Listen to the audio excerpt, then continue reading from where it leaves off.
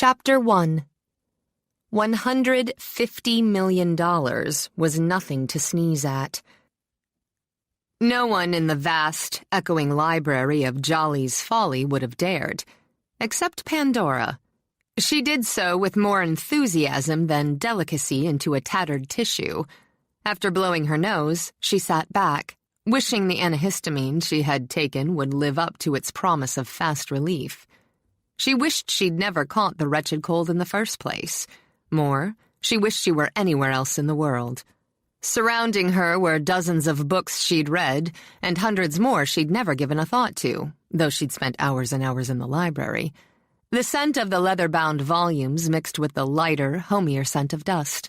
Pandora preferred either to the strangling fragrance of lilies that filled 3 stocky vases. In one corner of the room was a marble and ivory chess set, where she'd lost a great many highly disputed matches. Uncle Jolly, bless his round, innocent face and pudgy fingers, had been a compulsive and skilled cheat. Pandora had never taken a loss in stride. Maybe that's why he'd so loved to beat her, by fair means or foul. Through the 3 arching windows, the light shone dull and a little gloomy. It suited her mood and, she thought, the proceedings. Uncle Jolly had loved to set scenes. When she loved, and she felt this emotion for a select few who'd touched her life, she put everything she had into it. She'd been born with boundless energy. She'd developed iron-jawed stubbornness. She'd loved Uncle Jolly in her uninhibited, expansive fashion, acknowledging, then accepting all of his oddities. He might have been 93, but he'd never been dull or fussy. A month before his death, they'd gone fishing, poaching, actually, in the lake that was owned and stocked by his neighbor. When they'd caught more than they could eat, they'd sent a 6 trout back to the owner, cleaned and chilled. She was going to miss Uncle Jolly with his round cherub's face, high, melodious voice, and wicked humors. From his 10-foot, extravagantly framed portrait, he looked down at her with the same little smirk he'd worn whether he'd been making $1 million merger or handing an unsuspecting vice president a drink in a dribble glass. She missed him already. No one else in her far-flung, contrasting family understood and accepted her with the same ease. It had been one more reason she'd adored him. Miserable with grief, aggravated by a head cold, Pandora listened to Edmund Fitzhugh drone on and on, with the preliminary technicalities of Uncle Jolly's will. Maximilian Jolly McVee had never been one for brevity. He'd always said if you were going to do something, do it until the steam ran out. His last will and testament bore his style.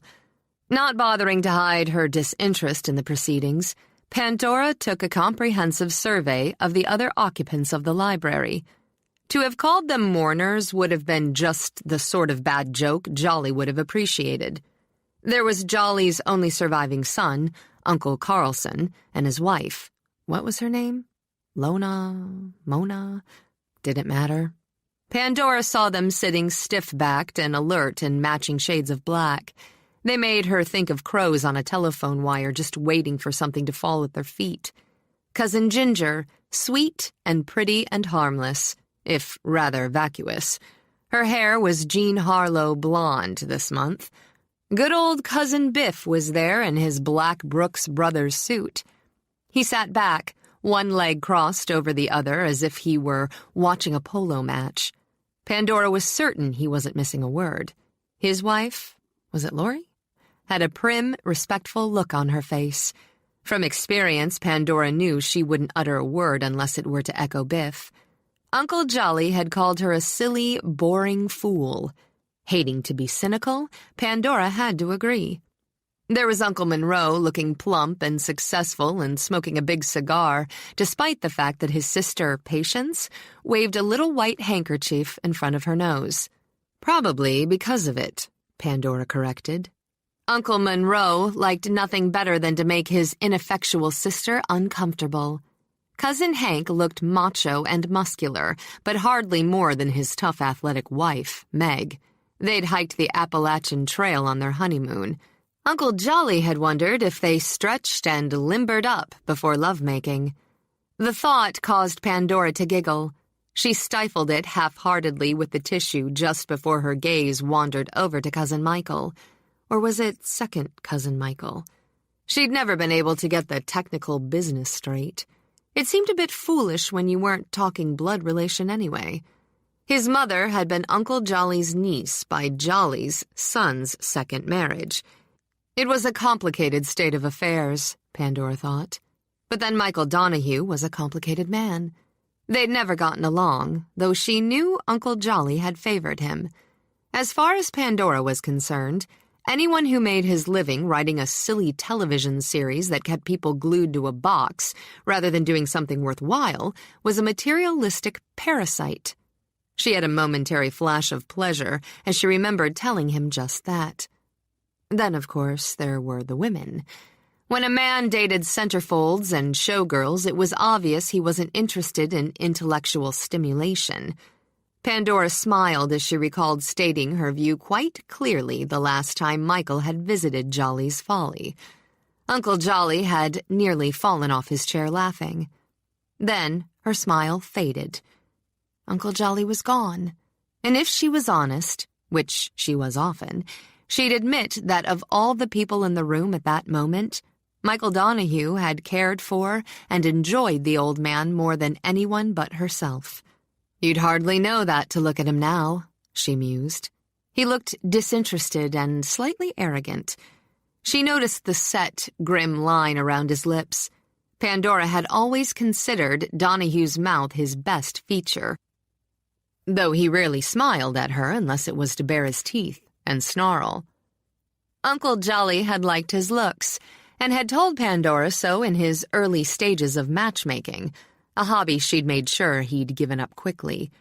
Well, he hadn't given it up precisely, but she'd ignored it all the same.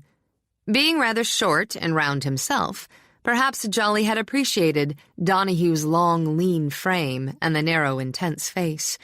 Pandora might have liked it herself, except that Michael's eyes were often distant and detached. At the moment, he looked like one of the heroes in the action series he wrote, leaning negligently against the wall and looking just a bit out of place in the tidy suit and tie. His dark hair was casual and not altogether neat, as though he hadn't thought to comb it into place after riding with the top down. He looked bored and ready for action, any action. It was too bad, Pandora thought, that they didn't get along better. She'd have liked to have reminisced with someone about Uncle Jolly, someone who appreciated his whimsies as she had. There was no use thinking along those lines. If they'd elected to sit together, they'd have been picking little pieces out of each other by now. Uncle Jolly, smirking down from his portrait, knew it very well. With a half sigh, she blew her nose again and tried to listen to Fitzhugh. There was something about a bequest to Wales, or maybe it was whalers. Another hour of this, Michael thought, and he'd be ready to chew raw meat. If he heard one more whereas. On a long breath, Michael drew himself in. He was here for the duration because he'd loved the crazy old man. If the last thing he could do for Jolly was to stand in a room with a group of human vultures and listen to long rambling legalese, then he'd do it. Once it was over, he'd pour himself a long shot of brandy and toast the old man in private. Jolly had had a fondness for brandy. When Michael had been young and full of imagination, and his parents hadn't understood, Uncle Jolly had listened to him ramble, encouraged him to dream. Invariably, on a visit to the Folly, his uncle had demanded a story, then had settled himself back, bright-eyed and eager, while Michael wove on. Michael hadn't forgotten. When he'd received his first Emmy for Logan's Run, Michael had flown from L.A. to the Catskills and had given the statuette to his uncle. The Emmy was still in the old man's bedroom, even if the old man wasn't. Michael listened to the dry, impersonal attorney's voice and wished for a cigarette. He'd only given them up 2 days before. 2 days, 4 hours, and 35 minutes. He'd have welcomed the raw meat. He felt stifled in the room with all these people, Every one of them had thought old Jolly was half mad and a bit of a nuisance. The $150 million estate was different. Stocks and bonds were extremely sane. Michael had seen several assessing glances roaming over the library furniture. Big, ornate Georgian might not suit some of the streamlined lifestyles, but it would liquidate into very tidy cash. The old man, Michael knew, had loved every clunky chair and oversized table in the house. He doubted if any of them had been to the big echoing house in the past 10 years. Except for Pandora, he admitted grudgingly. She might be an annoyance, but she'd adored Jolly. At the moment, she looked miserable. Michael didn't believe he'd ever seen her look unhappy before. Furious, disdainful, infuriated, but never unhappy. If he hadn't known better, he'd have gone to sit beside her, offer some comfort, hold her hand. She'd probably chomp it off at the wrist. Still, her shockingly blue eyes were red and puffy, almost as red as her hair, he mused, as his gaze skimmed over the wild, curly mane that tumbled, with little attention to discipline or style, around her shoulders. She was so pale that the sprinkling of freckles over her nose stood out. Normally, her ivory-toned skin had a hint of rose in it. Health or temperament, he'd never been sure. Sitting among her solemn black-clad family, she'd stood out like a parrot among crows. She'd worn a vivid blue dress. Michael approved of it, though he'd never say so to Pandora. She didn't need black and crepe and lilies to mourn. That he understood, if he didn't understand her. She annoyed him, periodically, with her views on his lifestyle and career. When they clashed, it didn't take long for him to hurl criticism back at her. After all, she was a bright, talented woman who was content to play around making outrageous jewelry for boutiques rather than taking advantage of her master's degree in education. She called him materialistic. He called her idealistic. She labeled him a chauvinist. He labeled her a pseudo-intellectual. Jolly had sat with his hands folded and chuckled every time they argued. Now that he was gone, Michael mused, there wouldn't be an opportunity for any more battles. Oddly enough, he found it another reason to miss his uncle. The truth was, he'd never felt any strong family ties to anyone but Jolly. Michael didn't think of his parents very often. His father was somewhere in Europe with his fourth wife, and his mother had settled placidly into Palm Springs society with husband number 3. They'd never understood their son, who'd opted to work for a living in something as bourgeois as television. But Jolly had understood and appreciated. More, much more important to Michael, he'd enjoyed Michael's work. A grin spread over his face when he heard Fitzhugh drone out the bequest for Wales. It was so typically Jolly. Several impatient relations hissed through their teeth. $150,000 had just spun out of their reach. Michael glanced up at the larger-than-life-size portrait of his uncle. "You always said you'd have the last word, you old fool. The only trouble is, you're not here to laugh about it." "To my son, Carlson." All the quiet muttering and whispers died as Fitzhugh cleared his throat. Without much interest, Pandora watched her relatives come to attention. The charities and servants had their bequests. Now it was time for the big guns. Fitzhugh glanced up briefly before he continued. "Whose, mediocrity was always a mystery to me. I leave my entire collection of magic tricks in hopes he can develop a sense of the ridiculous." Pandora choked into her tissue and watched her uncle turn beet red. First point Uncle Jolly, she thought, and prepared to enjoy herself. Maybe he'd left the whole business to the ASPCA.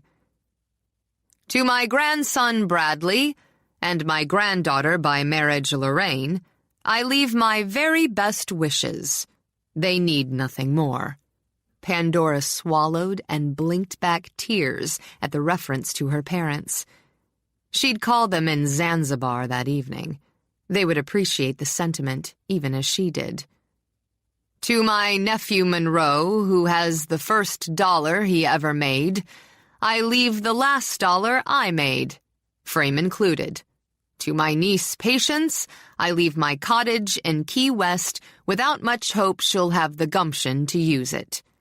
Monroe chomped on his cigar while Patience looked horrified. "To my grandnephew Biff, I leave my collection of matches, with the hopes that he will, at last, set the world on fire. To my pretty grandniece Ginger, who likes equally pretty things, I leave the sterling silver mirror, purported to have been owned by Marie Antoinette. To my grandnephew Hank, I leave the sum of 3,528. Enough, I believe, for a lifetime supply of wheat germ." The grumbles that had begun with the first bequest continued and grew. Anger hovered on the edge of outrage. Jolly would have liked nothing better. Pandora made the mistake of glancing over at Michael. He didn't seem so distant and detached now, but full of admiration. When their gazes met, the giggle she'd been holding back spilled out. It earned her several glares. Carlson rose, giving new meaning to the phrase controlled outrage. "Mr. Fitzhugh, my father's will is nothing more than a mockery.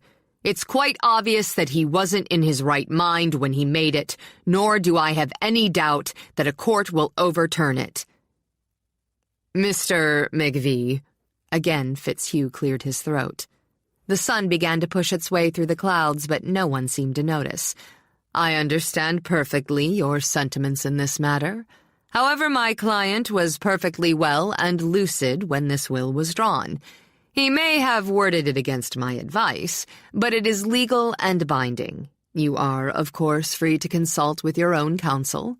Meanwhile, there's more to be read." "Hogwash!" Monroe puffed on his cigar and glared at everyone. "Hogwash!" he repeated while Patience patted his arm and chirped ineffectually. "Uncle Jolly liked hogwash," Pandora said as she balled her tissue. She was ready to face them down, almost hoped she'd have to. It would take her mind off her grief. If he wanted to leave his money to the Society for the Prevention of Stupidity, it was his right. "Easily said, my dear." Biff polished his nails on his lapel. The gold band of his watch caught a bit of the sun and gleamed. "Perhaps the old lunatic left you a ball of twine so you can string more beads." "You haven't got the matches yet, old boy." Michael spoke lazily from his corner, but every eye turned his way. "Careful what you light." "Let him read, why don't you?" Ginger piped up, quite pleased with her bequest. Marie Antoinette, she mused. Just imagine. "The last two bequests are joint," Fitzhugh began before there could be another interruption. "And a bit unorthodox." "The entire document's unorthodox," Carlson tossed out, then harumphed. Several heads nodded in agreement. Pandora remembered why she always avoided family gatherings. They bored her to death. Quite deliberately, she waved a hand in front of her mouth and yawned. "Could we have the rest, Mr. Fitzhugh, before my family embarrasses themselves any further?" She thought, but couldn't be sure that she saw a quick light of approval in the futzy attorney's eyes. "Mr. McVee wrote this portion in his own words." He paused a moment, either for effect or courage. "To Pandora, McVee, and Michael Donahue," Fitzhugh read. "The two members of my family who have given me the most pleasure with their outlook on life, their enjoyment of an old man and old jokes. I leave the rest of my estate in entirety, all accounts, all business interests, all stocks, bonds and trusts, all real and personal property, with all affection. Share and share alike." Pandora didn't hear the half-dozen objections that sprang out. She rose, stunned and infuriated. "I can't take his money." Towering over the family who sat around her, she strode straight up to Fitzhugh. The lawyer, who'd anticipated attacks from other areas, braced for the unexpected. I wouldn't know what to do with it. It'd just clutter up my life. She waved a hand at the papers on the desk as if they were a minor annoyance. He should have asked me first. Miss McVee. Before the lawyer could speak again, she whirled on Michael. You can have it all. You'd know what to do with it after all. Buy a hotel in New York, a condo in L.A., a club in Chicago, and a plane to fly you back and forth. I don't care. Deadly calm, Michael slipped his hands in his pockets. I appreciate the offer, cousin. Before you pull the trigger, why don't we wait until Mr. Fitzhugh finishes before you embarrass yourself any further? She stared at him a moment, nearly nose to nose with him in heels. Then, because she'd been taught to do so at an early age, she took a deep breath and waited for her temper to ebb. I don't want his money. You've made your point. He lifted a brow in the cynical, half-amused way that always infuriated her. You're fascinating the relatives by the little show you're putting on. Nothing could have made her find control quicker. She angled her chin at him, hissed once, then subsided. All right, then. She turned and stood her ground. I apologize for the interruption. Please finish reading, Mr. Fitzhugh. The lawyer gave himself a moment by taking off his glasses and polishing them on a big white handkerchief. He'd known when Jolly had made the will the day would come when he'd be forced to face an enraged family. He'd argued with his client about it, cajoled, reasoned, pointed out the absurdities. Then he'd drawn up the will and closed the loopholes. I leave all of this, he continued. The money, which is a small thing, the stocks and bonds, which are necessary but boring, the business interests, which are interesting weights around the neck, and my home and all in it, which is everything important to me, the memories made there, to Pandora and Michael, because they understood and cared. I leave this to them, though it may annoy them, because there is no one else in my family I can leave what is important to me. What was mine is Pandora and Michael's now, because I know they'll keep me alive. I ask only one thing of each of them in return. Michael's grip relaxed, and he nearly smiled again. Here comes the kicker, he murmured. Beginning no more than a week after the reading of this document, Pandora and Michael will move into my home in the Catskills, known as Jolly's Folly. They will live there together for a period of 6 months, neither one spending more than 2 nights in succession under another roof. After this 6-month period, the estate reverts to them, entirely and without encumbrance, share and share alike. If one does not agree with this provision, or breaks the terms of this provision within the 6-month period, the estate, in its entirety, will be given over to all my surviving heirs and the Institute for the Study of Carnivorous Plants in joint shares. You have my blessing, children. Don't let an old, dead man down. For a full 30 seconds, there was silence. Taking advantage of it, Fitzhugh began straightening his papers. The old bastard, Michael murmured.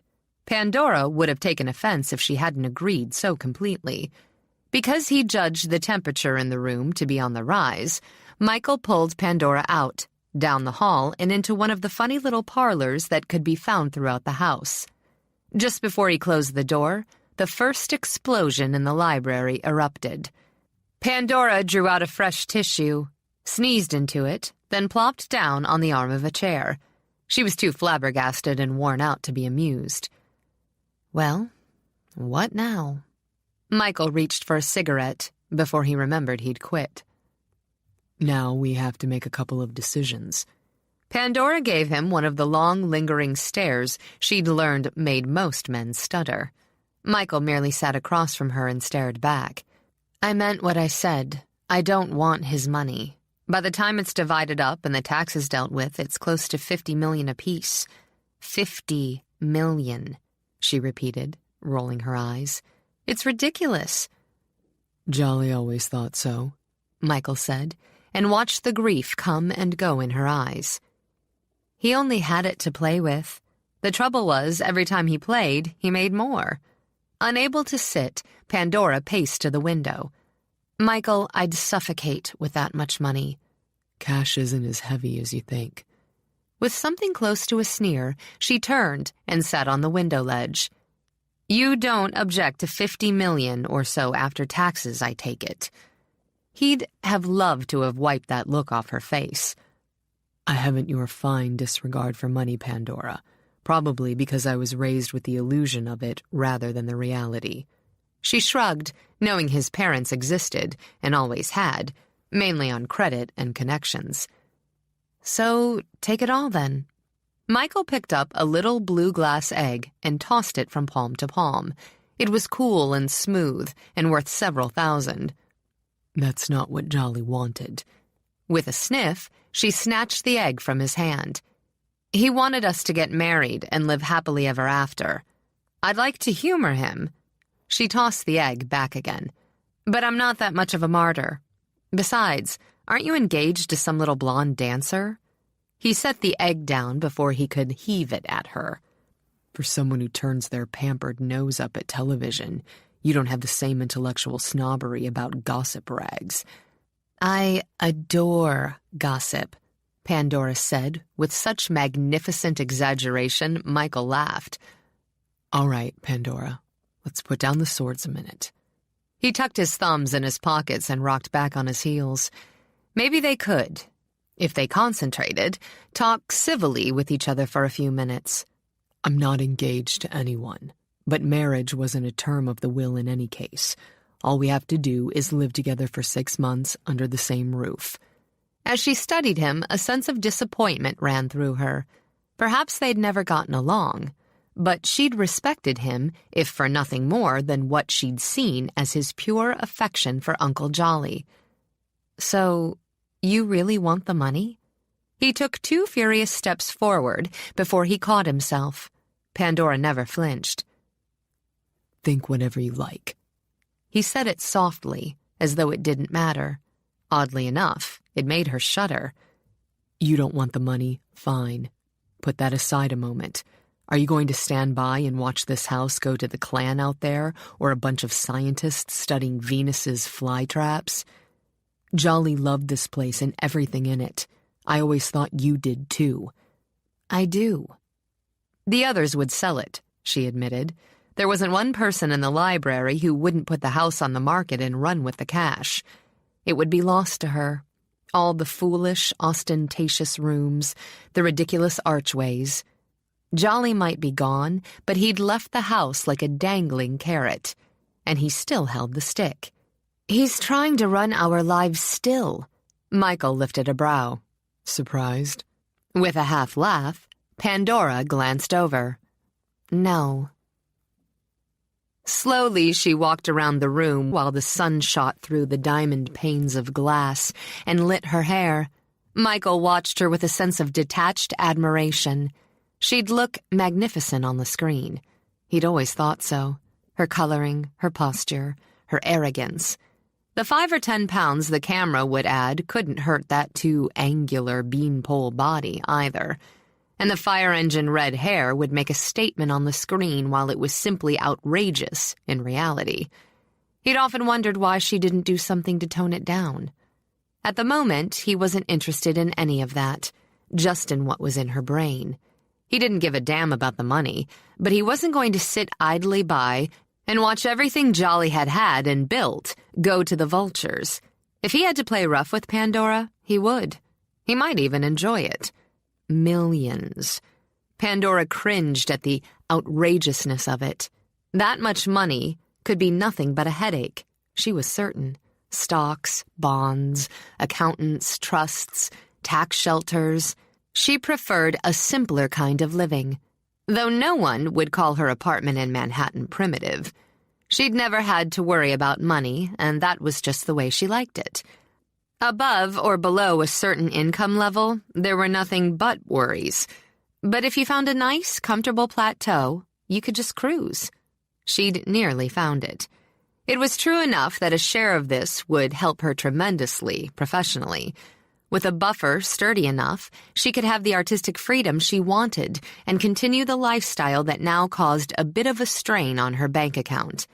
Her work was artistic and critically acclaimed, but reviews didn't pay the rent.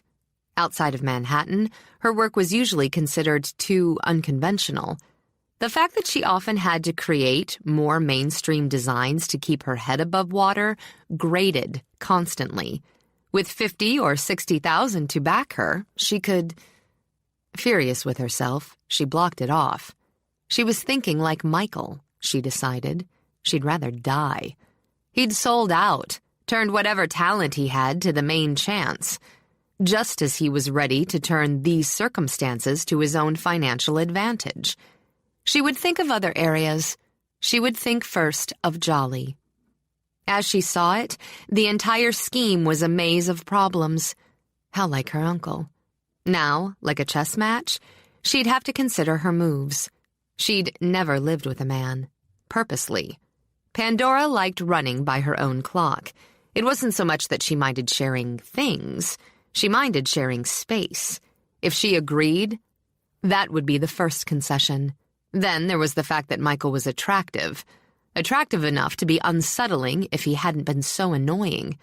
Annoying and easily annoyed, she recalled with a flash of amusement. She knew what buttons to push. Hadn't she always prided herself on the fact that she could handle him? It wasn't always easy. He was too sharp. But that made their altercations interesting. Still, they'd never been together for more than a week at a time. But there was one clear, inarguable fact. She'd loved her uncle. How could she live with herself if she denied him a last wish? Or a last joke? 6 months. Stopping, she studied Michael as he studied her. 6 months could be a very long time, especially when you weren't pleased with what you were doing. There was only one way to speed things up. She'd enjoy herself. Tell me, cousin, how can we live under the same roof for 6 months without coming to blows? We can't. He'd answered without a second's hesitation, so she laughed again. I suppose I'd be bored if we did. I can tidy up loose ends and move in 3 days. 4 at the most. That's fine. When his shoulders relaxed, he realized he'd been tensed for her refusal. At the moment, he didn't want to question why it mattered so much. Instead, he held out a hand. Deal. Pandora inclined her head just before her palm met his.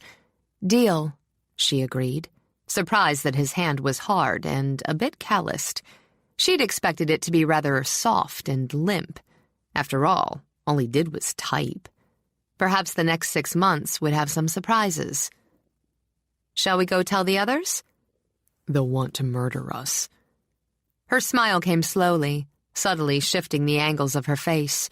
It was, Michael thought, at once wicked and alluring. I know. Try not to gloat. When they stepped out, several griping relatives had spilled out into the hallway. They did what they did best together. They argued. You'd blow your share on barbells and carrot juice, Biff said spitefully to Hank. At least I know what to do with money.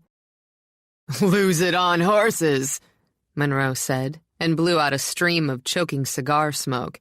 Invest. Tax deferred. You could use yours to take a course in how to speak in complete sentences. Carlson stepped out of the smoke and straightened his tie. I'm the old man's only living son. It's up to me to prove he was incompetent. Uncle Jolly had more competence than the lot of you put together. Feeling equal parts frustration and disgust, Pandora stepped forward. He gave you each exactly what he wanted you to have. Biff drew out a flat gold cigarette case as he glanced over at his cousin. It appears our Pandora's changed her mind about the money. Well, you worked for it, didn't you, darling? Michael put his hand on Pandora's shoulder and squeezed lightly before she could spring. You'd like to keep your profile, wouldn't you, cousin? It appears writing for television's given you a taste for violence. Biff lit his cigarette and smiled. If he'd thought he could get in a blow below the belt, "I think I'll decline a brawl," he decided. "Well, I think it's fair." Hank's wife came forward, stretching out her hand. She gave Pandora and Michael a hearty shake. "You should put a gym in this place. Build yourself up a little. Come on, Hank."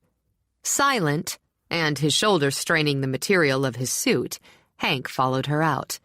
"Nothing but muscles between the head," Carlson mumbled. "Come, Mona." He strode ahead of his wife, pausing long enough to level a glare at Pandora and Michael.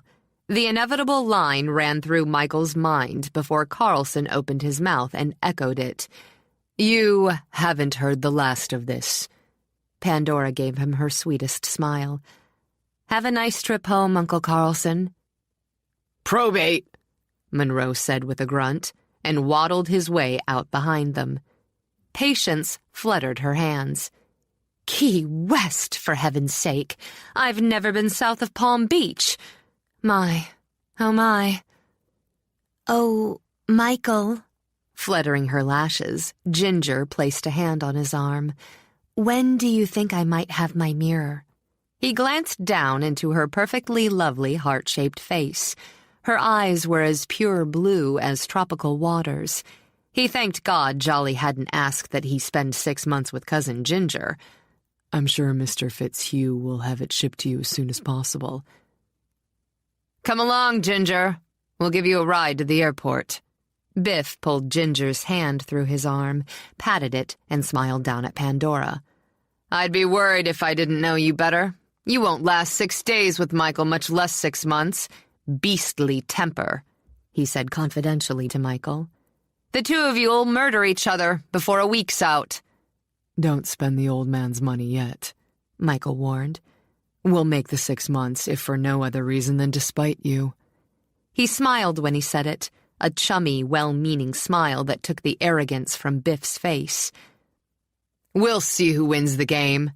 Straight-backed, Biff turned toward the door. His wife walked out behind him without having said a word since she'd walked in. "Biff," Ginger began as they walked out, "what are you going to do with all those matches?" "Burn his bridges, I hope," Pandora muttered.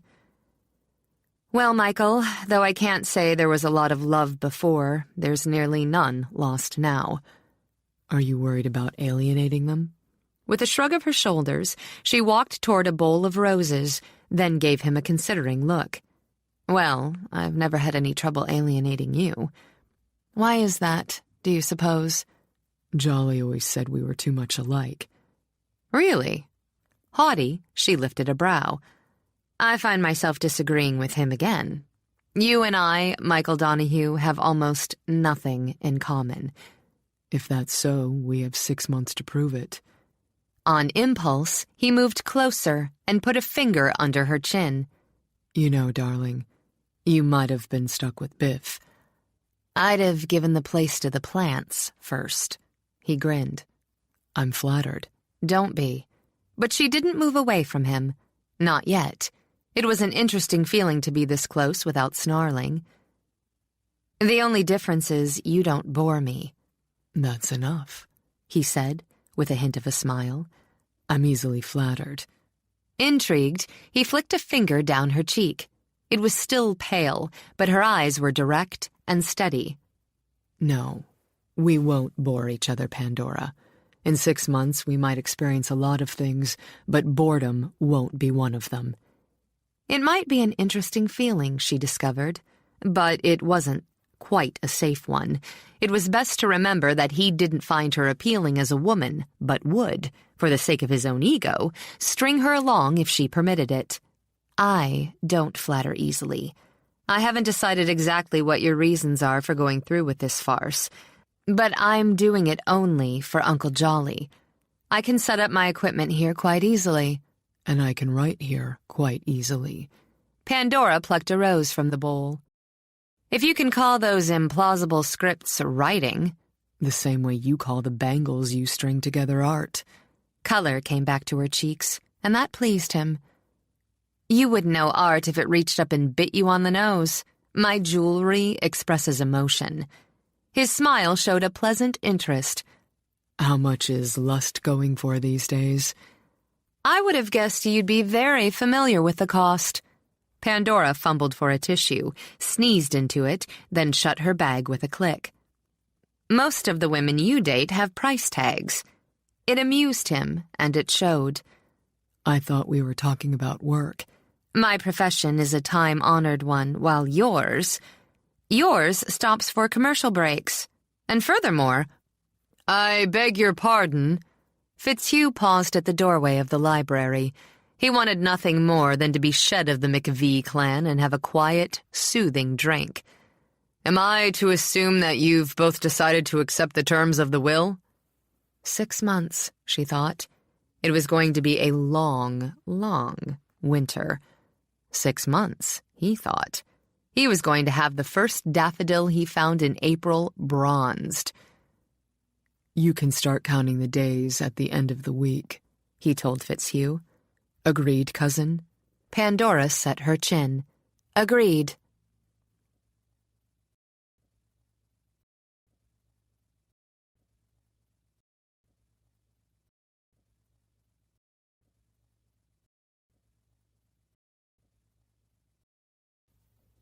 Chapter 2. It was a pleasant trip from Manhattan along the Hudson River toward the Catskills. Pandora had always enjoyed it. The drive gave her time to clear her mind and relax. But then she'd always taken it at her own whim, her own pace, her own convenience. Pandora made it a habit to do everything just that way. This time, however, there was more involved than her own wants and wishes. Uncle Jolly had boxed her in. He'd known she'd have to go along with the terms of the will, not for the money. He'd been too smart to think she could be lured into such a ridiculous scheme with money. But the house, her ties to it, her need for the continuity of family, that's what he'd hooked her with. Now, she had to leave Manhattan behind for 6 months. Oh, she'd run into the city for a few hours here and there, but it was hardly the same as living in the center of things. She'd always liked that, being in the center, surrounded by movement, being able to watch and become involved whenever she liked. Just as she'd always liked long weekends in the solitude of Jolly's Folly. She'd been raised that way, to enjoy and make the most of whatever environment she was in. Her parents were gypsies. Wealth had meant they'd traveled first class instead of in covered wagons. If there'd been campfires, there had also been a servant to gather kindling, but the spirit was the same. Before she'd been 15, Pandora had been to more than 30 countries. She'd eaten sushi in Tokyo, roamed the moors in Cornwall, bargained in Turkish markets.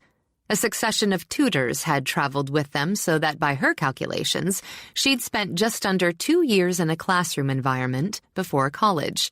The exotic, vagabond childhood had given her a taste for variety, in people, in foods, in styles.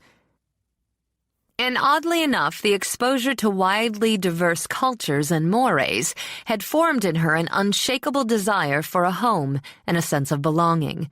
Though her parents liked to meander through countries, recording everything with pen and film, Pandora had missed a central point. Where was home? This year in Mexico, next year in Athens. Her parents made a name for themselves with their books and articles on the unusual, but Pandora wanted roots. She'd discovered she'd have to find them for herself. She'd chosen New York, and in her way, Uncle Jolly. Now, because her uncle and his home had become her central point, she was agreeing to spend 6 months living with a man she could hardly tolerate so that she could inherit a fortune she didn't want or need. Life, she'd discovered long ago, never moved in straight lines. Jolly McVee's ultimate joke, she thought as she turned up the long drive toward his folly. Well, he could throw them together, but he couldn't make them stick. Still, she'd have felt better if she'd been sure of Michael. Was it the lure of the millions of dollars or an affection for an old man that would bring him to the Catskills? She knew his Logan's Run was in its very successful 4th year, and that he'd had other lucrative ventures in television. but money was a seduction itself. After all, her Uncle Carlson had more than he could ever spend, yet he was already taking the steps for a probate of the will. That didn't worry her. Uncle Jolly had believed in hiding the best. If Fitzhugh had drawn up the will, it was airtight. What worried her was Michael Donahue. Because of the trap she'd fallen into, she'd found herself thinking of him a great deal too much over the past couple of days. Ally or enemy, she wasn't sure. Either way, she was going to have to live with him, or around him. She hoped the house was big enough. By the time she arrived, she was worn out from the drive and the lingering head cold.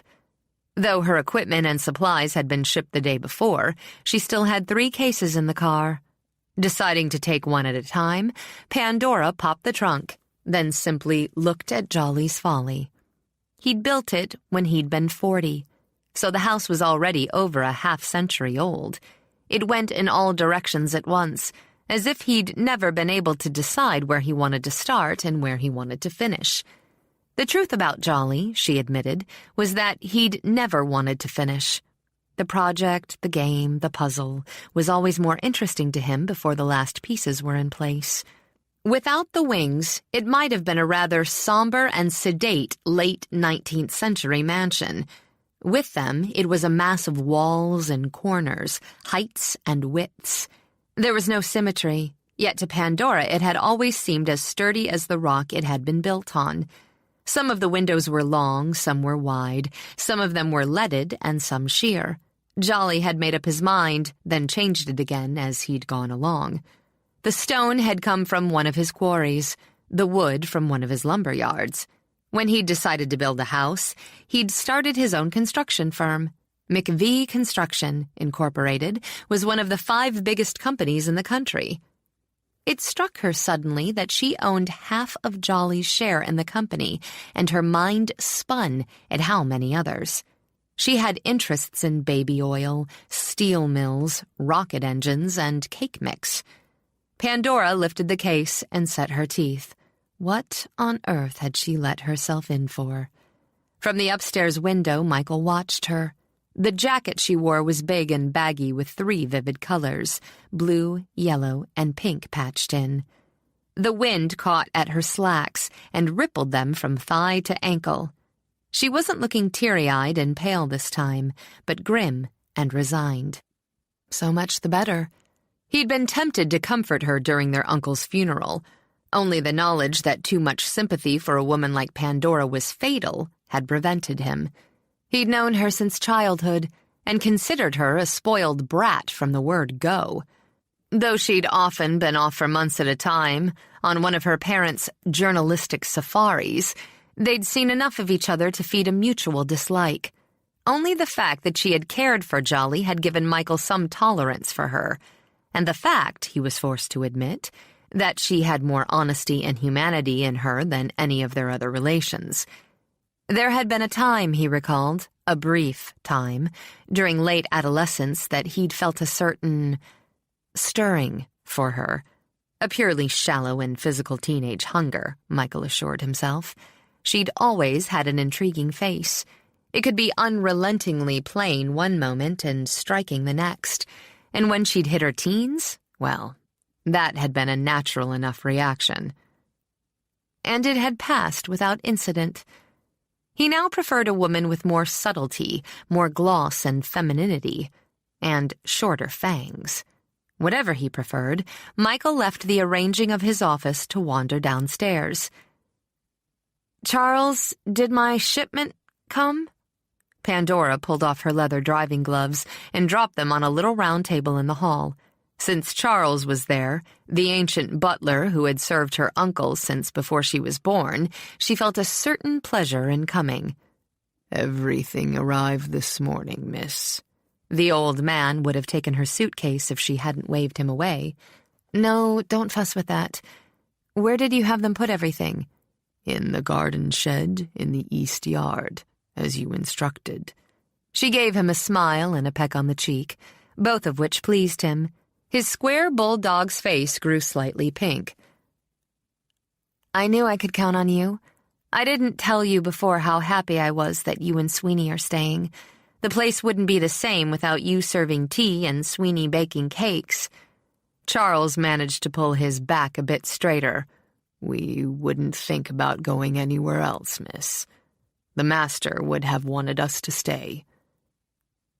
"But made it possible for them to go," Pandora mused, leaving each of them $3,000 for every year of service. Charles had been with Jolly since the house was built, and Sweeney had come some 10 years later. The bequest would have been more than enough for each to retire on. Pandora smiled. Some weren't made for retirement. "Charles, I'd love some tea," she began, knowing if she didn't distract him, he'd insist on carrying her bags up the long staircases. "In the drawing room, miss?" "Perfect. And if Sweeney has any of those little cakes—" "She's been baking all morning." With only the slightest of creaks, he made his way toward the kitchen. Pandora thought of rich icing loaded with sugar. "I wonder how much weight a person can gain in 6 months." "A steady diet of Sweeney's cakes wouldn't hurt you," Michael said from above her head. "Men are generally more attracted to flesh than bone."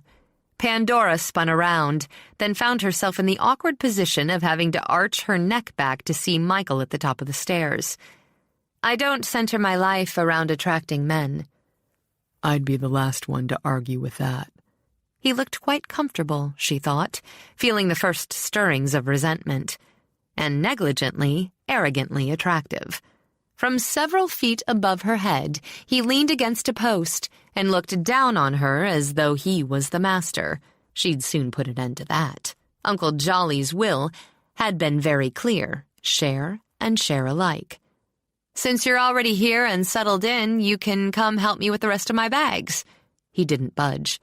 "I always thought the one point we were in perfect agreement on was feminism." Pandora paused at the door to toss a look over her shoulder.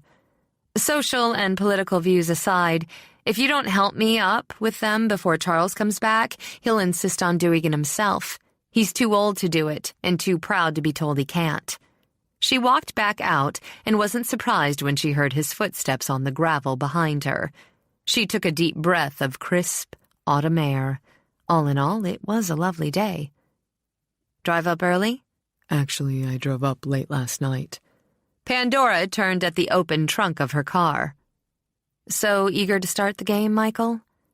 If he hadn't been determined to start off peacefully, he'd have found fault with the tone of her voice, with the look in her eyes. Instead, he let it pass. "I wanted to get my office set up today. I was just finishing it when you drove in." "Work, work, work," she said, with a long sigh. "You must put in slavish hours to come up with an hour of chase scenes and steam a week." Peace wasn't all that important. As she reached for a suitcase, he closed a hand over her wrist. Later, he'd think about how slim it was, how soft. Now, he could only think how much he wished she were a man. Then he could have belted her. "The amount of work I do and what I produce is of absolutely no concern to you." It occurred to Pandora, oddly, she thought, just how much she enjoyed seeing him on the edge of temper. All of her other relatives were so bland, so outwardly civilized. Michael had always been a contrast, and therefore of more interest. Smiling, she allowed her wrist to stay limp. "Did I indicate that it was?" "Nothing, I promise you, could be further from the truth. Shall we get these in and have that tea? It's a bit chilly." He'd always admired, grudgingly, how smoothly she could slip into the Lady of the Manor routine. As a writer who wrote for actors and for viewers, he appreciated natural talent. He also knew how to set a scene to his best advantage. "Tea's a perfect idea." He hauled one case out and left the second for her. "We'll establish some guidelines." "Will we?" Pandora pulled out the case, then let the trunk shut quietly. Without another word, she started back toward the house, holding the front door open for him, then breezing by the suitcase she'd left in the main hall. Because she knew Michael was fond of Charles, she hadn't a doubt he'd pick it up and follow. The room she always took was on the second floor in the east wing. Jolly had let her decorate it herself, and she'd chosen white on white with a few startling splashes of color. Chartreuse and blazing blue in throw pillows, a long horizontal oil painting, jarring in its colors of sunset, a crimson waist-high urn stuffed with ostrich plumes. Pandora set her case by the bed, noted with satisfaction that a fire had been laid in the small marble fireplace, then tossed her jacket over a chair. "I always feel like I'm walking into better homes," he commented as he let her cases drop. Pandora glanced down at them briefly, then at him. "I'm sure you're more at home in your own room. It's more field and stream. I expect tea's ready." He gave her a long, steady survey. Her jacket had concealed the trim cashmere sweater tucked into the narrow waist of her slacks. It reminded Michael, quite forcibly, just what had begun to attract him all those teenage years ago. For the second time, he found himself wishing she were a man. Though they walked abreast down the stairs, they didn't speak. In the drawing room, amid the Mid-East opulence Jolly had chosen there, Charles was setting up the tea service. "Oh, you lit the fire. How lovely." Pandora walked over and began warming her hands. She wanted a moment, just a moment, because for an instant, in her room, she thought she'd seen something in Michael's eyes, and she thought she'd felt the same something in response. "I'll pour, Charles. I'm sure Michael and I won't need another thing until dinner." Casually, she glanced around the room, at the flowing drapes, the curvy brocade sofas, the plump pillows and brass urns. "You know, this has always been one of my favorite rooms." Going to the tea set, she began to fill cups. "I was only 12 when we visited Turkey, but this room always makes me remember it vividly, right down to the smells in the markets. Sugar?" "No." He took the cup from her, plopped a generous slice of cake on a dish, then chose a seat. He preferred the little parlor next door with its tidy English country air. This was the beginning, he thought, with the old butler and plump cook as witnesses. 6 months from today, they'd all sign a document swearing that the terms of the will had been adhered to, and that would be that. It was the time in between that concerned him. "Rule number 1, Michael began without preamble. "We're both in the East Wing because it makes it easier for Charles and Sweeney. But," he paused, hoping to emphasize his point, "both of us will, at all times, respect the other's area." "By all means." Pandora crossed her legs and sipped her tea. "Again, because of the staff, it seems fair that we eat at the same time. Therefore, in the interest of survival, we'll keep the conversations away from professional matters." Pandora smiled at him and nibbled on cake. "Oh, yes. Let's keep things personal." "You're a nasty little package." "See? We're off to a perfect start.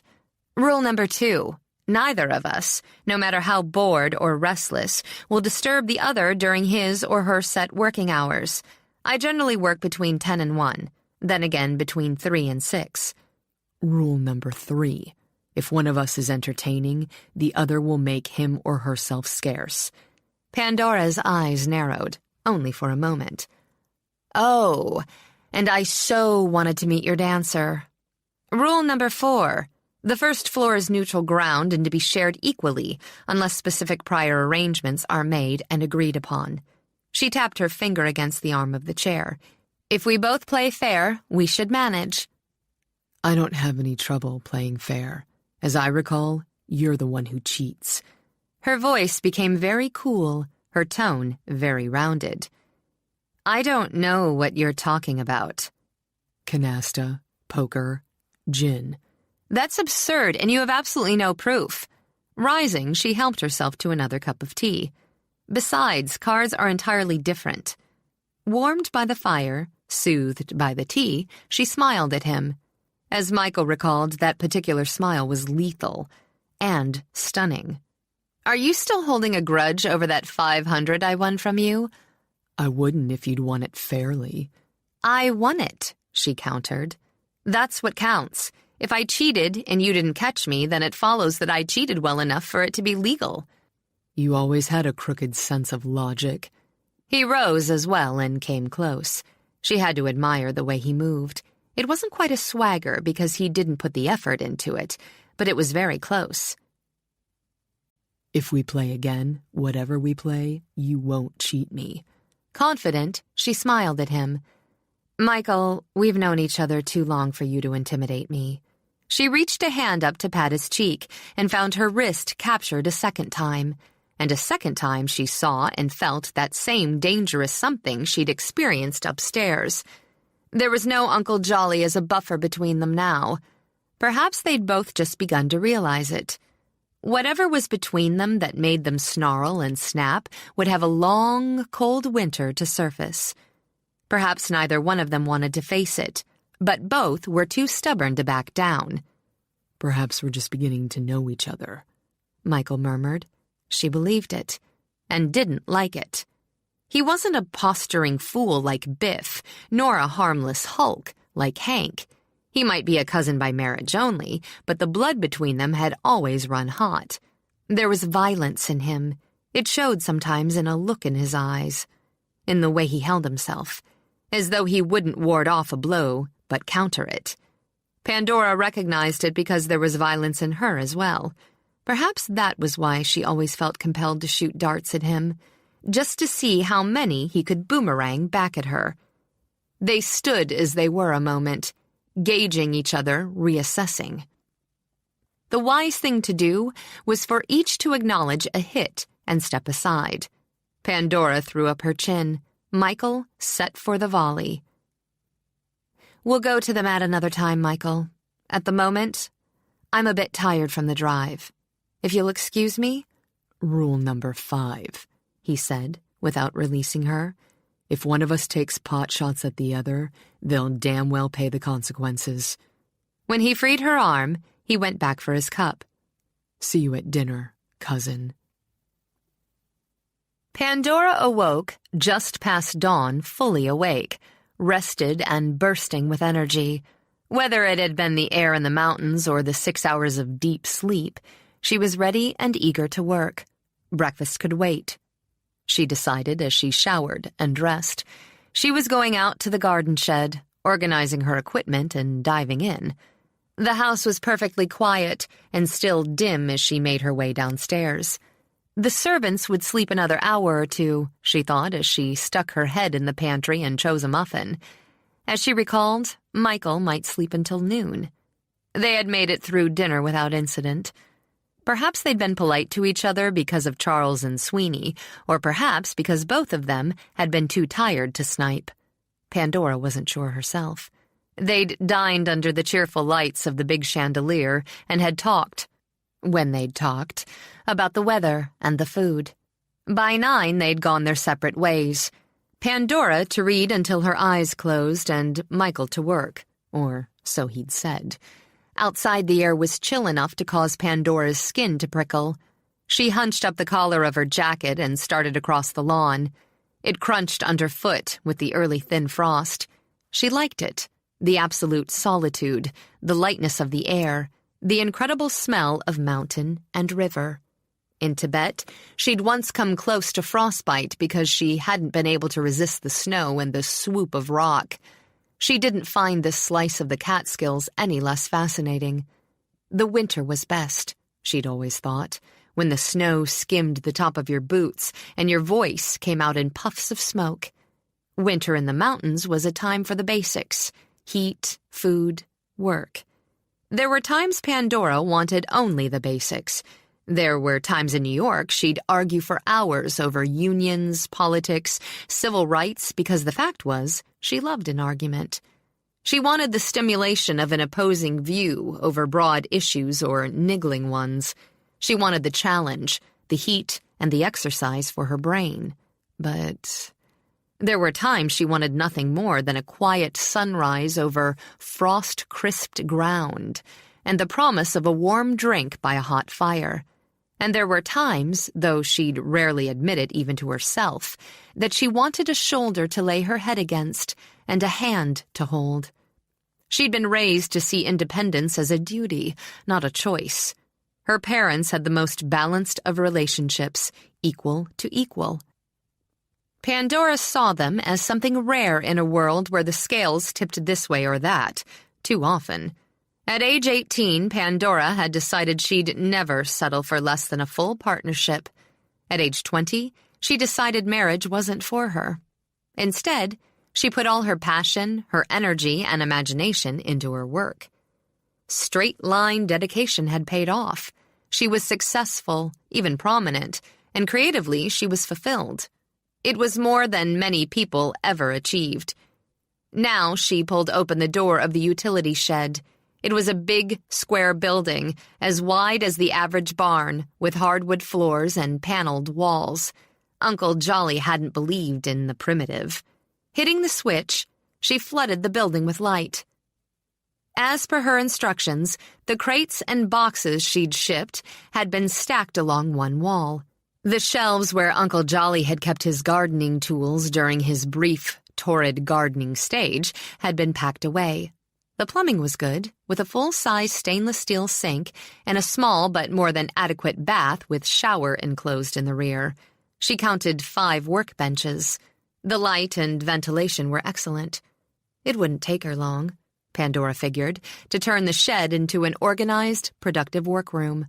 It took 3 hours. Along one shelf were boxes of beads in various sizes: jet, amethyst, gold, polished wood, coral, ivory. She had trays of stones, precious and semi-precious, square-cut, brilliants, teardrops, and chips. In New York, they were kept in a safe. Here, she never considered it. She had gold, silver, bronze, copper. There were solid and hollow drills, hammers, tongs, pliers, nippers, files, and clamps. One might have thought she did carpentry. Then there were scribes and draw plates, bottles of chemicals, and miles of string and fiber cord. The money she'd invested in these materials had cost her every penny of an inheritance from her grandmother, and a good chunk of savings she'd earned as an apprentice. It had been worth it. Pandora picked up a file and tapped it against her palm. Well worth it. She could forge gold and silver, cast alloys, and string impossibly complex designs with the use of a few beads or shells. Metals could be worked into thin, thread-like strands or built into big, bold chunks. Pandora could do as she chose, with tools that had hardly changed from those used by artists 2 centuries earlier. It was, and always had been, both the sense of continuity and the endless variety that appealed to her. She never made 2 identical pieces. That, to her, would have been manufacturing, rather than creating. At times, her pieces were elegantly simple, classic in design. Those pieces sold well and allowed her a bit of artistic freedom. At other times, they were bold and brash and exaggerated. Mood guided Pandora, not trends. Rarely, very rarely, she would agree to create a piece along specified lines, if the lines or the client interested her. She turned down a president because she'd found his ideas too pedestrian, but had made a ring at a new father's request because his idea had been unique. Pandora had been told that the new mother had never taken the braided gold links off. 3 links, 1 for each of the triplets she'd given birth to.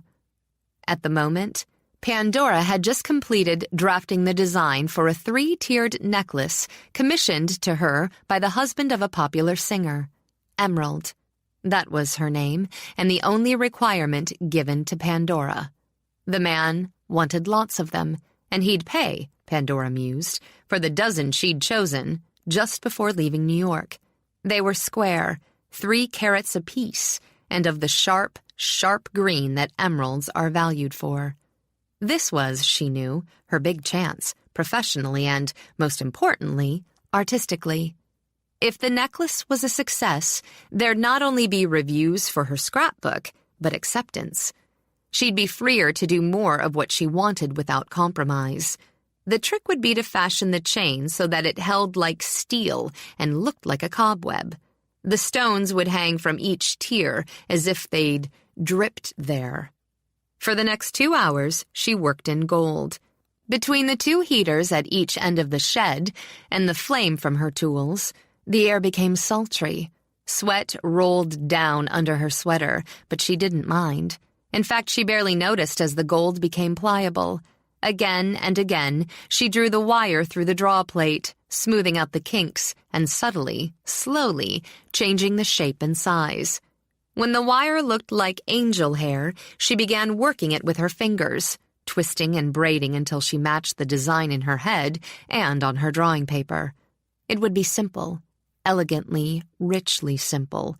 The emeralds would bring their own flash when she attached them. Time passed. After careful, meticulous use of draw plate, flame, and her own hands, the first thin gold tear formed. She'd just begun to stretch out the muscles in her back when the door of the shed opened and cool air poured in. Her face glowing with sweat and concentration, she glared at Michael. "Just what the hell do you think you're doing?" "Following orders." He had his hands stuffed in his jacket pockets for warmth, but hadn't buttoned the front. Nor, she noticed, had he bothered to shave. "This place smells like an oven." "I'm working." She lifted the hem of the big apron she wore and wiped at her brow. It was being interrupted that annoyed her, Pandora told herself, not the fact that he'd walked in on her when she looked like a steel worker. "Remember rule number 3? "Tell that to Sweeney." Leaving the door ajar, he wandered in. "She said it was bad enough that you skipped breakfast, but you're not getting away with missing lunch." Curious, he poked his finger into a tray that held brilliant colored stones. "I have orders to bring you back." "I'm not ready." He picked up a tiny sapphire and held it to the light. "I had to stop her from tramping out here herself. If I go back alone, she's going to come for you. Her arthritis is acting up again." Pandora swore under her breath. "Put that down," she ordered, then yanked the apron off. "Some of this stuff looks real," he commented. Though he put the sapphire back, he picked up a round, winking diamond. "Some of this stuff is real." Pandora crouched to turn the first heater down. The diamond was in his hand as he scowled down at her head. "Why in the hell do you have it sitting out like candy? It should be locked up." Pandora adjusted the second heater. "Why?" "Don't be any more foolish than necessary. Someone could steal it." "Someone?" Straightening, Pandora smiled at him. "There aren't many someones around. I don't think Charles and Sweeney are a problem, but maybe I should worry about you." He cursed her and dropped the diamond back. "They're your little bag of tricks, cousin. But if I had several $1,000s sitting around that could slip into a pocket, I'd be more careful." Though under most circumstances she fully agreed, Pandora merely picked up her jacket. After all, they weren't in Manhattan, but miles away from anyone or anything. If she locked everything up, she'd just have to unlock it again every time she wanted to work. "Just one of the differences between you and me, Michael. I suppose it's because you write about so many dirty deeds." "I also write about human nature." He picked up the sketch of the emerald necklace she had drawn. It had the sense of scale that would have pleased an architect and the flair and flow that would appeal to an artist. "If you're so into making bangles and baubles, why aren't you wearing any?" "They get in the way when I'm working." "If you write about human nature, how come the bad guy gets caught every week?" "Because I'm writing for people, and people need heroes." Pandora opened her mouth to argue, then found she agreed with the essence of the statement. Was all she said as she turned out the lights and went out ahead of him. "At least lock the door," Michael told her. "I haven't a key." "Then we'll get one." "We don't need one." He shut the door with a snap. "You do." Pandora only shrugged as she started across the lawn. "Michael, have I mentioned that you've been more crabby than usual?" He pulled a piece of hard candy out of his pocket and popped it into his mouth. "Quit smoking." The candy was lemon. She caught just a whiff. "So I noticed. How long?" He scowled at some leaves that skimmed across the lawn. They were brown and dry and seemed to have a life of their own. "Couple weeks. I'm going crazy." She laughed sympathetically before she tucked her arm into his. "You'll live, darling. The first month's the toughest." Now he scowled at her. "How would you know? You never smoked." "The first month of anything's the toughest. You just have to keep your mind occupied. Exercise. We'll jog after lunch." "We?" "And we can play canasta after dinner." He gave a quick snort, but brushed the hair back from her cheek. "You'll cheat." "See? Your mind's already occupied." With a laugh, she turned her face up to his. He looked a bit surly, but on him, oddly, it was attractive. Placid, good-natured good looks had always bored her. "It won't hurt you to give up one of your vices, Michael. You have so many." "I like my vices," he grumbled, then turned his head to look down at her. She was giving him her easy, friendly smile, one she sent his way rarely. It always made him forget just how much trouble she caused him. It made him forget he wasn't attracted to dramatically bohemian women with wild red hair and sharp bones. "A woman who looks like you should have several of her own." Her mouth was solemn, her eyes wicked. "I'm much too busy. Vices take up a great deal of time." When Pandora opened the box, vices popped out. She stopped at the back stoop. "Among other miseries. I suppose that's why I'm careful about opening boxes." Michael ran a finger down her cheek.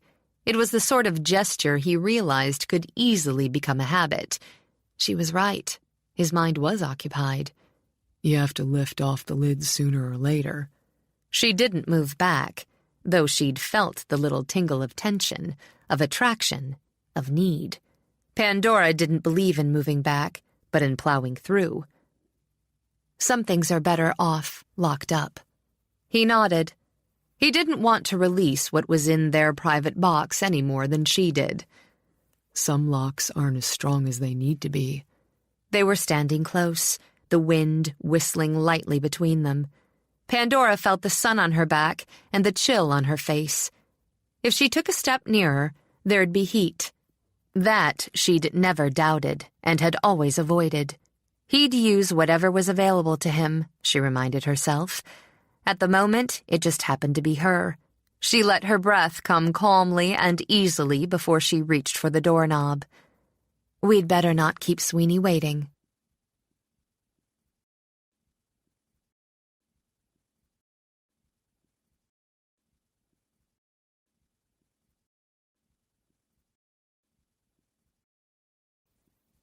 Chapter 3.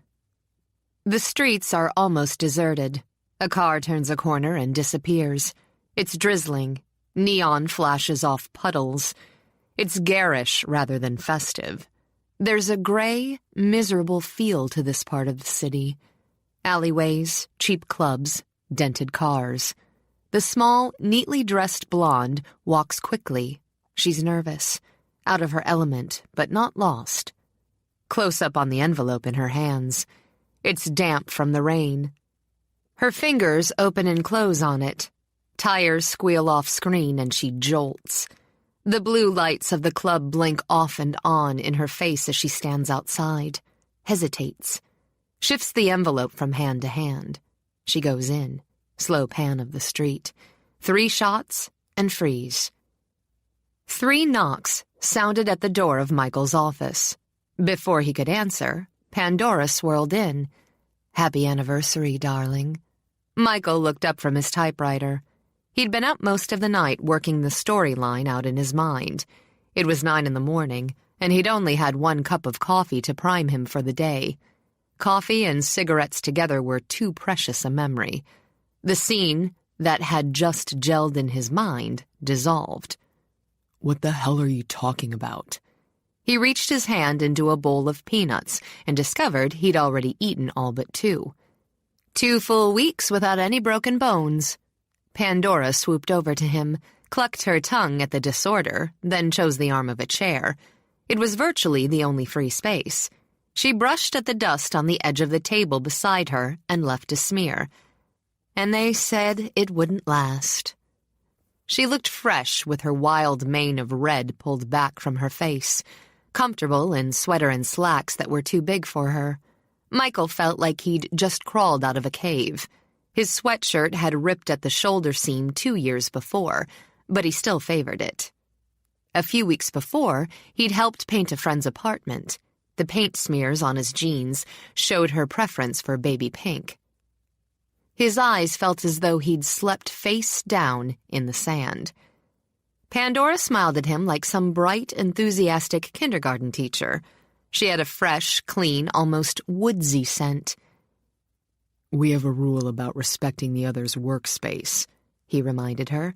"Oh, don't be cranky." It was said with the same positive smile. "Besides, you never gave me any schedule. From what I've noticed in the past couple of weeks, this is early for you." "I'm just starting the treatment for a new episode." "Really?"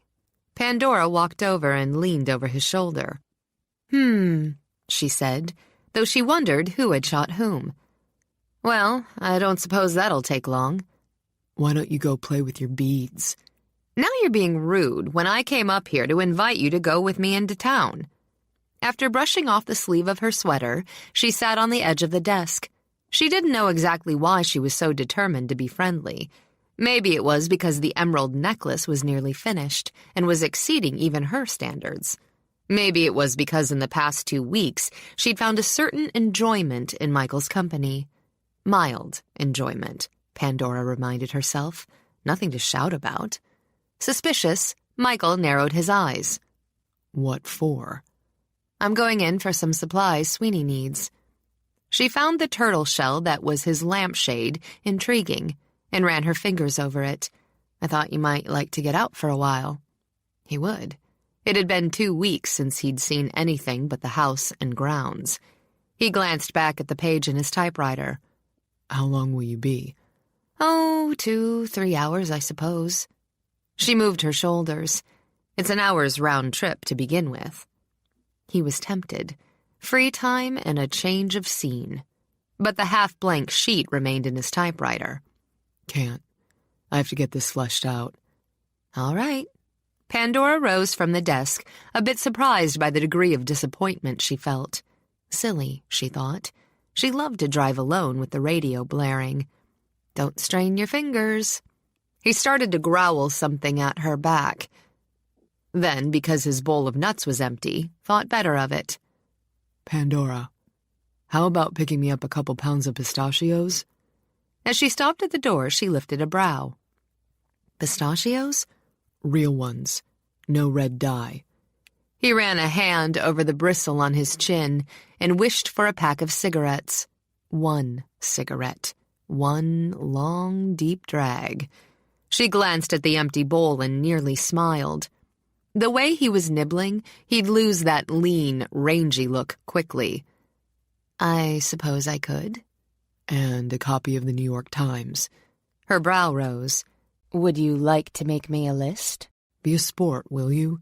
Next time Sweeney needs supplies, I'll go in." She thought about it a moment. "Very well, then.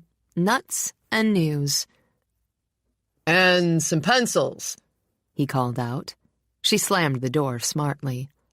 Nearly 2 hours passed before Michael decided he deserved another cup of coffee.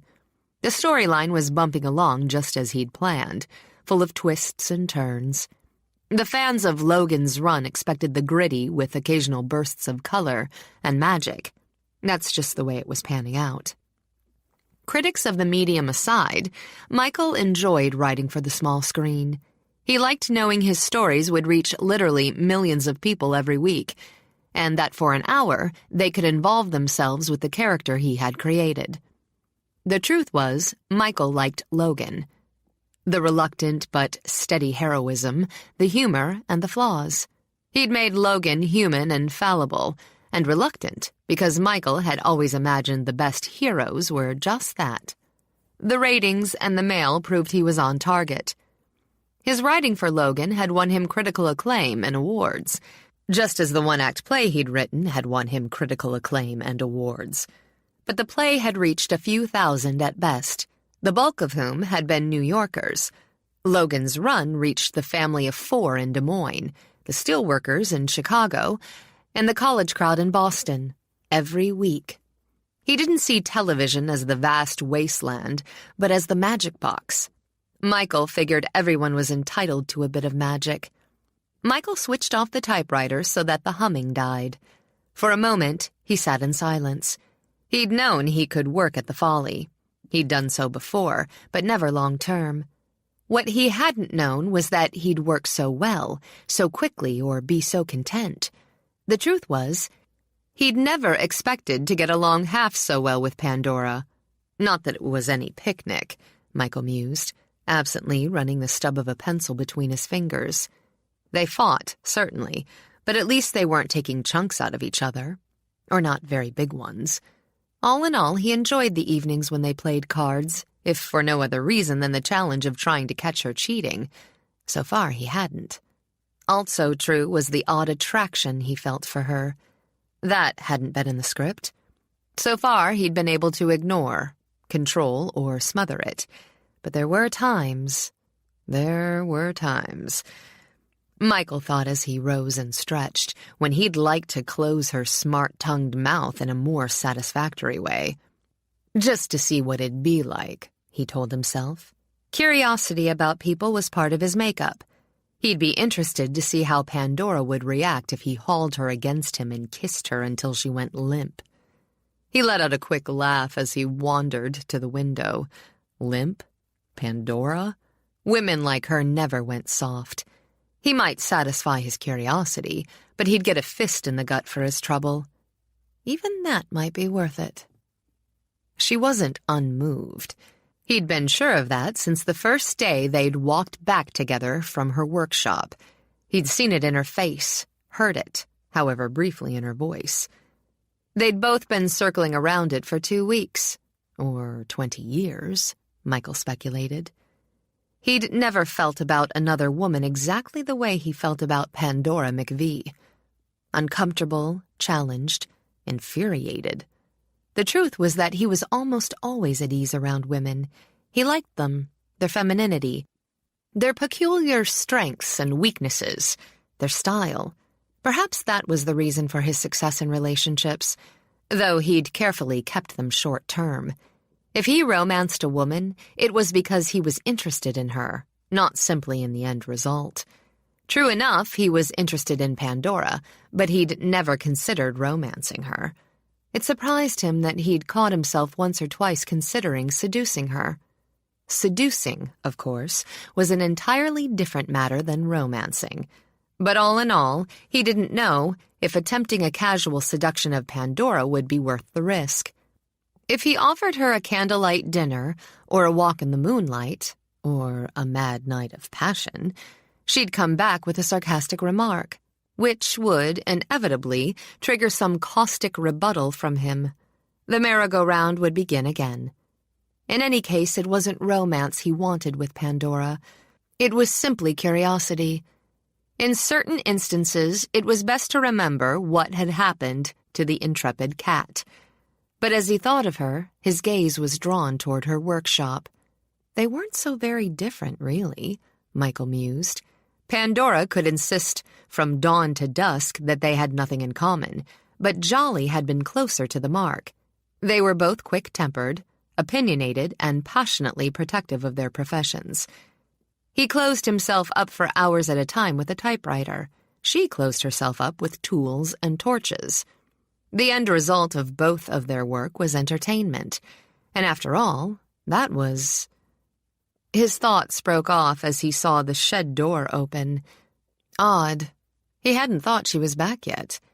His rooms were on the opposite end of the house from the garage, so he wouldn't have heard her car, but he thought she'd drop off what she'd picked up for him. He started to shrug and turn away when he saw the figure emerge from the shed. It was bundled deep in a coat and hat, but he knew immediately it wasn't Pandora. She moved fluidly, unselfconsciously. This person walked with speed and wariness. Wariness, he thought again. That was evident in the way the head swiveled back and forth before the door was closed again. Without stopping to think, Michael dashed out of the room and down the stairs. He nearly rammed into Charles at the bottom. "Pandora back?" he demanded. "No, sir."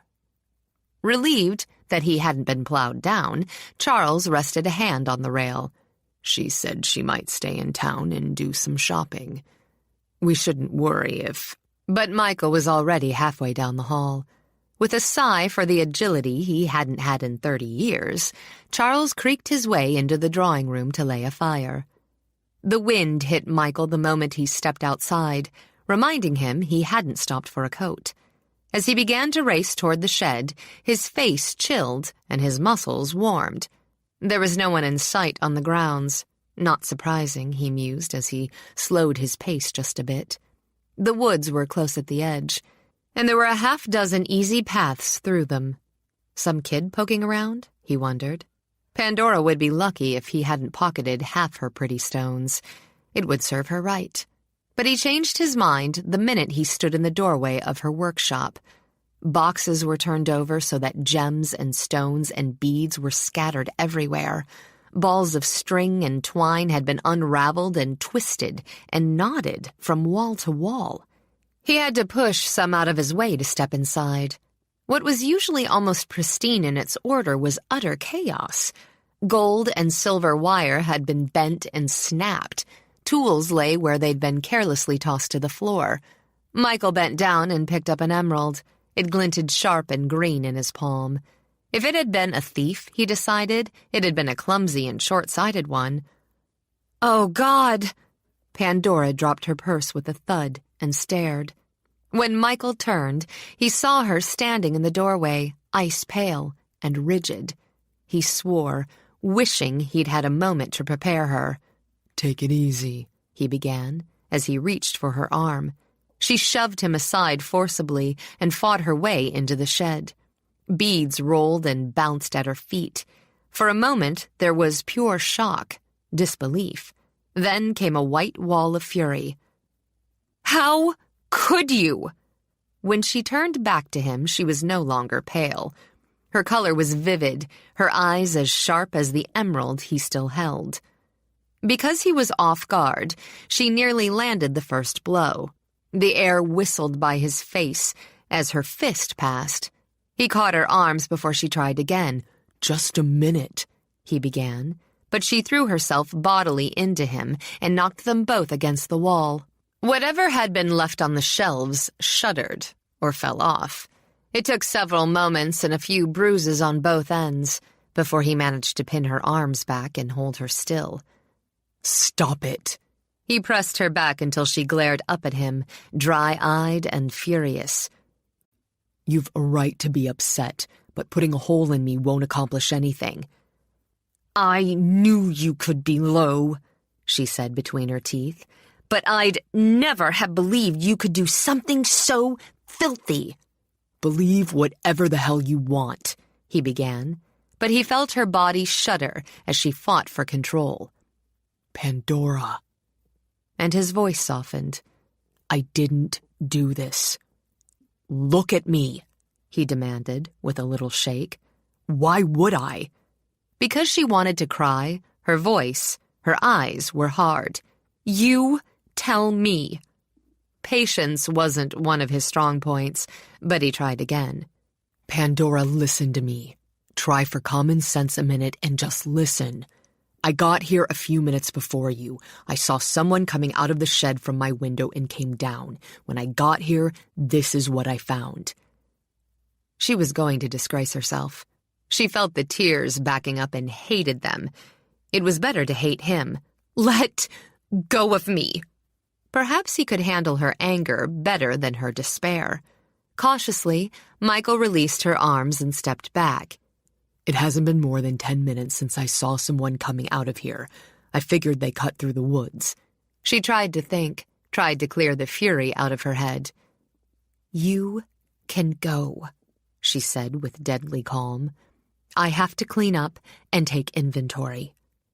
Something hot backed up in his throat at the casual dismissal. Remembering his own reaction when he'd opened the shed door, he swallowed it. "I'll call the police if you like, but I don't know if anything was stolen." He opened his palm and showed her the emerald. "I can't imagine any thief leaving stones like this behind." Pandora snatched it out of his hand. When her fingers closed over it, She felt the slight prick of the hoop she'd fastened onto it only the day before. The emerald seemed to grow out of the braided wire. Her heart was thudding against her ribs as she walked to her work table. There was what was left of the necklace she'd been fashioning for 2 weeks. The deceptively delicate tears were in pieces, the emeralds that had hung gracefully from them scattered. Her own nippers had been used to destroy it. She gathered up the pieces in her hands and fought back the urge to scream. It was this, wasn't it? Michael picked up the sketch from the floor. It was stunning on paper, at once fanciful and bold. He supposed what she had drawn had some claim to art. He imagined how he'd feel if someone took scissors to one of his scripts. You'd nearly finished. Pandora dropped the pieces back on the table. Leave me alone. She crouched and began to gather up stones and beads. Pandora. When she ignored him, Michael grabbed her by the shoulders and shook. Damn it, Pandora, I want to help. She sent him a long, cold look. You've done enough, Michael. Now leave me alone. All right, fine. He released her and stormed out. Anger and frustration carried him halfway across the lawn. Michael stopped, swore, and wished bitterly for a cigarette. She had no right to accuse him. Worse, she had no right to make him feel responsible. The guilt he was experiencing was nearly as strong as it would have been if he'd actually vandalized her shop. Hands in his pockets, he stood staring back at the shed and cursing her. She really thought he'd done that to her. That he was capable of such meaningless, bitter destruction. He'd tried to talk to her, soothe her. Every offer of help had been thrown back at him. Just like her, he thought, with his teeth gritted. She deserved to be left alone. He nearly started back to the house again when he remembered just how shocked and ill she'd looked in the doorway of the shed. Calling himself a fool, he went back. When he opened the door of the shed again, the chaos was just as it had been. Sitting in the middle of it, on the floor by her workbench, was Pandora. She was weeping, quietly. He felt the initial male panic at being confronted with feminine tears, and surprise that they came from Pandora, who never shed them. Yet he felt sympathy for someone who'd been dealt a bullseye blow. Without saying a word, he went to her and slipped his arms around her. She stiffened, but he'd expected it. I told you to go away. Yeah. Why should I listen to you? He stroked her hair. She wanted to crawl into his lap and weep for hours.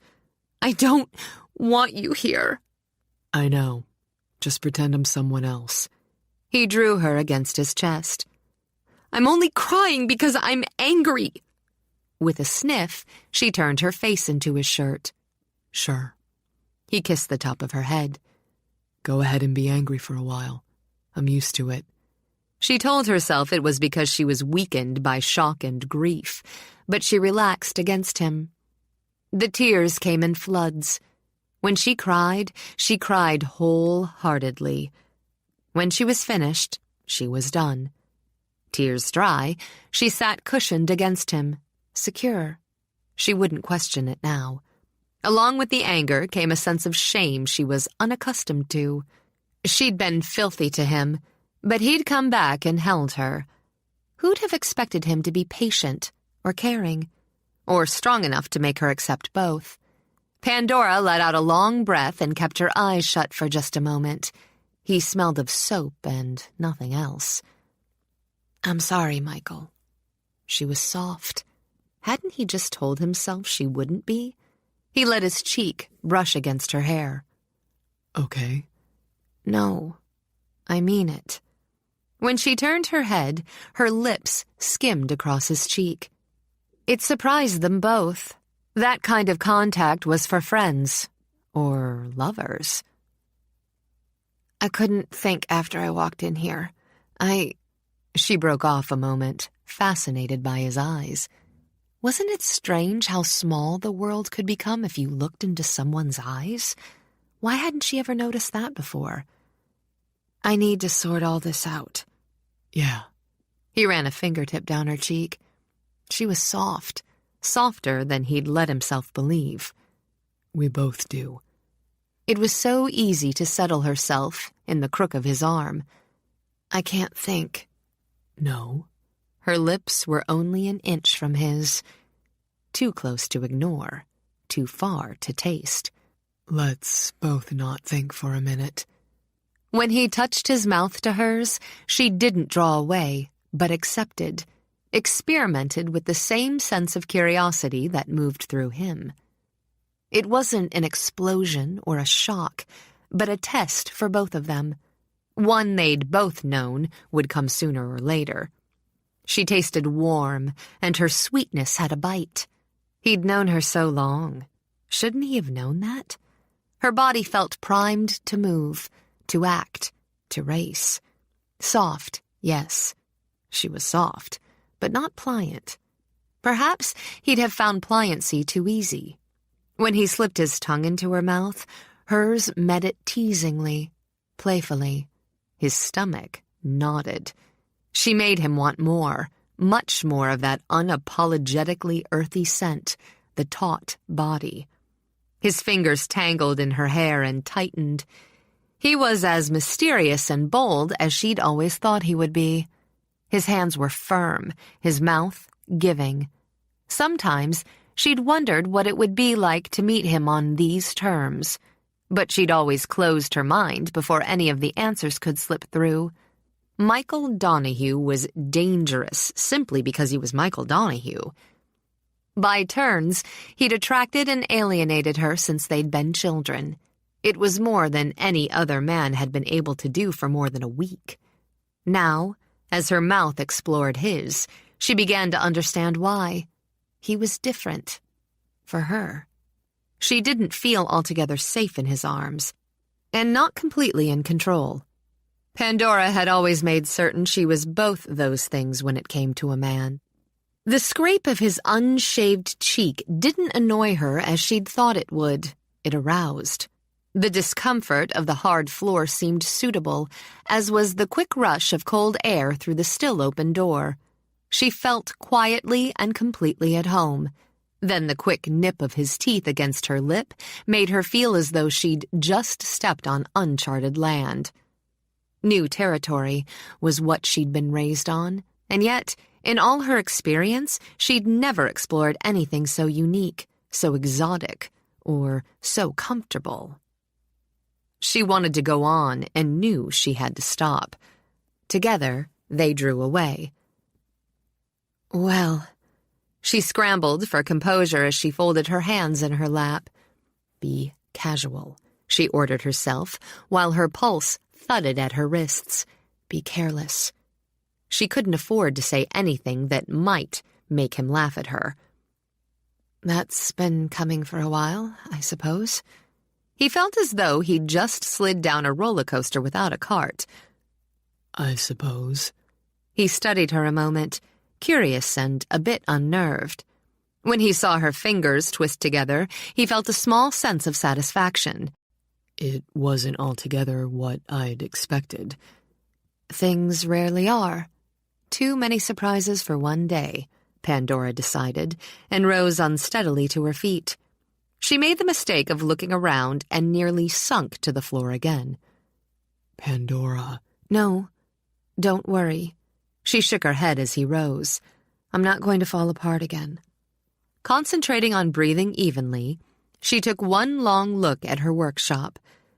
It looks like you were right about the locks. I suppose I should be grateful you haven't said I told you so. Maybe I would if it applied.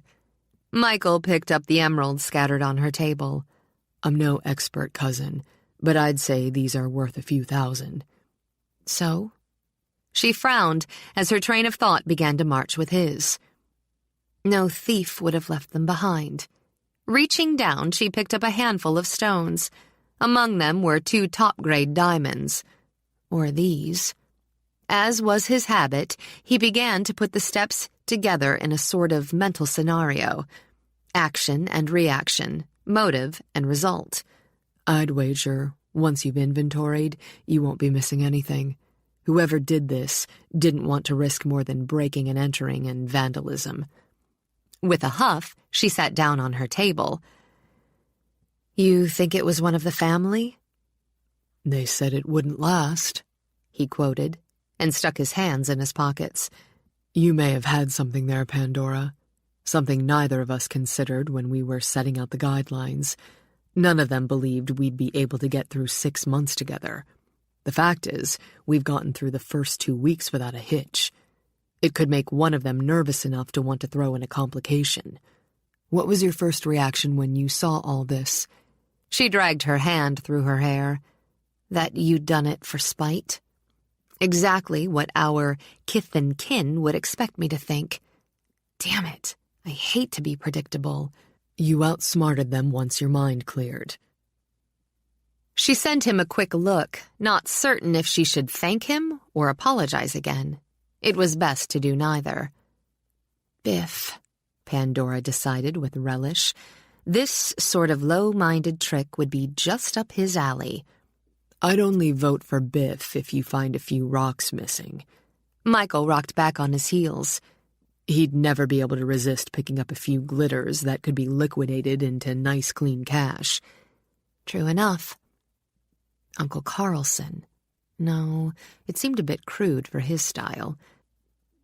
Ginger would have been too fascinated with the sparkles to have done any more than fondle. Pulling a hand through her hair, she tried to picture one of her bland, civilized relations wielding a pair of nippers. Well, I don't suppose it matters a great deal which one of them did it. They've put me 2 weeks behind on my commission. Again, she picked up pieces of thin gold.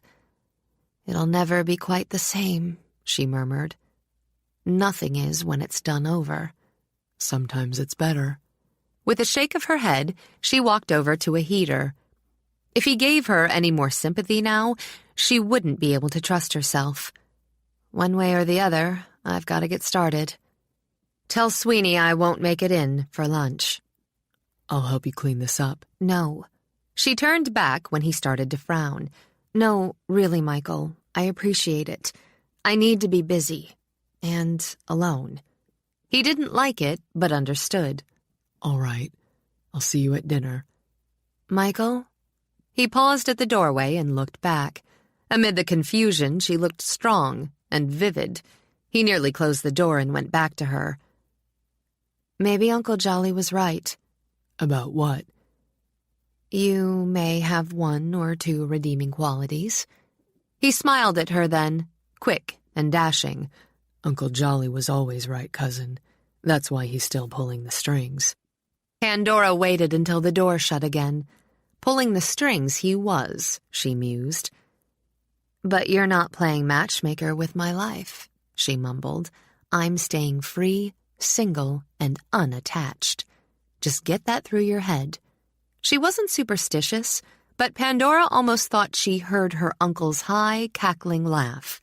She rolled up her sleeves and got to work.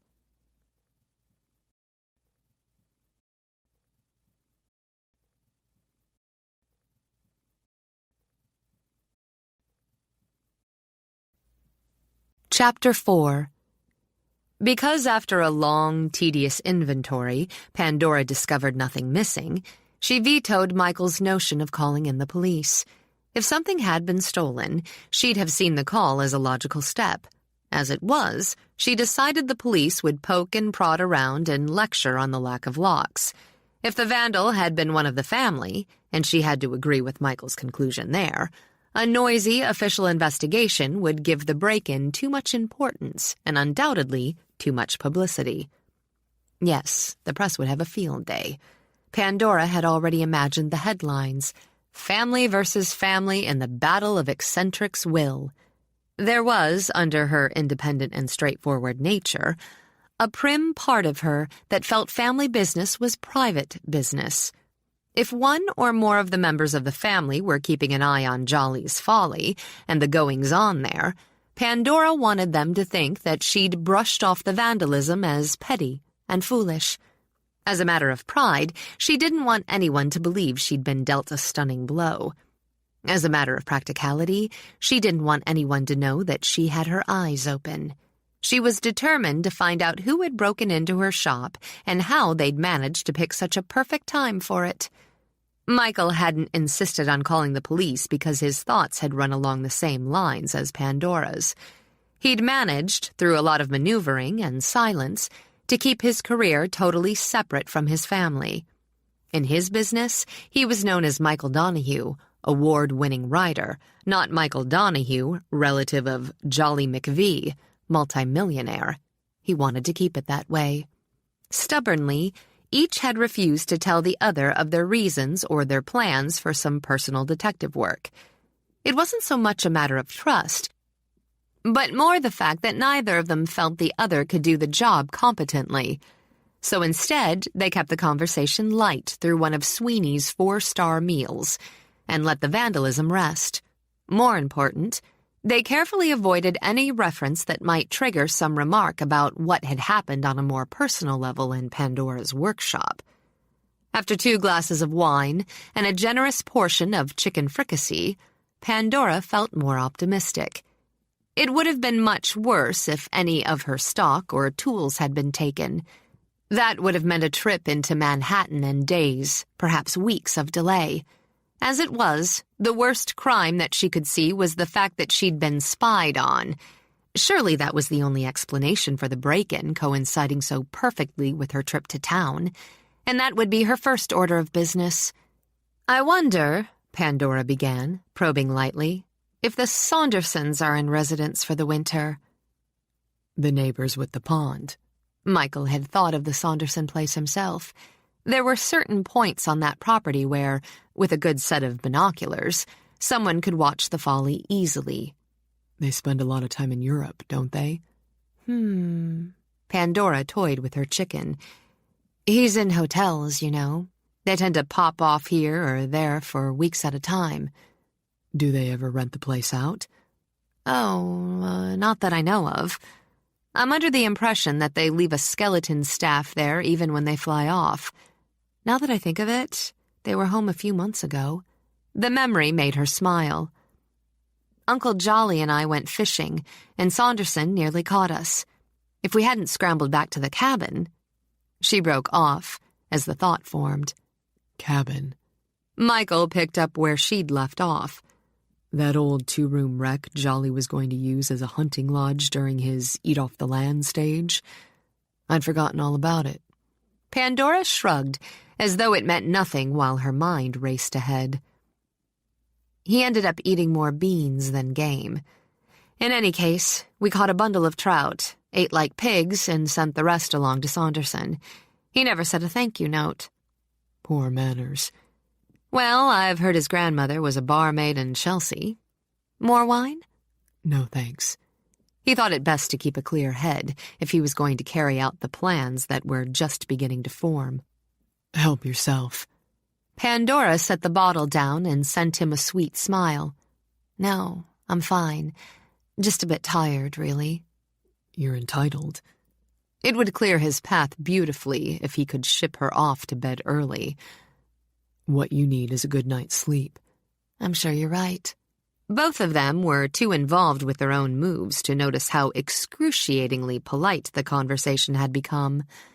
"I'll just skip coffee tonight and go have a bath." She feigned a little yawn. "What about you? Planning to work late?" No, I think I'll get a fresh start in the morning." "Well then." Pandora rose, still smiling. She'd give it an hour, she calculated. Then she'd be out and gone. "I'm going up. Good night, Michael." Good night. Once the light in her room was off, he decided, he'd be on his way. Pandora sat in her darkened room for exactly 15 minutes and just listened. All she had to do was get outside without being spotted. The rest would be easy. Opening her door a crack, she held her breath, waited, and listened a little longer. Not a sound. It was now or never, she decided, and bundled into her coat. Into the deep pockets she shoved a flashlight, 2 books of matches, and a small can of hairspray. As good as mace, Pandora figured, if you ran into something unfriendly. She crept out into the hall and started slowly down the stairs, her back to the wall. An adventure, she thought, feeling the familiar pulse of excitement and anxiety. She hadn't had one since Uncle Jolly died. As she let herself out one of the side doors, she thought how much he'd have enjoyed this one. The moon was only a sliver, but the sky was full of stars. The few clouds that spread over them were hardly more than transparent wisps, and the air, she took a deep breath, was cool and crisp as an apple. With a quick glance over her shoulder at Michael's window, she started toward the woods. The starlight couldn't help her there. Though the trees were bare, the branches were thick enough to block out big chunks of sky. She dug out her flashlight and, turning it side to side, found the edges of the path. She didn't hurry. If she rushed, the adventure would be over too soon.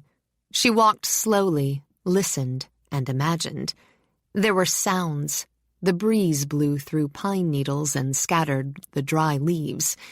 Now and again there was a scuttle in the woods to the right or left. A fox, a raccoon, a bear not quite settled down to hibernate. Pandora liked not being quite certain. If you walked through the woods alone, in the dark, and didn't have some sense of wonder, it was hardly worth the trip.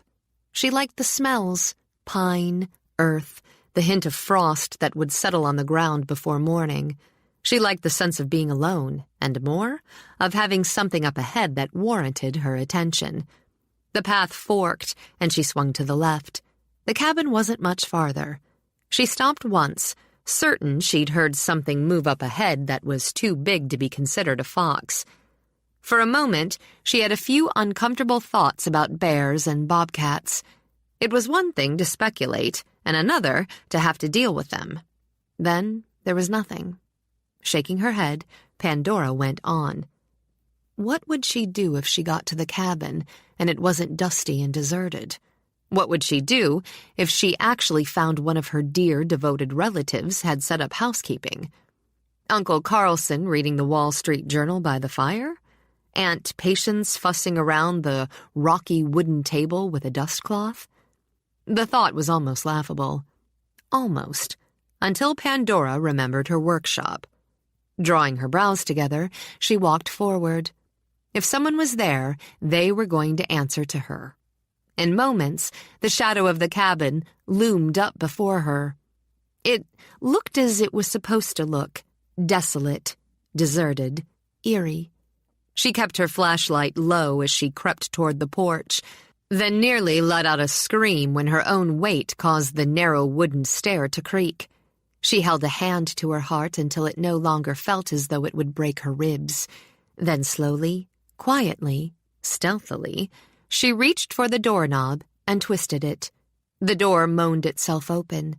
Wincing at the sound, Pandora counted off 10 seconds before she took the next step. With a quick sweep of her light, she stepped in. When the arm came around her neck, she dropped the flashlight with a clatter. It rolled over the floor, sending an erratic beam over the log walls and brick fireplace. Even as she drew the breath to scream, she reached in her pocket for the hairspray. After she was whirled around, she found herself face to face with Michael. His fist was poised inches from her face, her can inches from his. Both of them stood just as they were. "Damn it!" Michael dropped his arm. "What are you doing here?" "What are you doing here?" she tossed back. "And what do you mean by grabbing me that way? You may have broken my flashlight." "I almost broke your nose." Pandora shook back her hair and walked over to retrieve her light. She didn't want him to see her hands tremble. "Well, I certainly think you should find out who someone is before you throw a headlock on them." "You followed me." She sent him a cool, amused look. It helped to be able to do so when her stomach was still quaking. "Don't flatter yourself. I simply wanted to see if something was going on out here, and I didn't want you to interfere." "Interfere?" He shone his own light directly in her face so that she had to throw up a hand in defense. "And what the hell were you going to do if something was going on? Overpower them?" She thought of how easily he'd taken her by surprise. It only made her lift her chin higher. "I can take care of myself." "Sure." He glanced down at the can she still held. "What have you got there?" Having forgotten it, Pandora looked down herself, then had to stifle a chuckle. Oh, how Uncle Jolly would have appreciated the absurdity. "Hairspray," she said very precisely, "right between the eyes."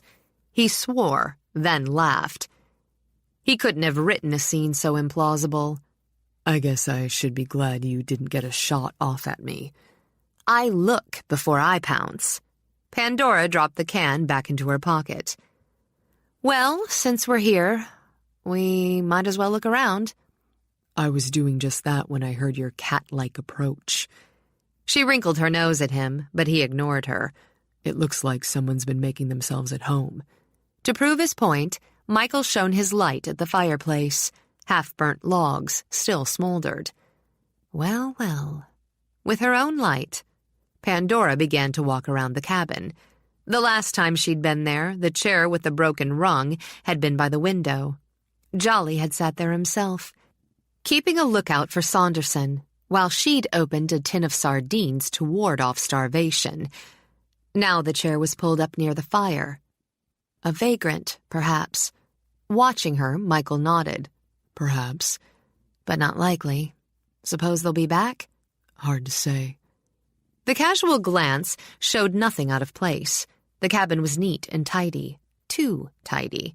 The floor and table surfaces should have had a film of dust. Everything had been wiped clean. "It could be they've done all the damage they intend to do." Disgruntled, Pandora plopped down on the bunk and dropped her chin in her hands. "I'd hoped to catch them." "And what? Zap them with environmentally safe hairspray?" She glared up at him. "I suppose you had a better plan." "I think I might have made them a bit more uncomfortable." "Black eyes and broken noses." She made an impatient sound. "Really, Michael, you should try to get your mind out of your fists." "I suppose you just wanted to talk reasonably with whichever member of our cozy family played search and destroy with your workshop." She started to snap, caught herself, then smiled. It was the slow, wicked smile Michael could never help admiring. "No," she admitted. "Reason wasn't high on my list. Still, it appears we've both missed our chance for brute force. Well, you write the detective stories, so to speak.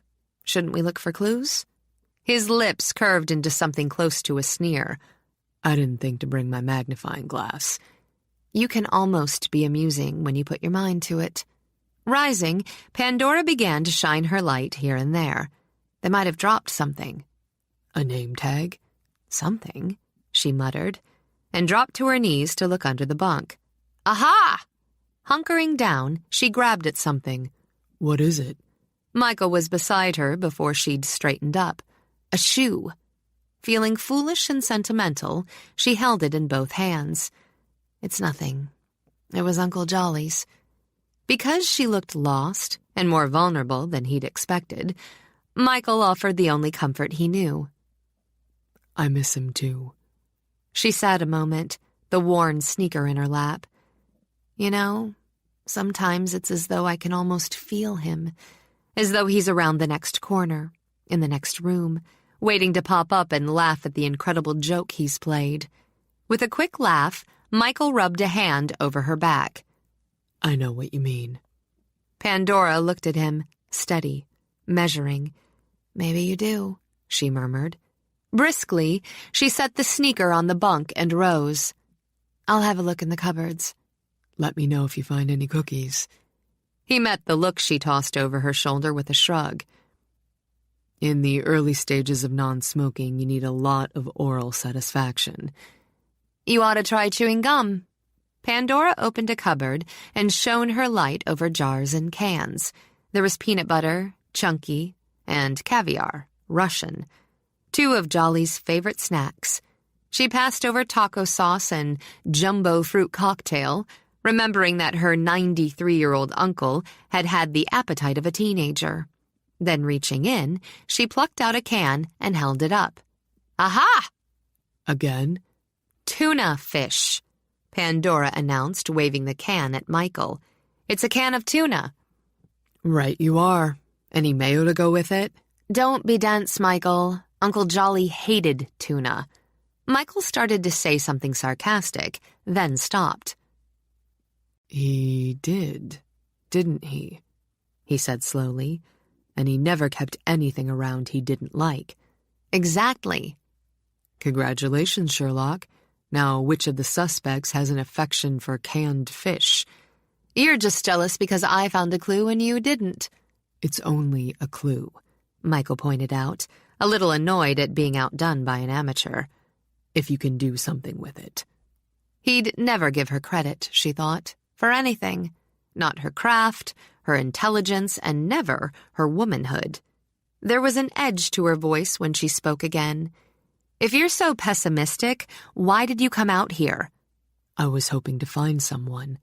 Restless, Michael moved his light from wall to wall. "As it is, all we've done is prove someone was here and gone." Pandora dropped the can of tuna in disgust. "A waste of time." "You shouldn't have followed me out." "I didn't follow you out." She shone her light back at him. He looked too male, too dangerous in the shadows. She wished, only briefly, that she had the spectacular build and stunning style that would bring him whimpering to his knees. Their breath came in clouds and merged together. "For all I know, you followed me." "Oh, I see. That's why I was here first." "Beside the point. If you'd planned to come out here tonight, why didn't you tell me?" He came closer, but if he came too close to her, he discovered he began to feel something like an itch along the skin. Try to scratch it, he reminded himself, and she'd rub you raw in seconds. "For the same reason you didn't tell me. I don't trust you, cousin. You don't trust me." "At least we can agree on something." She started to brush by him and found her arm captured. In one icy movement, she tilted her head down to look at his hand, then up to look at his face. "That's a habit you should try to break, Michael." "They say when you break one habit, you pick up another." The ice in Pandora's voice never changed, but her blood was warming. "Do they?" "You're easier to touch than I'd once thought, Pandora." "Don't be too sure, Michael." She took a step back, not in retreat, she told herself. It was a purely offensive move. Still, he moved with her. "Some women have trouble dealing with physical attraction." The temper that flared in her eyes appealed to him as much as the passion he'd seen there briefly that afternoon. "Your ego's showing again. This dominant routine might work very well with your centerfolds, but you've always had an odd fascination with my sex life." Michael grinned at her, pleased to see frustration flit over her face. The same kind of educated fascination one has with the sex lives of lower mammals. It infuriated her that her heart was racing, and not from anger. She was too honest to pretend it was anger. She'd come looking for an adventure, and she'd found one. "It's getting late," she said, using the tone of a parochial schoolteacher to a disruptive student. "You'll have to excuse me." "I've never asked about your sex life." When she took another step away, he boxed her neatly into a corner. Pandora's hand slipped into her pocket and rested on the can of hairspray. "Let me guess. You prefer a man with a string of initials after his name, who philosophizes about sex more than he acts on it." "Why, you pompous, arrogant—" Michael shut her mouth the way he'd once fantasized, with his own. The kiss was no test this time, but torrid, hot, edging toward desperate. Whatever she might feel, she'd dissect later. Now she'd accept the experience. His mouth was warm, firm, and he used it with the same cocky male confidence that would have infuriated her at any other time. Now she met it with her own. He was strong, insistent. For the first time, Pandora felt herself body to body with a man who wouldn't treat her delicately. He demanded. expected, and gave a completely uninhibited physicality. Pandora didn't have to think her way through the kiss. She didn't have to think at all. He'd expected her to rear back and take a swing at him. Her instant and full response left him reeling. Later, Michael would recall that nothing as basic and simple as a kiss had made his head spin for years. She packed a punch, but she did it with soft lips. If she knew just how quickly she'd knocked him out, would she gloat? He wouldn't think of it now. He wouldn't think of anything now. Without a moment's hesitation, he buried his consciousness in her and let the senses rule. The cabin was cold and dark, without even a single stream of moonlight for romance. It smelled of dying smoke and settling dust. The wind had kicked up enough to moan grumpily at the windows. Neither of them noticed. Even when they broke apart, neither of them noticed. He wasn't steady. That was something else he'd think about later. At least he had the satisfaction of seeing she wasn't steady either. She looked, as he felt, stunned, off balance and unable to set for the next blow. Needing some equilibrium, he grinned at her. "You were saying?" She wanted to slug him. She wanted to kiss him again until he didn't have the strength to grin. He'd expect her to fall at his feet as other women probably did. He'd expect her to sigh and smile and surrender so he'd have one more victory. Instead, she snapped. "Idiot." "I love it when you're succinct." "Rule number 6, Pandora stated, aiming a killing look. No physical contact." "No physical contact," Michael agreed as she stomped toward the doorway. "Unless both parties enjoy it." She slammed the door and left him grinning. When two people are totally involved in their own projects, they can live under the same roof for days at a time and rarely see each other, especially if the roof is enormous and the people very stubborn. Pandora and Michael brushed together at meals and otherwise left each other alone. This wasn't out of any sense of politeness or consideration. It was simply because each of them was too busy to heckle the other. Separately, however, each felt a smug satisfaction when the first month passed. 1 down, 5 to go. When they were into their second month, Michael drove into New York for a day to handle a problem with a script that had to be dealt with personally. He left, cross as a bear, and muttering about imbeciles. Pandora prepared to enjoy herself tremendously in his absence. She wouldn't have to keep up her guard or share the folly for hours.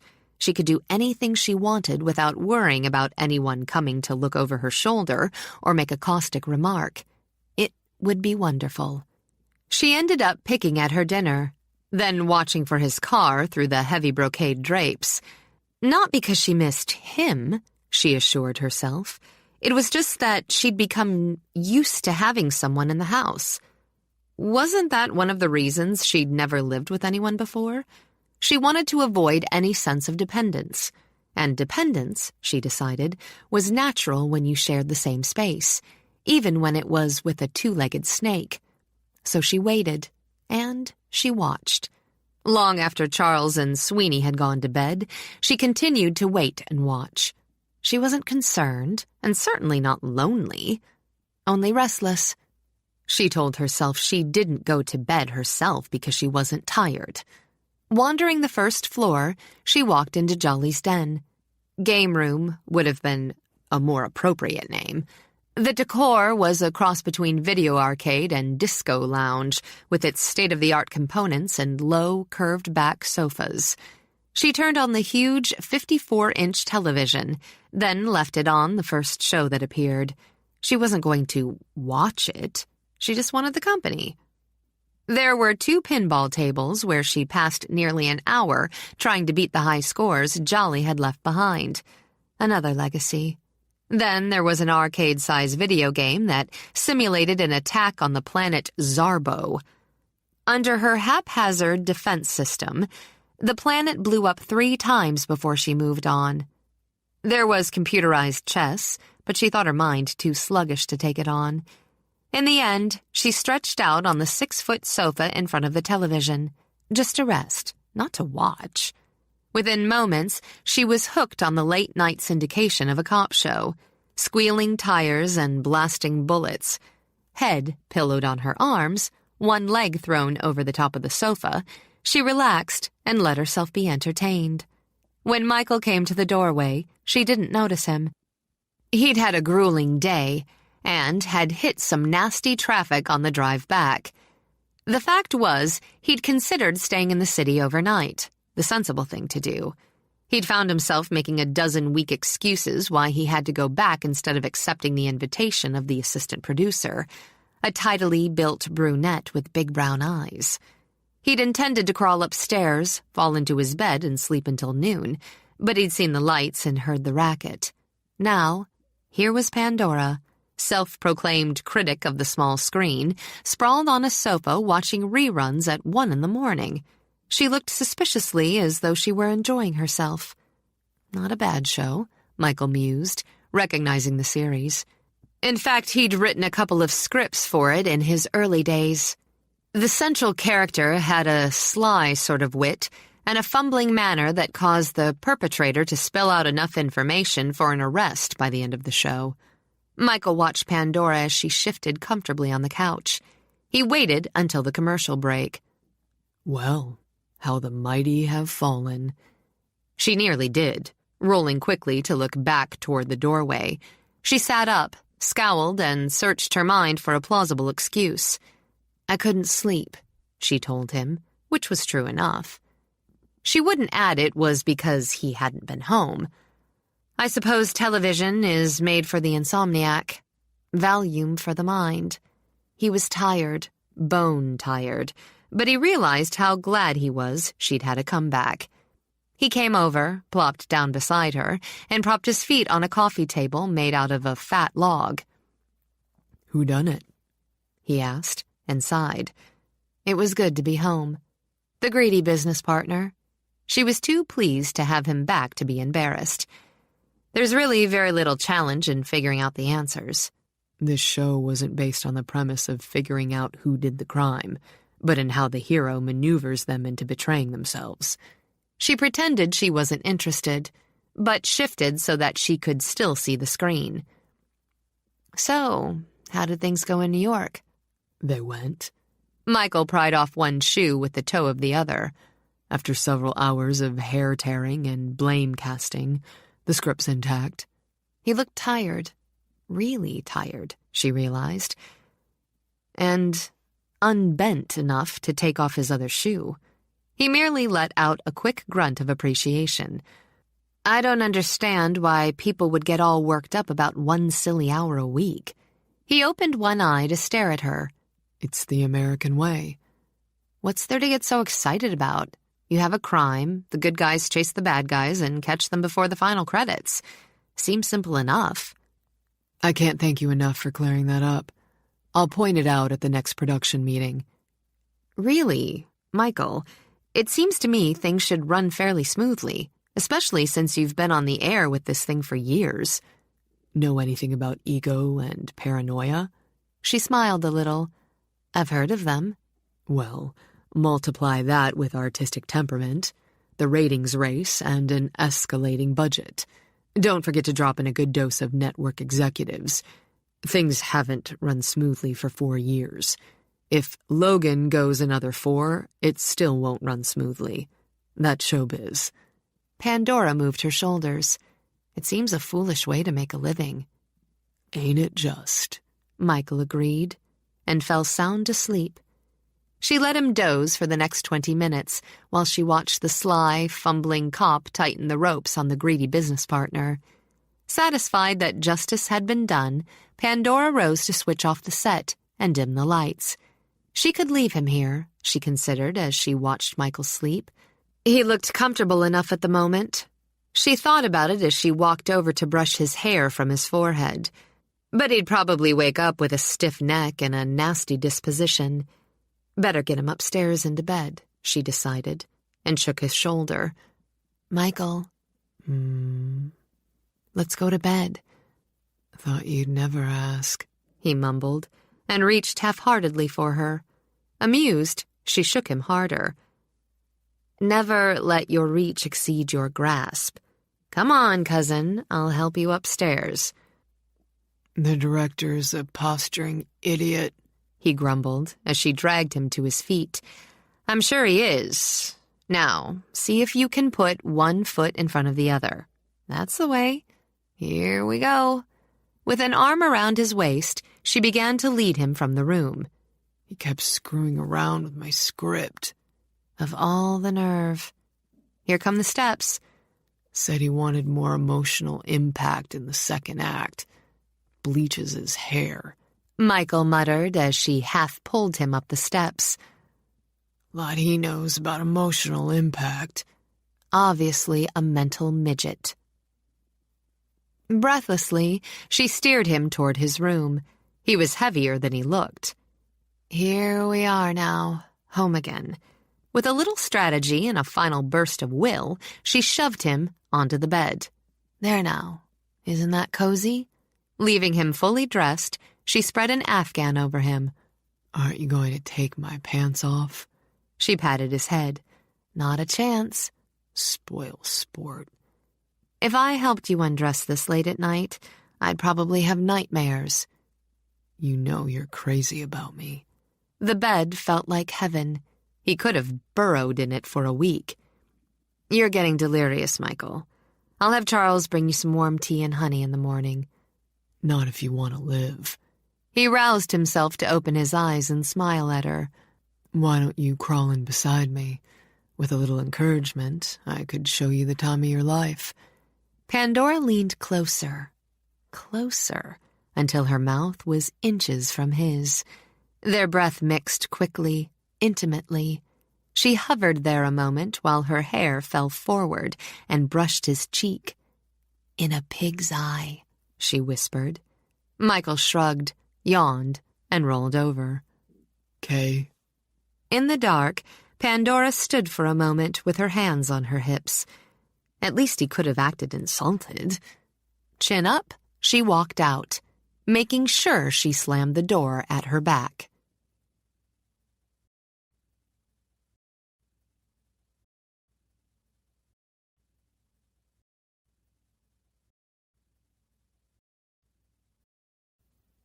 Chapter 5. Tear by painstaking tear, Pandora had completed the emerald necklace. When it was finished, she was pleased to judge it perfect. This judgment pleased her particularly because she was her own toughest critic. Pandora didn't feel emotionally attached or creatively satisfied by every piece she made. With the necklace, she felt both. She examined it under a magnifying glass, held it up in harsh light, went over the filigree inch by inch and found no flaws. Out of her own imagination, she'd conceived it.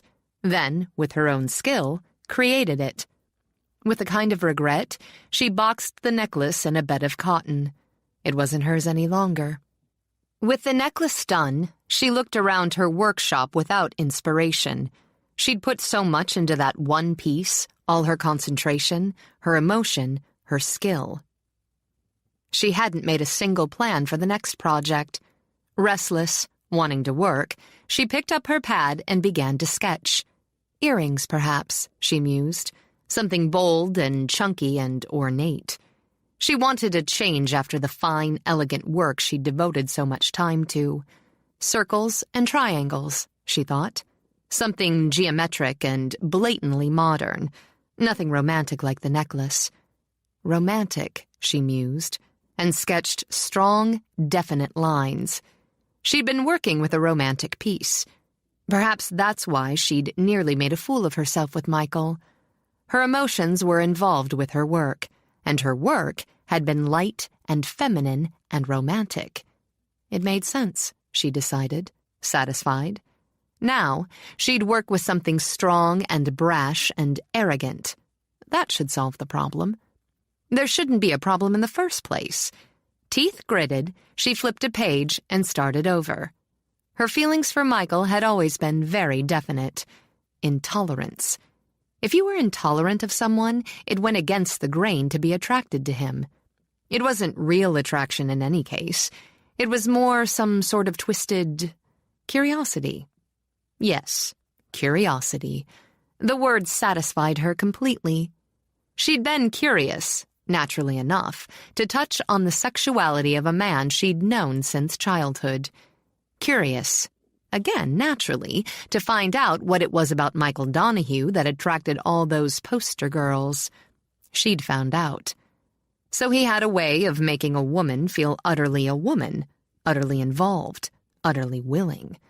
It wasn't something that had happened to her before, nor something she'd looked for. As Pandora saw it, it was a kind of skill. She decided he'd certainly honed it as meticulously as any craftsman. Though she found it difficult to fault him for that, she wasn't about to fall in with the horde. If he knew, if he even suspected, that she'd had the same reaction to him that she imagined dozens of other women had, he'd gloat for a month.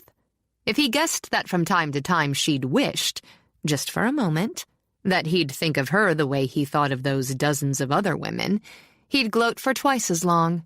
She wouldn't give him the pleasure. Individuality was part of her makeup. She didn't want to be one of his women, even if she could. Now that her curiosity had been satisfied, they'd get through the next 5 months without any more complications. Just because she'd found him marginally acceptable as a human being, almost tolerable as a companion, wouldn't get in the way. It would, if anything, make the winter pass a bit easier. And when she caught herself putting the finishing touches on a sketch of Michael's face, she was appalled. The lines were true enough, though rough. She'd had no trouble capturing the arrogance around the eyes or the sensitivity around the mouth. Odd, she realized. She'd sketched him to look intelligent. She ripped the sheet from her pad, crumpled it up in a ball, and tossed it into the trash. Her mind had wandered, that was all. Pandora picked up her pencil again, put it down, then dug the sketch out again. Art was art, after all, she told herself, as she smoothed out Michael's face. He wasn't having a great deal of success with his own work. Michael sat at his desk and typed like a maniac for 5 minutes. Then he stared into space for 15. It wasn't like him. When he worked steadily, competently, smoothly until the scene was set. Leaning back in his chair, he picked up a pencil and ran his fingers from end to end. Whatever the statistics said, he should never have given up smoking. That's what had him so edgy.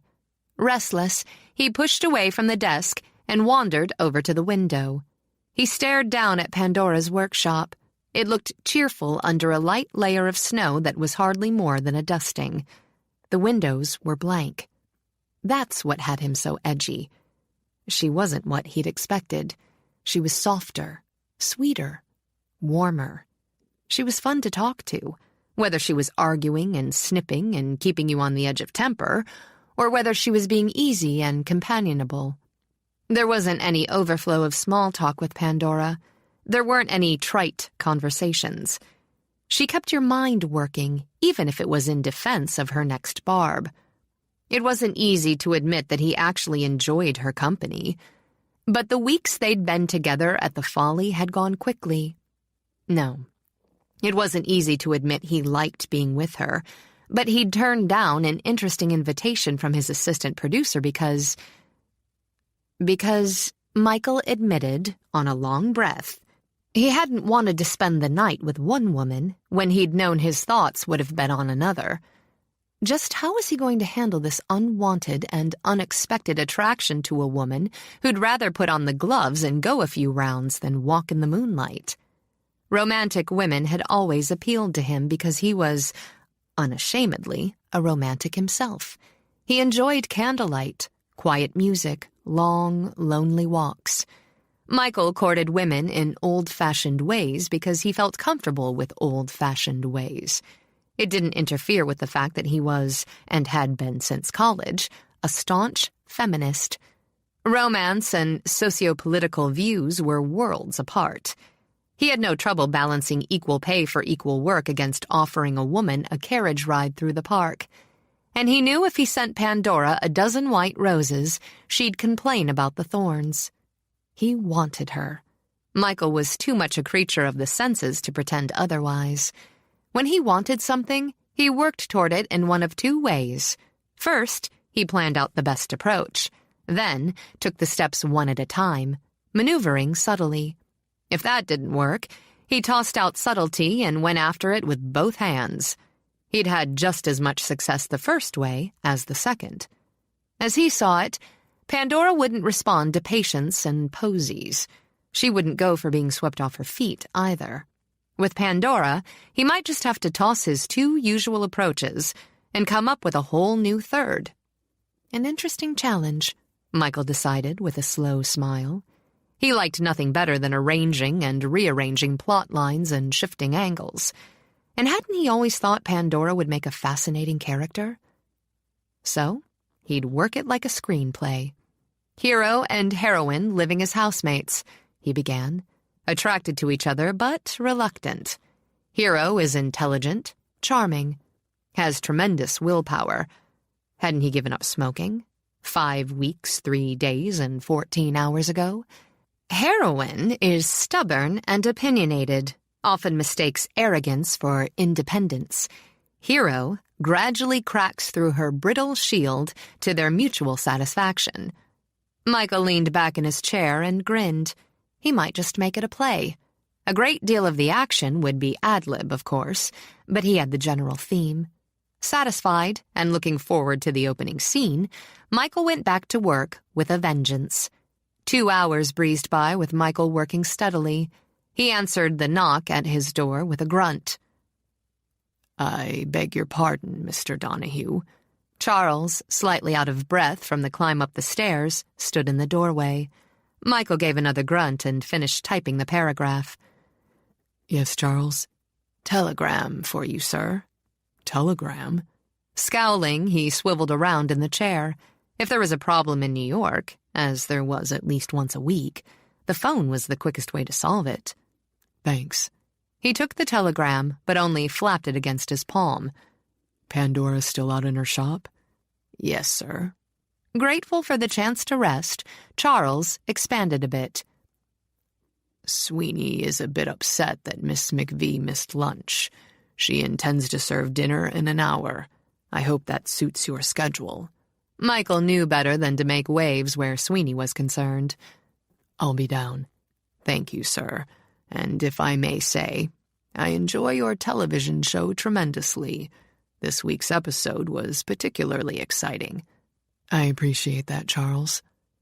"It was Mr. McVee's habit to watch it every week in my company. He never missed an episode."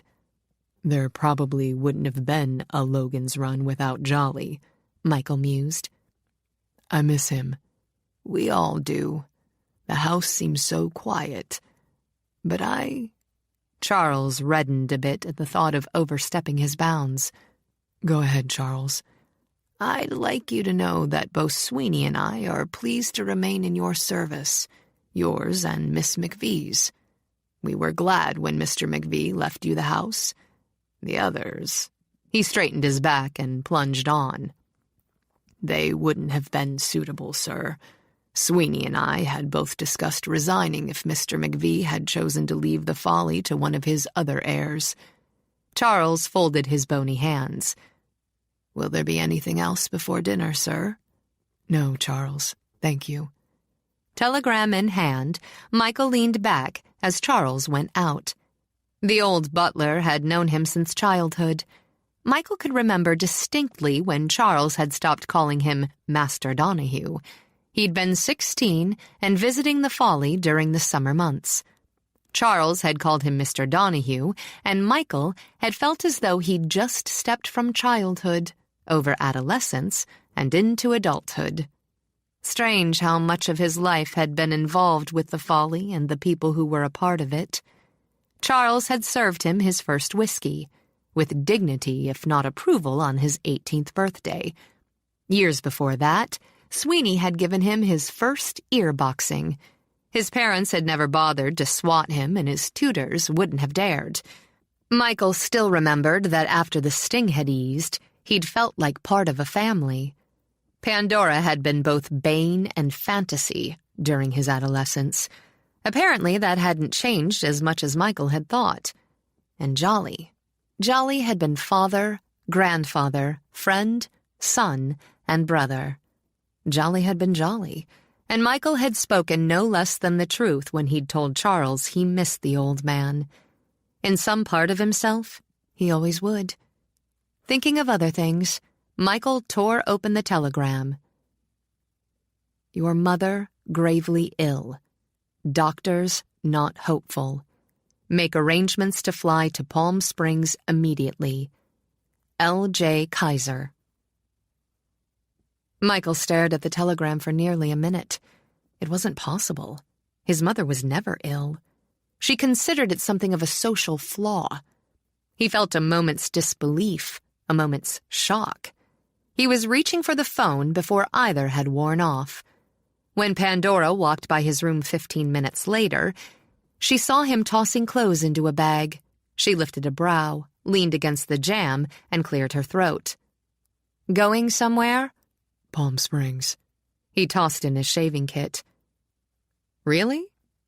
Now she folded her arms. Looking for a sunnier climate? It's my mother. Her husband sent me a telegram. Instantly, she dropped her cool, sarcastic pose and came into the room. Is she ill? The telegram didn't say much, but it doesn't sound good. Oh, Michael, I'm sorry. Can I do anything? Call the airport? I've already done it. I've got a flight in a couple of hours. They're routing me through half a dozen cities, but it was the best I could do. Feeling helpless, she watched him zip up his bag. I'll drive you to the airport if you like. No, thanks anyway. He dragged a hand through his hair as he turned to face her. The concern was there, though he realized she'd only met his mother once, 10, perhaps 15 years before. The concern was for him, and unexpectedly solid. Pandora, it's going to take me half the night to get to the coast. And then I don't know. He broke off, not able to imagine his mother seriously ill. I might not be able to make it back in time. Not in 48 hours. She shook her head. I don't want you to think about it. I'll call Fitzhugh and explain. Maybe he'll be able to do something. After all, it's an emergency. If he can't, he can't. He was taking a step that could pull millions of dollars out from under her. Millions of dollars and the home she loved. Torn, Michael went to her and rested his hands on her shoulders. She was so slender. He'd forgotten just how fragile a strong woman could be. I'm sorry, Pandora. If there was any other way. Michael, I told you I didn't want the money. I meant it. He studied her a moment. Yes, the strength was there, the stubbornness and the basic goodness he often overlooked. I believe you did, he murmured. As for the rest, well, we'll see. Now go ahead before you miss your plane. She waited until he'd grabbed his bag, then walked with him to the hall. Call me if you get the chance and let me know how your mother is. He nodded, started for the stairs, then stopped. Setting his bag down, he came back and pulled her against him. The kiss was hard and long, with hints of a fire barely banked. He drew her away just as abruptly. See you. Yeah, Pandora swallowed. See you. She stood where she was until she heard the front door slam. She had a long time to think about the kiss. Through a solitary dinner, during the hours when she tried to read by the cheery fire in the parlor. It seemed to Pandora that there had been more passion concentrated in that brief contact than she'd experienced in any of her carefully structured relationships. Was it because she'd always been able to restrict passion to her temper or her work? It might have been because she'd been sympathetic and Michael had been distraught. Emotions had a way of feeding emotions. But for the second time, she found herself alone in the house, and to her astonishment, lonely. It was foolish because the fire was bright, the book entertaining, and the brandy she sipped warming. But lonely she was. After little more than a month, she'd come to depend on Michael's company, even to look forward to it, as strange as that may have been. She liked sitting across from him at meals, arguing with him. She especially liked watching the way he fought, exploding when she poked pins in his work. Perverse? She wondered with a sigh. Perhaps she was, but life was so boring without a bit of friction. No one seemed to provide it more satisfactorily than Michael Donahue. She wondered when she'd see him again, and she wondered if now they'd have to forego spending the winter together. If the terms of the will were broken, there would be no reason for them to stay on together. In fact, they'd have no right to stay at the Folly at all. They'd both go back to New York where, due to separate lifestyles, they never saw one another. Not until now, when it was a possibility, did Pandora fully realize how much she didn't want it to happen. She didn't want to lose the Folly. There were so many memories, so many important ones. Wouldn't they begin to fade if she couldn't walk into a room and bring them back? She didn't want to lose Michael. His companionship, she amended quickly. It was more satisfying than she'd imagined to have someone near who could meet you head to head. If she lost that daily challenge, life would be terribly flat. Since it was Michael who was adding that certain spark to the days, it was only natural to want him around, wasn't it? With a sigh, Pandora shut the book and decided an early night would be more productive than idle speculation. Just as she reached over to shut out the lamp, it went out on its own. She was left with the glow of the fire. Odd, she thought, and reached for the switch. After turning it back and forth, she rose, blaming a defective bulb. But when she walked into the hall, she found it in darkness. The light she'd left burning was out, along with the one always left on at the top of the stairs. Again, Pandora reached for a switch, and again, she found it useless. Power failure, she decided, but found herself hesitating in the dark. There was no storm. Electricity at the Folly went out regularly during snow and thunderstorms, but the backup generator took over within minutes. Pandora waited, but the house remained dark.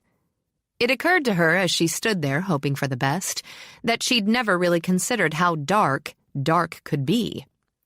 She was already making her way back into the parlor for a candle when the rest occurred to her. The house was heated with electricity as well. If she didn't see about the power soon, the house was going to be very cold as well as very dark before too long. With 2 people in their 70s in the house, she couldn't let it go. Annoyed, she found 3 candles in a silver holder and lit them. It wasn't any use disturbing Charles's sleep and dragging him down to the basement. It was probably only a faulty fuse or 2. Holding the candles ahead of her, Pandora wound her way through the curving halls to the cellar door. She wasn't bothered about going down into the cellar in the darkness. She told herself as she stood with her hand on the knob. It was, after all, just another room, and one, if memory served, which was full of the remains of several of Uncle Jolly's rejected hobbies. The fuse box was down there. She'd seen it when she'd helped her uncle cart down several boxes of photographic equipment after he'd decided to give up the idea of becoming a portrait photographer. She'd go down, check for faulty fuses, and replace them. After the lights and heat were taken care of, she'd have a hot bath and go to bed. But she drew in a deep breath before she opened the door. The stairs creaked. It was to be expected. And they were steep and narrow as stairs were in any self-respecting cellar. The light from her candle set the shadows dancing over the crates and boxes her uncle had stored there. She'd have to see if she could talk Michael into helping her sort through them. On some bright afternoon, she was humming nervously to herself before she reached the bottom stair.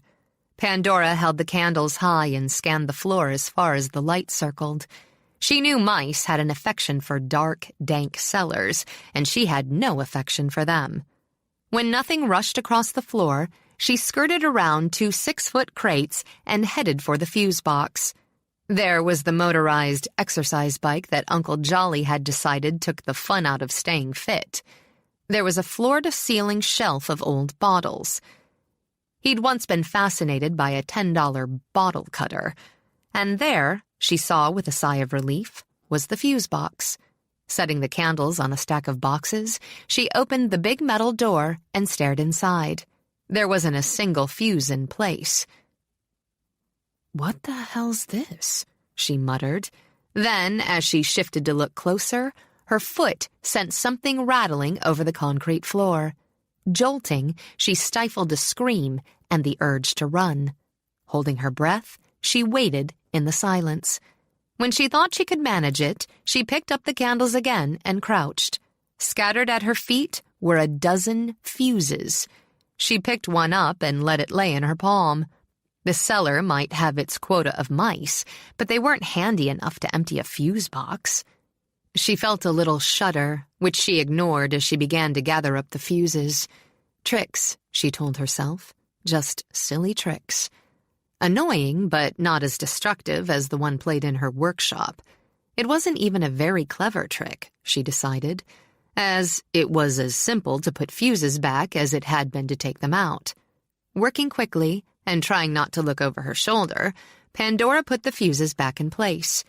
Whoever had managed to get into the basement and play games had wasted her time, nothing more. Finished, she went over to the stairs, and though she hated herself, ran up them. But her sigh of relief was premature. The door she'd carefully left open was closed tightly. For a few moments, she simply refused to believe it. She twisted the knob, pushed, shoved, and twisted again. Then she forgot everything but the fear of being closed in a dark place. Pandora beat on the door, shouted, pleaded, then collapsed half sobbing on the top step. No one would hear her. Charles and Sweeney were on the other side of the house. For 5 minutes, she gave in to fear and self-pity. She was alone, all alone, locked in a dark cellar where no one would hear her until morning.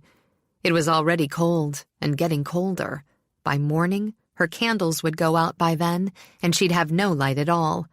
That was the worst, the very worst, to have no light. Light, she thought, and called herself an idiot as she wiped away tears. Hadn't she just fixed the lights? Scrambling up, Pandora hit the switch at the top of the stairs. Nothing happened. Holding back a scream, she held the candles up. The socket over the stairs was empty. So, they'd thought to take out the bulbs. It had been a clever trick after all. She swallowed fresh panic and tried to think. They wanted her to be incoherent, and she refused to give them the satisfaction. When she found out which one of her loving family was playing nasty games, that was for later, Pandora told herself. Now she was going to find a way out. She was shivering, but she told herself it was anger. There were times it paid to lie to yourself. Holding the candles aloft, she forced herself to go down the steps again when cowering at the top seemed so much easier. The cellar was twice the size of her apartment in New York, open and barn-like without any of the ornate decorating Uncle Jolly had been prone to.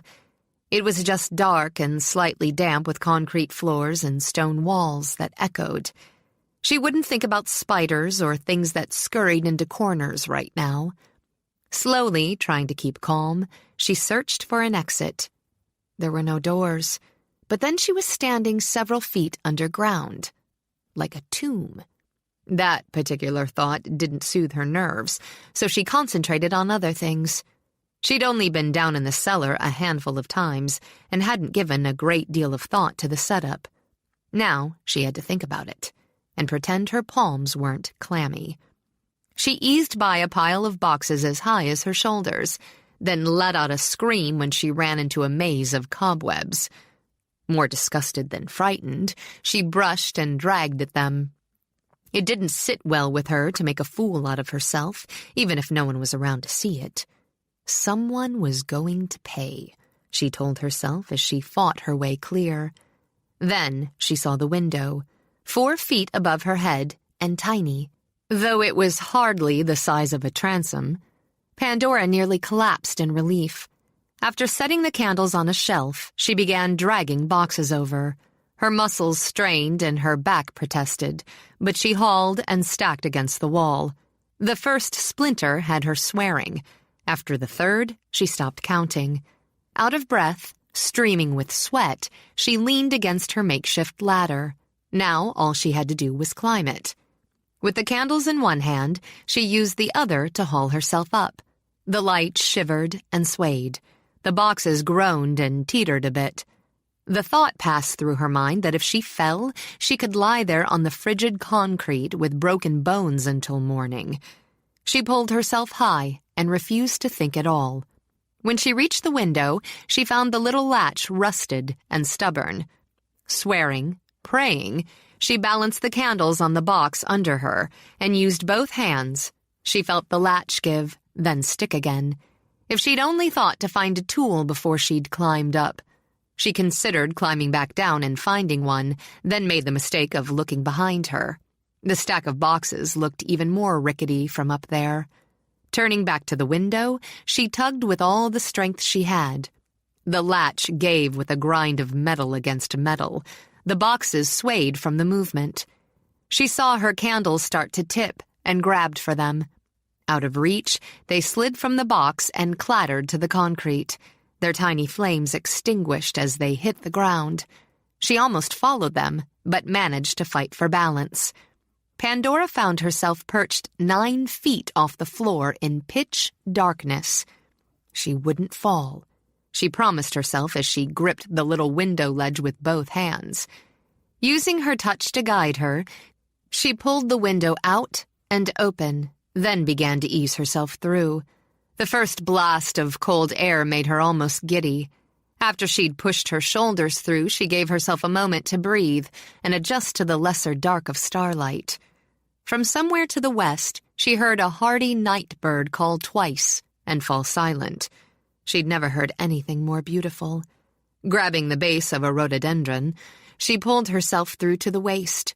When she heard the crash of boxes behind her, she laid her cheek against the cold grass.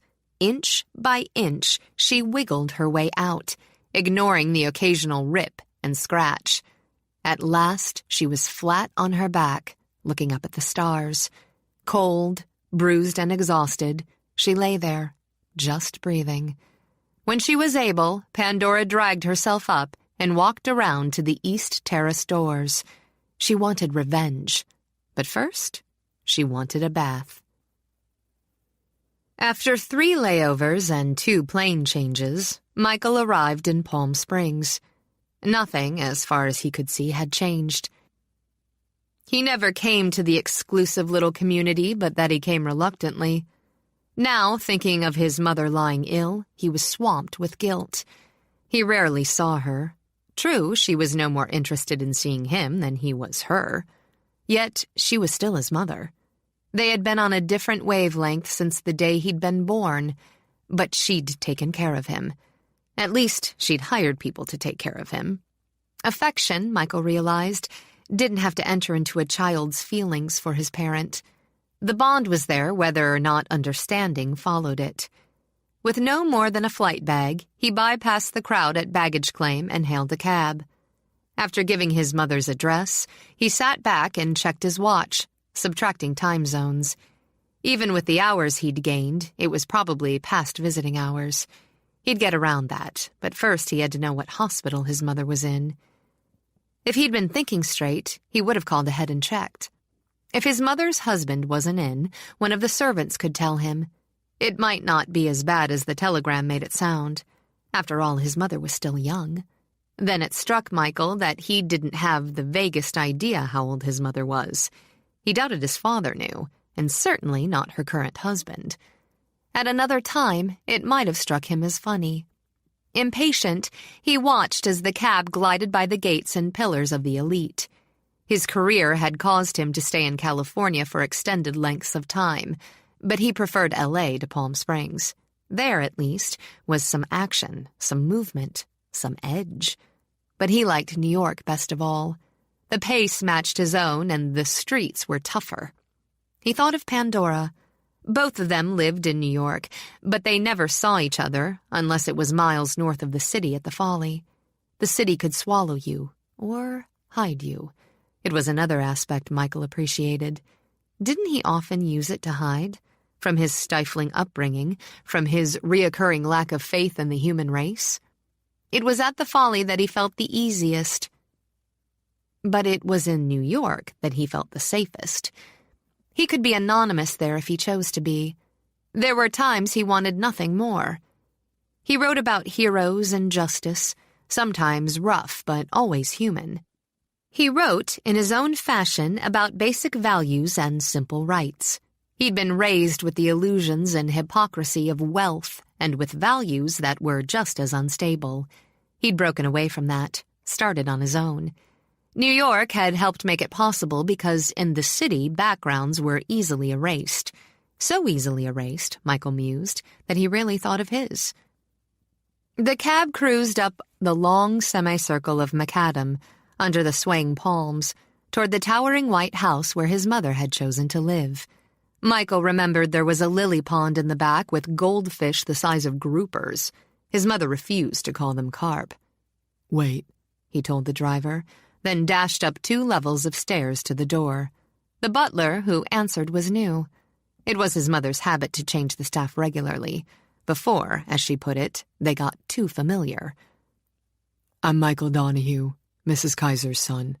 The butler glanced over his shoulder at the waiting cab, then back at Michael's disheveled sweater and unshaven face. "Good evening, sir. Are you expected?" "Where's my mother? I want to go to the hospital directly." "Your mother isn't in this evening, Mr. Donahue.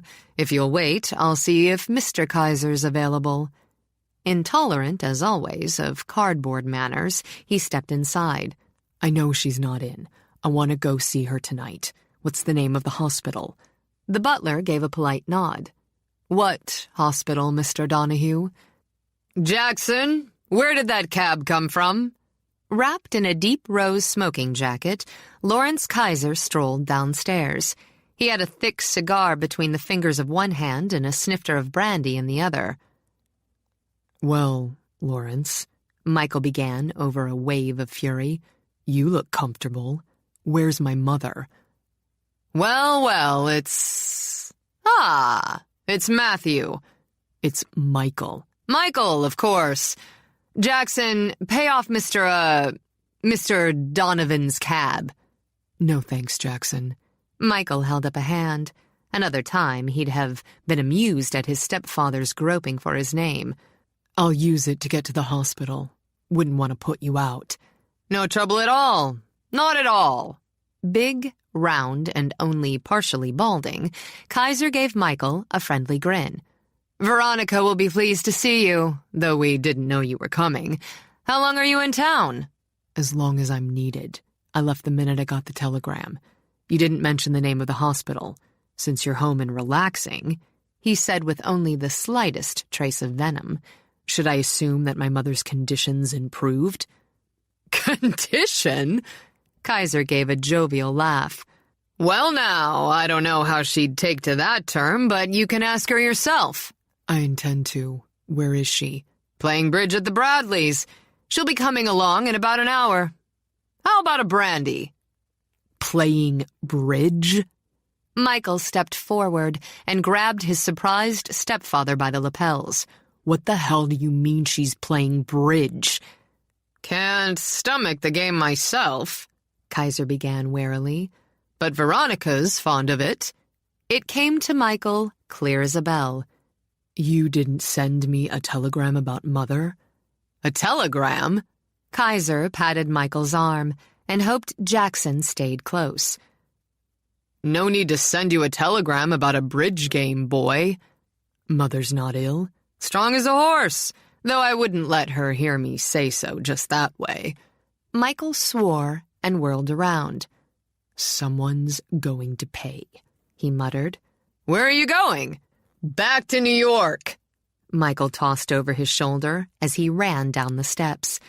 Relieved, Kaiser opted against the usual protests about his departure. "Is there a message for your mother?" "Yeah." Michael stopped with a hand on the door of the cab. Yeah, tell her I'm glad she's well, and I hope she wins. In spades. Michael slammed the door shut behind him. Kaiser waited until the cab shot out of sight. Odd boy, Kaiser grumbled to his butler. Writes for television.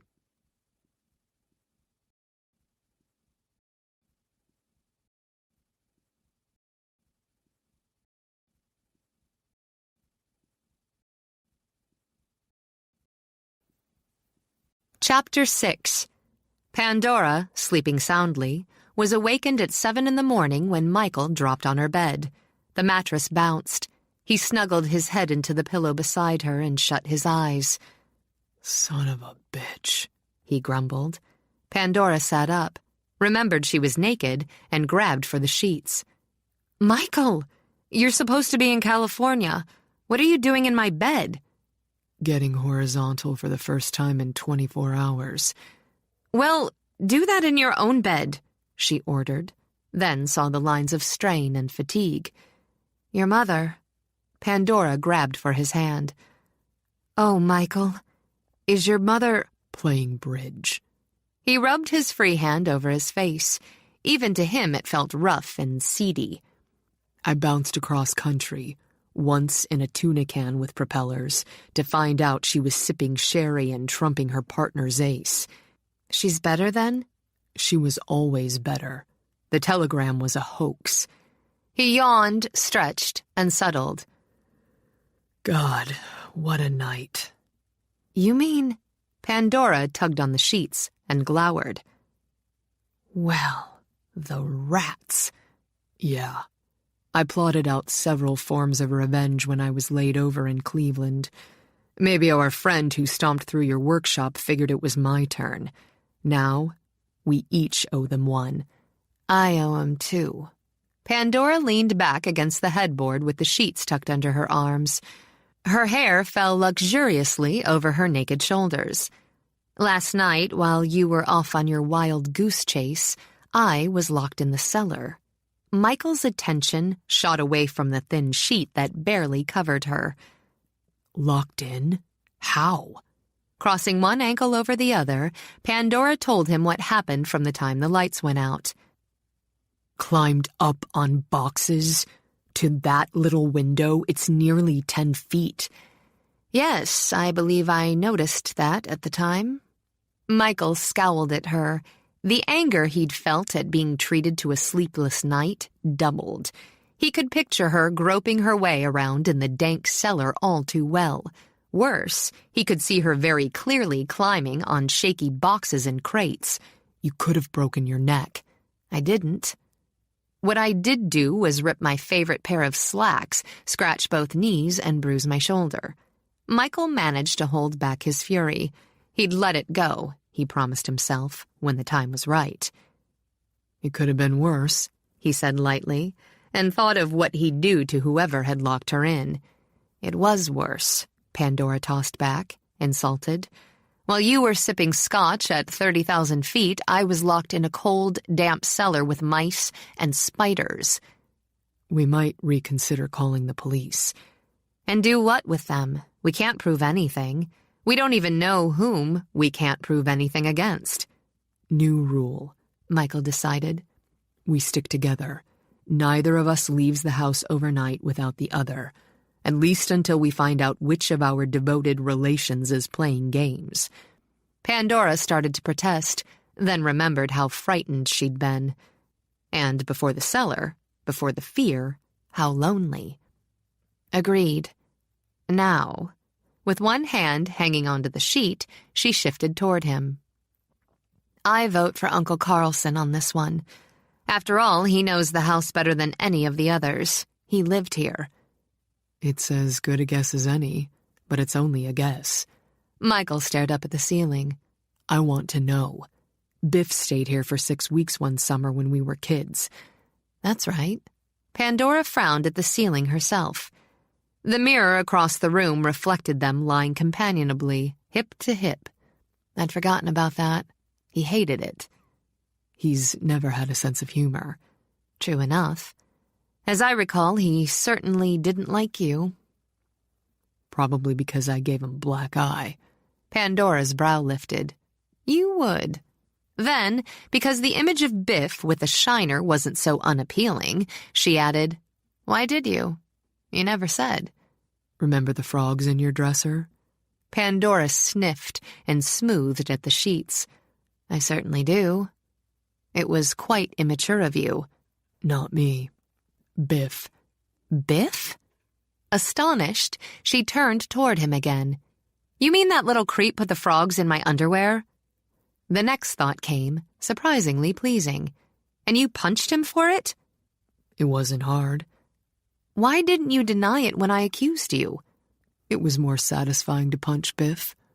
In any case, he knows the house well enough, and I imagine if we checked up, we'd find most of our happy clan has stayed here at least for a few days at a time.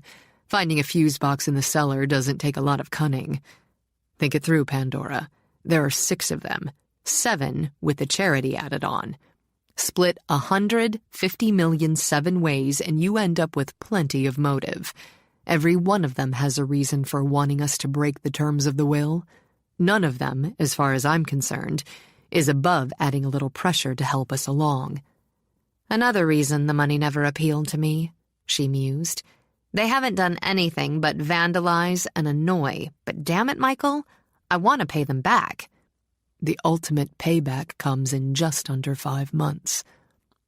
Without thinking about it, Michael put his arm around her shoulders. Without thinking about it, Pandora settled against him. A light fragrance clung to her skin. Can't you see Carlson's face when the will holds up and he gets nothing but a magic wand and a trick hat? His shoulder felt more solid than she'd imagined. And Biff with 3 cartons of matchbooks? Comfortable, she chuckled.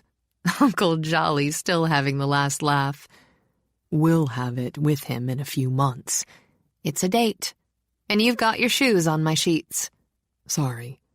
With 2 economical movements, he pried them off. That's not exactly what I meant. Don't you want to wander off to your own room now? Not particularly. Your bed's nicer than mine. Do you always sleep naked? No. My luck must be turning then.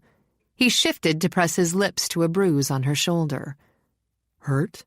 She shrugged, and prayed it came off as negligent. A little. Poor little Pandora. And to think I always thought you were tough-skinned. I am. Soft. He interrupted, and skimmed his fingers down her arm. Very soft. Any more bruises? He brushed his lips over the curve of her neck. They both felt her quick, involuntary shudder. Not so you'd notice. I'm very observant. He rolled smoothly so that his body pressed more intimately into hers as he looked down on her. He was tired. Yes, he was tired and more than a little punchy with jet lag, but he hadn't forgotten he wanted her. Even if he had, the way her body yielded, the way her face looked rosy and soft with sleep, would have jogged his memory. Why don't I look for myself?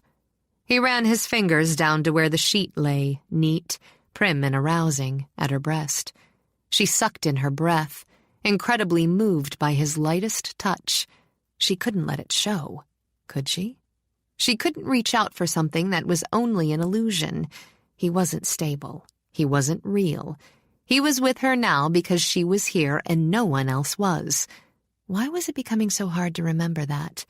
His face was close, filling her vision.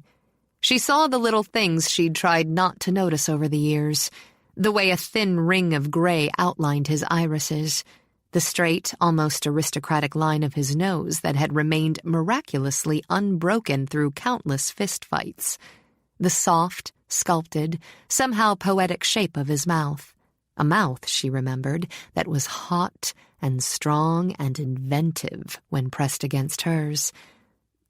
Michael. The fact that she hesitated, then fumbled before she reached down to take his hand both pleased and unnerved him. She wasn't as cool and self-contained as she'd always appeared. And because she wasn't, he could slip his way under her skin, But he might not slip out again so easily. Be practical, she told herself. Be realistic. Michael, we have almost 5 months more to get through. Good point. He needed the warmth. He needed the woman. Maybe it was time to risk the consequences. He lowered his head and nibbled at her mouth. Why waste it? She let herself enjoy him. For just a moment, she promised herself. For only a moment. He was warm, and his hands were easy. The night had been long and cold and frightening. No matter how much she hated to admit it, she'd needed him. Now, with the sun pouring through the tiny square panes in the windows, falling bright and hard on the bed, she had him. Close, secure, comforting. Her lips opened against his. He'd had no plan when he'd come into her room. He'd simply been drawn to her. He'd wanted to lie beside her and talk to her. Passion hadn't guided him. Desire hadn't pushed him. There'd only been the basic need to be home with her. When she'd snuggled against him, hair tousled, eyes heavy, it had been so natural that the longing had snuck up on him. He wanted nothing more than to stay where he was, wrapped around her, slowly heating. And for her, passion didn't bubble wildly, but easily, like a brew that had been left to simmer through the day while spices were added. One sample, then another, and the taste changed, enriched, deepened. With Michael, there the flavors were only hinted at, an aroma to draw in and savor. She could have gone on and on, hour after hour, until what they made between them was perfected. She wanted to give in to the need, the beginnings of greed. If she did, everything would change. It was a change she couldn't predict, couldn't see clearly, could only anticipate. So she resisted him, and herself, and what could happen between them. Michael. But she let her fingers linger in his hair for just a minute more. This isn't smart. He kissed her eyes closed. It was something no one had done before. It's the smartest thing either of us has done in years. She wanted to agree, felt herself on the edge of agreeing. Michael, things are complicated enough. If we were lovers and things went wrong, how could we manage to go on here together? We've made a commitment to Uncle Jolly. The will doesn't have a damn thing to do with you and me in this bed. How could she have forgotten just how intense he could look when he was bent on something? How was it she'd never noticed how attractive it made him? She'd have to make a stand now or go under.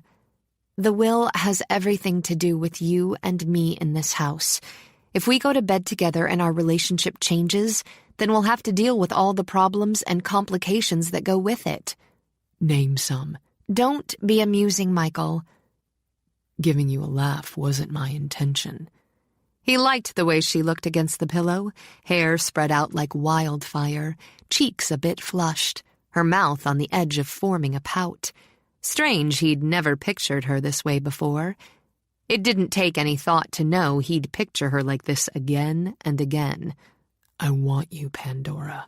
There's nothing amusing about it. No, that wasn't something she could laugh or shrug off, not when the words brushed over her skin and made her muscles limp. He didn't mean it. He couldn't mean it, but she wanted to believe it. If she couldn't laugh it off, she had to throw up a guard and block it. Becoming lovers is something that takes a lot of thought. If we're going to discuss it, I don't want to discuss it. He pressed his lips against hers until he felt her body soften. We're not making a corporate merger, Pandora. We're making love. That's just it. She fought back an avalanche of longing. Be practical. It was her cardinal rule. We're business partners. Worse, we're family business partners. At least for the next few months. If we change that now, it could... If... he interrupted. It could. Do you always need guarantees? Her brows drew together as annoyance competed with desire. It's a matter of common sense to look at all the angles. I suppose you have any prospective lover fill out an application form. Her voice chilled.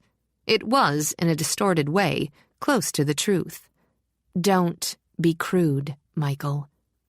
Pushed to the limit, he glared down at her. I'd rather be crude than have your brand of common sense. You've never had any brand of common sense, she tossed back. Why else would every busty little blonde you've winked at be public knowledge? You don't even have the decency to be discreet. So that's it. Shifting, Michael drew her into a sitting position. There was no soft yielding now. She faced him with fire in her eyes. Don't forget the brunettes and the redheads. She hadn't. She promised herself she wouldn't. I don't want to discuss it. You brought it up, and we'll finish it. I've gone to bed with women, so put me in irons. I've even enjoyed it. She tossed her hair behind her shoulder. I'm sure you have. And I haven't had a debate with every one of them beforehand. Some women prefer romance and mutual enjoyment. Romance? Her brows shot up under her tousled hair. I've always had another word for it. You wouldn't recognize romance if it dropped on your head. Do you consider it discreet to take lovers and pretend you don't? To pledge undying fidelity to one person while you're looking for another? What you want to call discretion, I call hypocrisy. I'm not ashamed of any of the women I've known, in bed or out. I'm not interested in what you are or aren't ashamed of. I'm not going to be your next mutual enjoyment. Keep your passion for your dancers and starlets and chorus girls. You're as big a snob as the rest of them. That hit home and had her shoulders stiffening. That's not true. I've simply no intention of joining a crowd. You flatter me, cousin. There's another word for that, too. Think about this. He gave her a shake, harder than he'd intended. I've never made love with a woman I didn't care for and respect. Before he cut loose and did more than shake her, he got up and walked to the door, while she sat in the middle of the bed, clutching sheets and looking furious. It appears you give respect easily. He turned back to study her. No, he said slowly, but I don't make people jump through hoops for it. A Cold War might not be as stimulating as an active battle, but with the right participants, it could be equally destructive. For days, Pandora and Michael circled around each other. If one made a sarcastic comment, the other reached into the stockpile and used equal sarcasm. Neither drew out the red flag for full-scale attack. Instead, they picked and prodded at each other while the servants rolled their eyes and waited for bloodshed. "Foolishness," Sweeney declared, as she rolled out the crust for 2 apple pies. "Plain foolishness." She was a sturdy, red-faced woman, as round as Charles was thin. In her pragmatic, no-nonsense way, she'd married and buried 2 husbands, then made her way in the world by cooking for others. Her kitchen was always neat and tidy, all the while smelling of the sinfully rich food she prepared. "Spoiled children," she told Charles. "That's what they are. Spoiled children need the back of the hand." "They've over 4 months to go." Charles sat gloomily at the kitchen table, hunched over a cup of tea. "They'll never make it." "Ha!" Sweeney slammed the rolling pin onto a fresh ball of dough. "They'll make it. Too stubborn not to. But it's not enough." "The master wanted them to have the house. As long as they do, we won't lose it." "What'll we be doing in this big empty house when both of them go back to the city? How often will either of them be visiting with the master gone?" Sweeney turned the crust into a pan and trimmed it expertly. "The master wanted them to have the house, true enough, and he wanted them to have each other. The house needs a family. It's up to us to see it gets one." "You didn't hear them over breakfast." Charles sipped his tea and watched Sweeney pour a moist apple mixture into the crust. "That has nothing to do with it. I've seen the way they look at each other when they think the other one's not noticing. All they need's a push." With quick, economic movements, she filled the second crust. "We're going to give 'em one." Charles stretched out his legs. "We're too old to push young people." Sweeney gave a quick grunt as she turned. Her hands were thick as she set them on her hips. "Being old's the whole trick. You've been feeling poorly lately." "No, to tell you the truth, I've been feeling much better this week." "You've been feeling poorly," Sweeney repeated, scowling at him. "Now here's our Pandora coming in for lunch. Just follow my lead. Look a little peaked." Snow had come during the night, big fat flakes that piled on the ground and hung in the pines. As she walked, Pandora kicked it up, pleased with herself. Her work couldn't have been going better. The earrings she'd finally fashioned had been unique. So unique, she'd designed a necklace to complement them. It was chunky and oversized with geometric shapes of copper and gold. Not every woman could wear it, but the one who could wouldn't go unnoticed. It was, to Pandora, a statement of the strong, disciplined woman. She was just as pleased with the shoulder-brushing earrings she was making with jet and silver beads. They had been painstakingly strung together, and when finished would be elegantly flirtatious. Another aspect of woman. If her pace kept steady, she'd have a solid inventory to ship off to the boutique she supplied. In time for the Christmas rush, she reminded herself smugly. When she opened the kitchen door, she was ravenously hungry and in the best of moods. "If you're feeling better in a day or two," Sweeney said briskly, then turned as if surprised to see Pandora inside.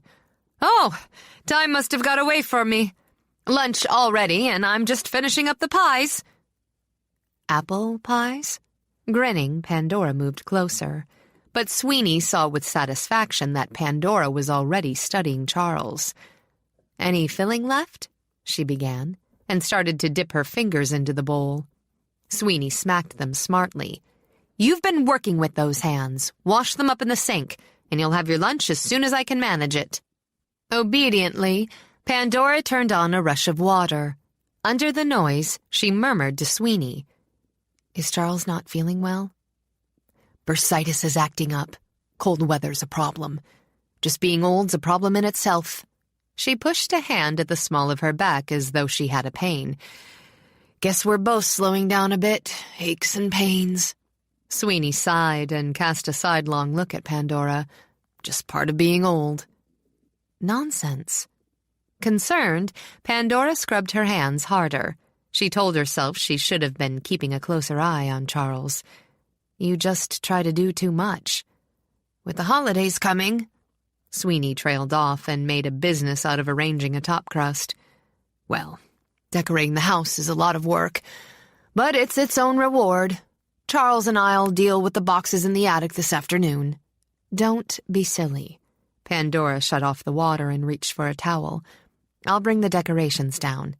"No, now, Missy, there's too many boxes and most of them are too heavy for a little girl like you.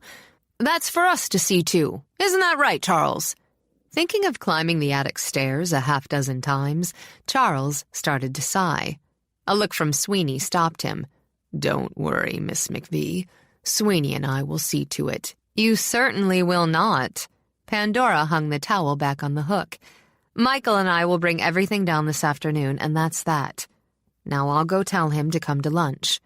Sweeney waited until the door swung shut behind Pandora before she grinned. Upstairs, Pandora knocked twice on Michael's office door, then walked in. He kept on typing.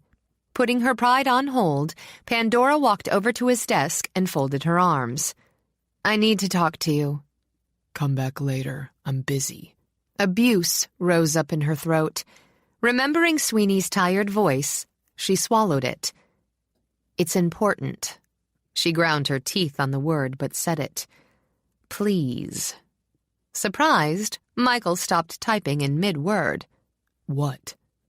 Has one of the family been playing games again?" "No, it's not that. Michael, we have to decorate the house for Christmas." He stared at her a moment, swore, and turned back to his machine. "I've got a 12-year-old boy kidnapped and being held for $1 million ransom. That's important." "Michael, will you put away Fantasyland for a moment? This is real. So's this. Just ask my producer. Michael! Before he could stop her, Pandora pulled the sheet from the typewriter. He was halfway out of his chair to retaliate. It's Sweeney and Charles. It stopped him, though he snatched the paper back from her. What about them? Charles's bursitis is acting up again, and I'm sure Sweeney's not feeling well. She sounded, well, old. She is old.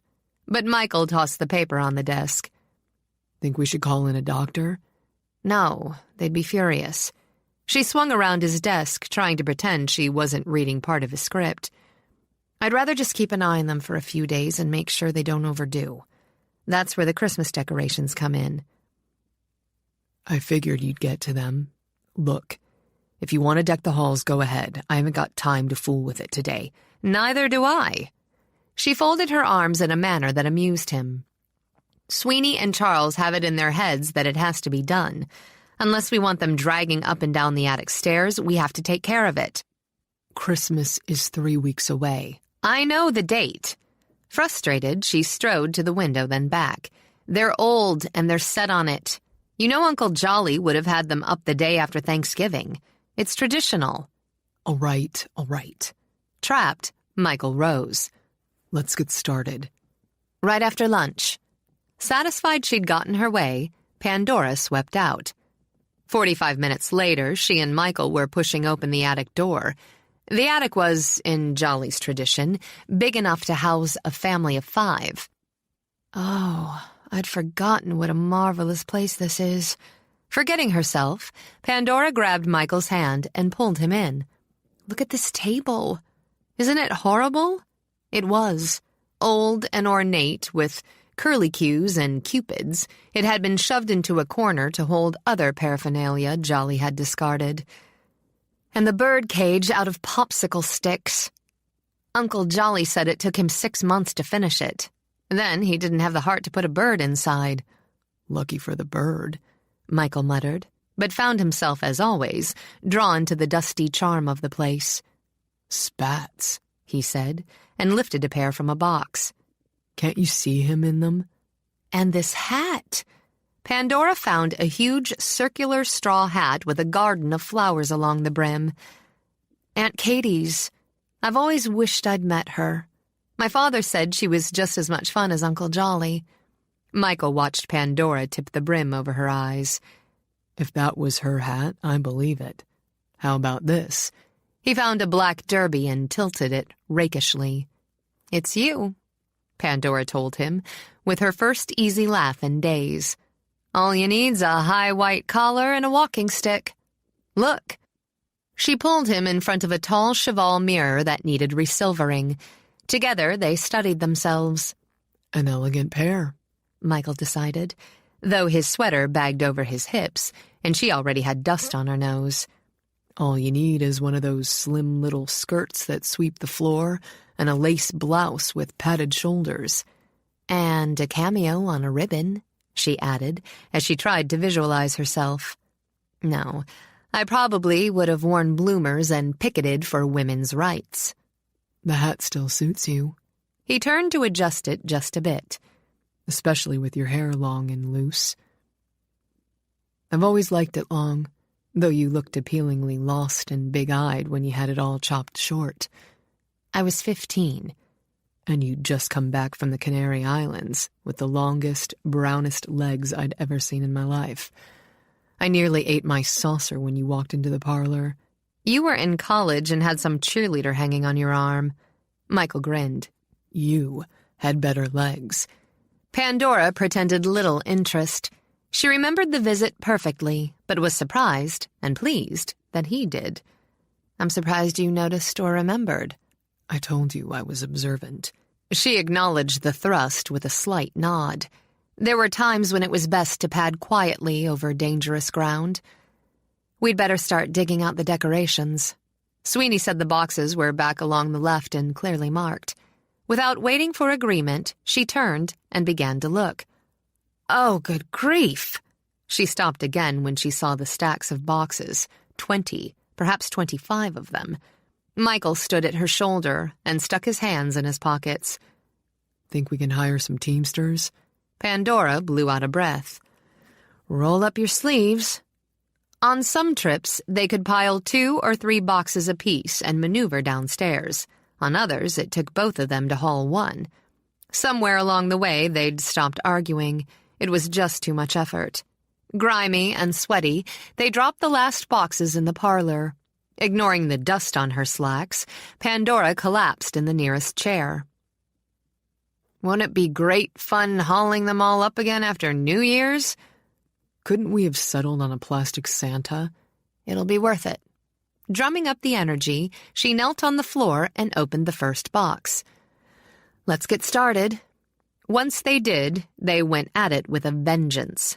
Boxes were opened, garland strewed, and bulbs tested. They squabbled good-naturedly about what looked best where and the proper way to drape lights at the windows. When the parlor, the main hall, and the staircase were finished, Pandora stood at the front door and took a long look. The garland was white and silver, twisting and twining down the banister.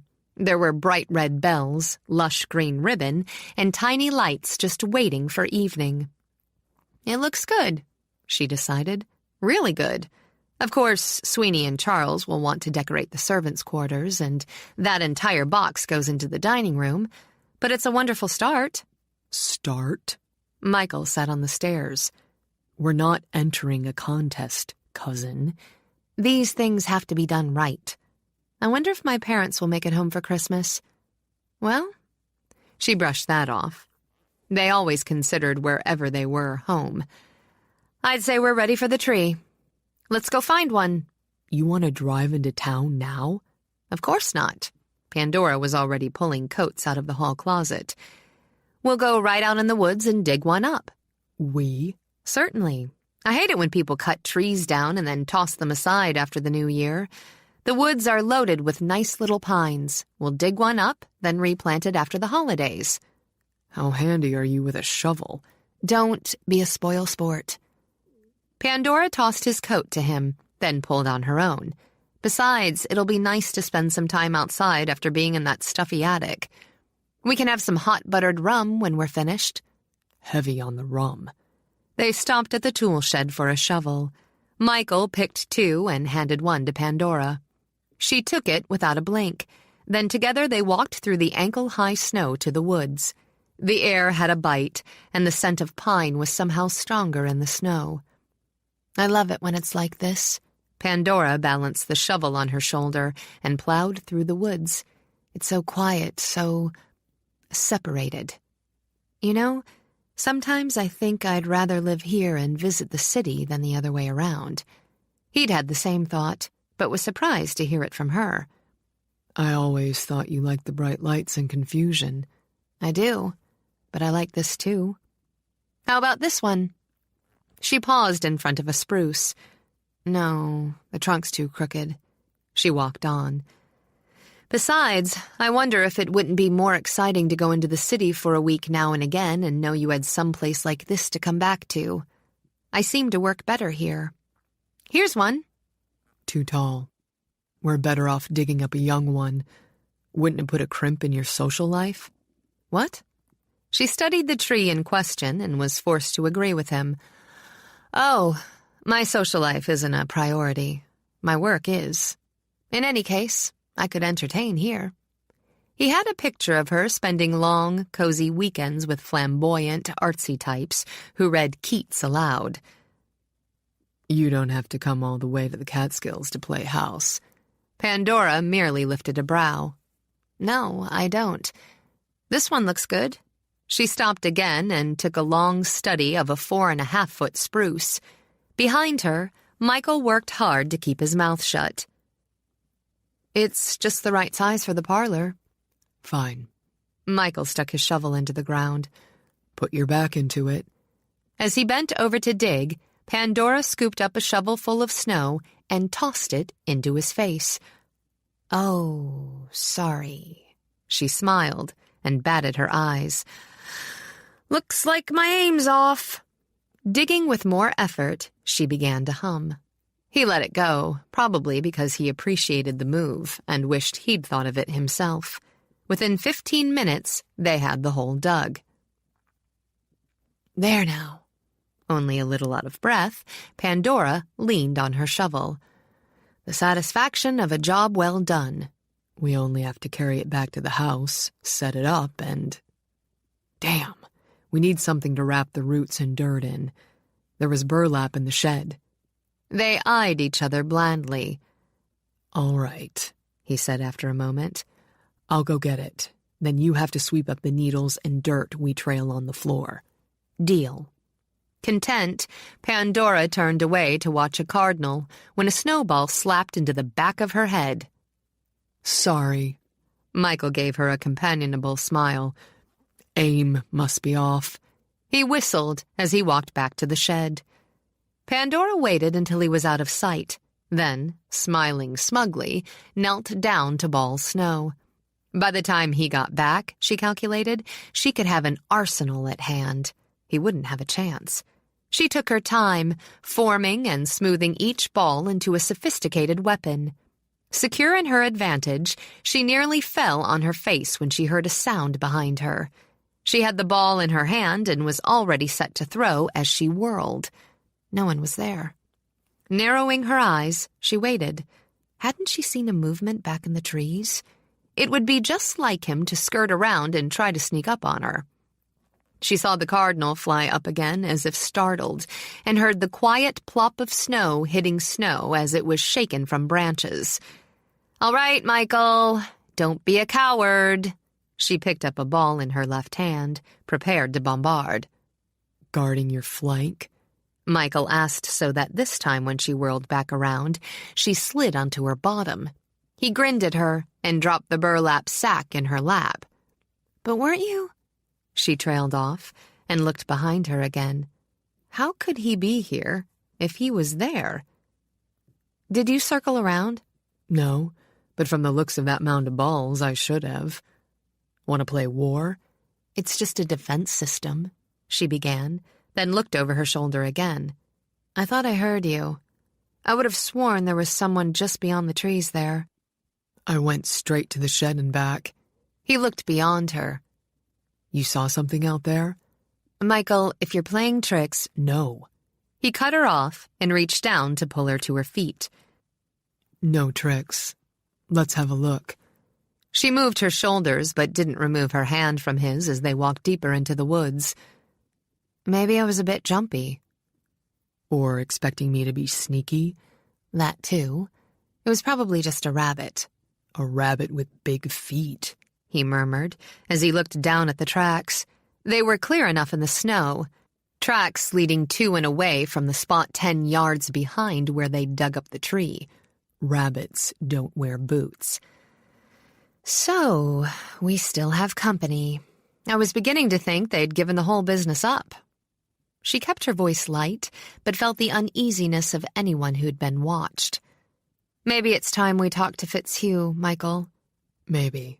In the meantime... The sound of an engine cut him off. He was off in a sprint with Pandora at his heels.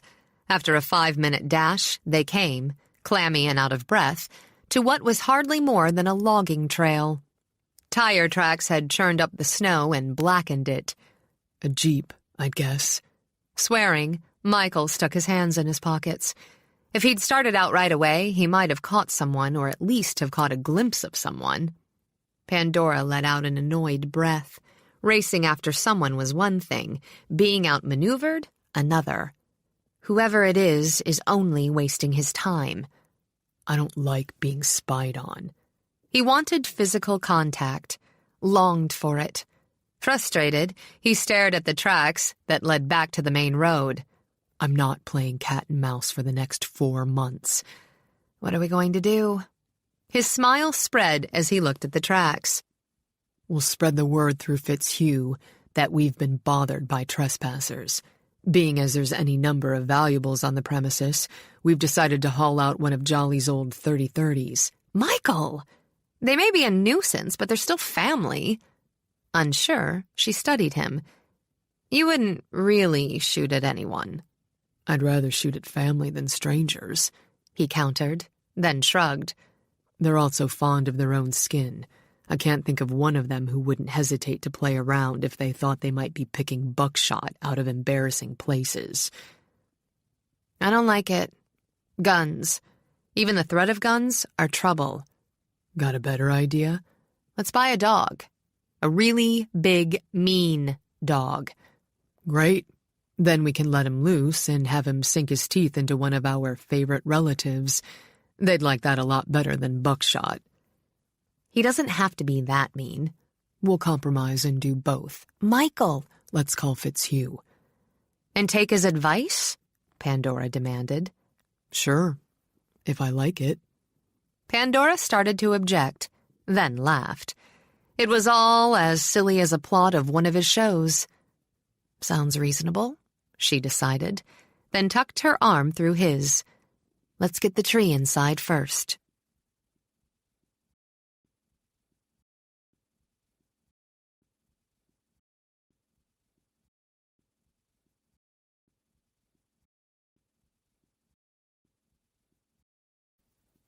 Chapter 7.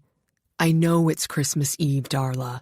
Michael picked up his coffee cup, found it empty, and lifted the pot from his hot plate.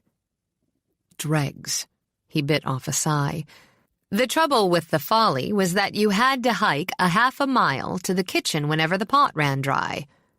I know it'll be a great party, but I can't get away. That wasn't precisely true, Michael mused as he listened to Darla's rambles about a celebration in Manhattan. Everyone, according to her estimate, was going to be there. That meant a loud, elbow-to-elbow party with plenty of booze. He could have taken a day and driven into the city to raise a glass or two with friends. He was well ahead of schedule. So far ahead, he could have taken off a week and not felt the strain. The precise truth was, he didn't want to get away. I appreciate that. You'll just have to tell everyone Merry Christmas for me. No. I like living in the country, Darla. Weird? Yeah, maybe. He had to laugh. Darla was a top-notch dancer and a barrel of laughs, but she didn't believe life went on outside of the island of Manhattan. New Year's, if I can manage it. Okay, babe. Yeah. Ciao. More than a little relieved, Michael hung up. Darla was a lot of fun, but he wasn't used to being clung to by a woman, especially one he'd only dated casually. The truth was she was just as attracted to the influence he had with certain casting agents as she was interested in him. He didn't hold it against her. She had ambition and talent, a combination that could work in the tough-edged business of entertaining if a dash of luck was added. After the holidays, he'd make a few calls and see what he could do. From the doorway, Pandora watched as Michael ran a hand along the back of his neck. Darla, she repeated, silently. She imagined the women his tastes leaned toward had names like Darla or Robin and Candy. Sleek, smooth, sophisticated, and preferably empty-headed. Popularity's such a strain, isn't it, darling? Michael turned in his chair to give her a long, narrowed look. Eavesdropping's so rude, isn't it, darling? She shrugged, but didn't come in. If you'd wanted privacy, you should have closed your door. Around here, you have to nail it shut for privacy. One brow raised, head slightly inclined, Pandora looked as aloof as royalty. Your phone conversations have absolutely no interest for me. I only came up as a favor to Charles. You've a package downstairs. Thanks. He didn't bother to hide amusement at her tone. If he knew Pandora, and he did, she'd listened to every word. I thought these were your sacred working hours. Some of us schedule our work well enough that we can take some time off during the holidays. No, let's not bicker, she decided abruptly before he could retaliate. It is nearly Christmas after all, and we've had 3 weeks of peace from our familial practical jokers. Truce, Pandora offered with a smile Michael wasn't sure he could trust. Or a moratorium, if you prefer. Why? Let's just say I'm a sucker for holly and ivy. Besides, I'm relieved we didn't have to buy a big drooling dog or a supply of buckshot. For now. Not completely satisfied, Michael tipped back in his chair. Fitzhugh's notion of notifying the local police of trespassers and spreading the rumor of an official investigation might be working temporarily. Or maybe our friends and family are just taking a holiday break themselves. Either way, I'm not ready to relax. You'd rather break someone's nose than solve things peaceably? Pandora began, then waved a hand. Never mind. I, for one, am going to enjoy the holidays and not give any of our dear family a thought. She paused a moment, toying with her braided chain of gold and amethyst. I suppose Darla was disappointed. Michael watched the way the stones caught the thin winter light and made sparks from it. She'll pull through. Pandora twisted the chain one way, twisted it back, then let it go. It was the sort of nervous gesture Michael hadn't expected from her. Michael, you know you don't have to stay. I really will be fine if you want to run into New York for the holiday. Rule number 6, he reminded her. We stick together. And you've turned down a half-dozen invitations for the holidays yourself. My choice. She reached for the chain again, then dropped her hands. I don't want you to feel obligated. My choice, he interrupted. Or have you suddenly decided I'm chivalrous and unselfish? Certainly not, she tossed back, but smiled. I prefer thinking you're just too lazy to make the trip. He shook his head, but his lips curved in response. I'm sure you would. She hesitated in the doorway until he lifted a brow in question.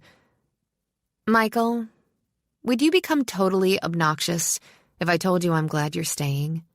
He studied her as she stood, looking slim and neat in the doorway, her hair a riotous contrast to the trim sweater and stovepipe pants.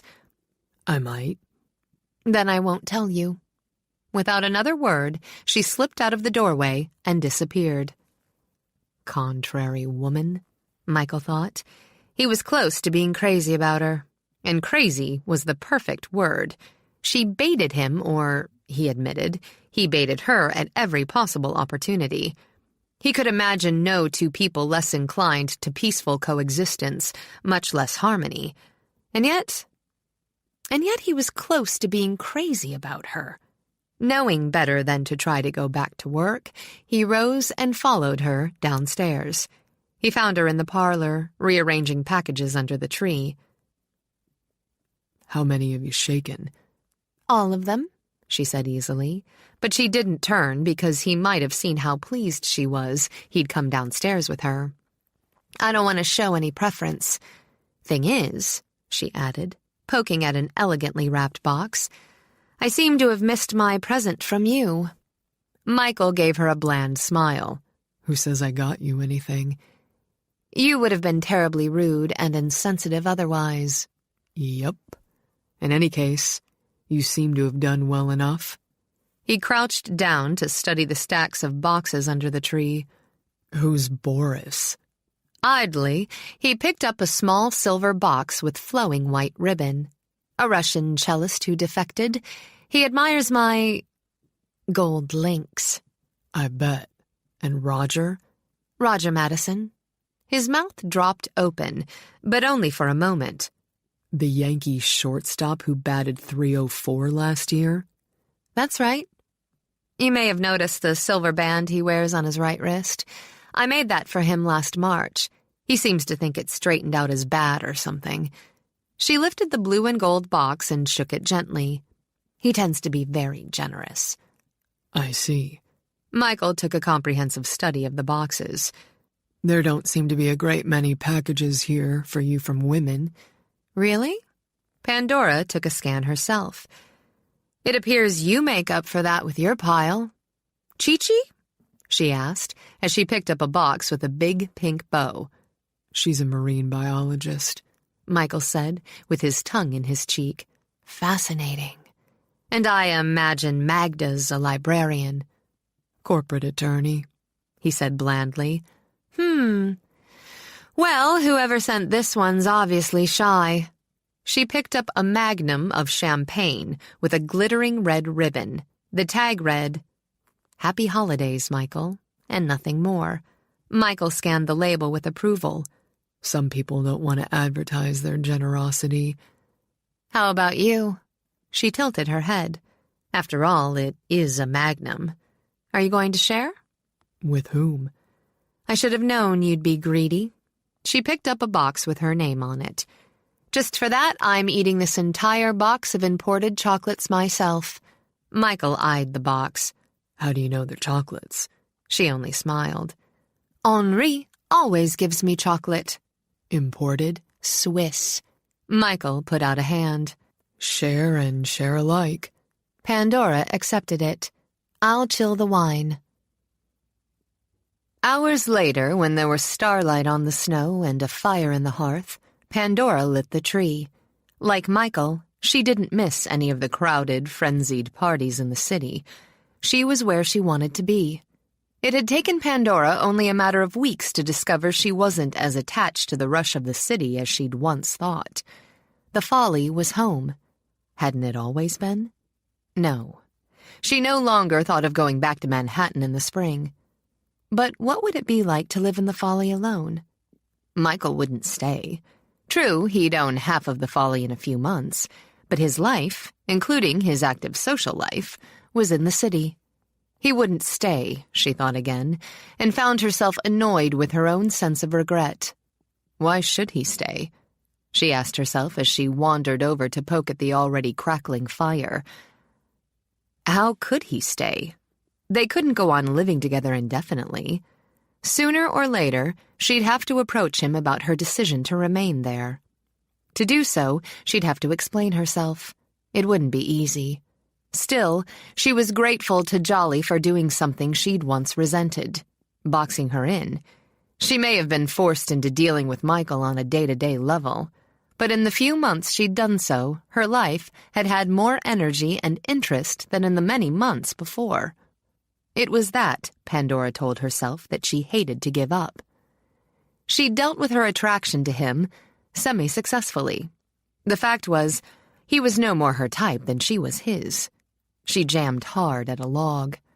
From all the many reports, Michael preferred a more flamboyant, exotic sort of woman. Actresses, dancers, models. And he preferred them in droves. She, on the other hand, looked for more intellectual men. The men she spent time with could discuss obscure French novelists and appreciate small, esoteric plays. Most of them wouldn't have known if Logan's Run was a television show or a restaurant in Soho. The fact that she had a sort of primitive desire for Michael was only a tempest in a teapot. Pandora smiled as she replaced the poker. She couldn't deny she enjoyed a tempest now and again. When a small one erupted behind her, Pandora turned in disbelief. A little white dog with oversized feet scrambled into the room, slid on the Aubusson carpet and rammed smartly into a table. Barking madly, it rolled over twice, righted itself, then dashed at Pandora to leap half-heartedly and loll its tongue. Entertained, Pandora crouched down and was rewarded when the puppy sprang onto her lap and licked her face. "Where'd you come from?" Laughing and defending herself as best she could, Pandora found the card attached to the red bow around the puppy's neck. It read, "My name is Bruno. I'm a mean, ugly dog looking for a lady to defend." Bruno, huh? Laughing again, Pandora stroked his unfortunately long ears. "How mean are you?" she asked, as he contented himself with licking her chin. He especially likes to attack discontented relatives, Michael announced as he wheeled in a tray carrying an ice bucket and champagne. He's been trained to go after anyone wearing a Brooks Brothers suit. We might add Italian loafers. That's next. Moved, incredibly moved, she concentrated on the puppy. She hadn't the least idea how to thank Michael without making a fool of herself. "He isn't really ugly," she murmured. They promised me he would be. They? She buried her face in the puppy's fur a moment. "Where did you get him?" Pound. Watching her, Michael ripped the foil from the champagne. When we went into town for supplies last week and I deserted you in the supermarket. And I thought you'd gone off somewhere to buy pornographic magazines. My reputation precedes me, he said half to himself. In any case, I went to the pound and walked through the kennels. Bruno bit another dog on a sensitive area in order to get to the bars first. Then he grinned at me with absolutely no dignity. I knew he was the one. The cork came out with a bang, and champagne sprayed up and dripped onto the floor. Bruno scrambled out of Pandora's lap and greedily licked it up. Perhaps his manners are lacking a bit, Pandora observed, but his taste is first class. She rose, but waited until Michael had poured 2 glasses. It was a lovely thing to do, damn it. He grinned and handed her a glass. You're welcome. It's easier for me when you're rude and intolerable. I do the best I can. He touched his glass to hers. When you're sweet, it's harder for me to stop myself from doing something foolish. He started to lift his glass, then stopped. Such as...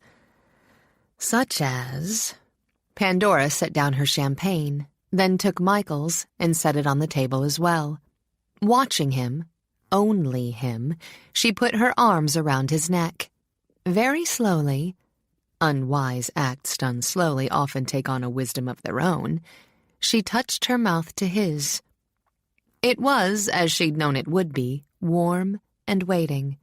His hands came to her shoulders, holding her without pressure. Perhaps they'd both come to understand that pressure would never hold her. When she softened, when she gave through her own volition, not through seduction, not through demand.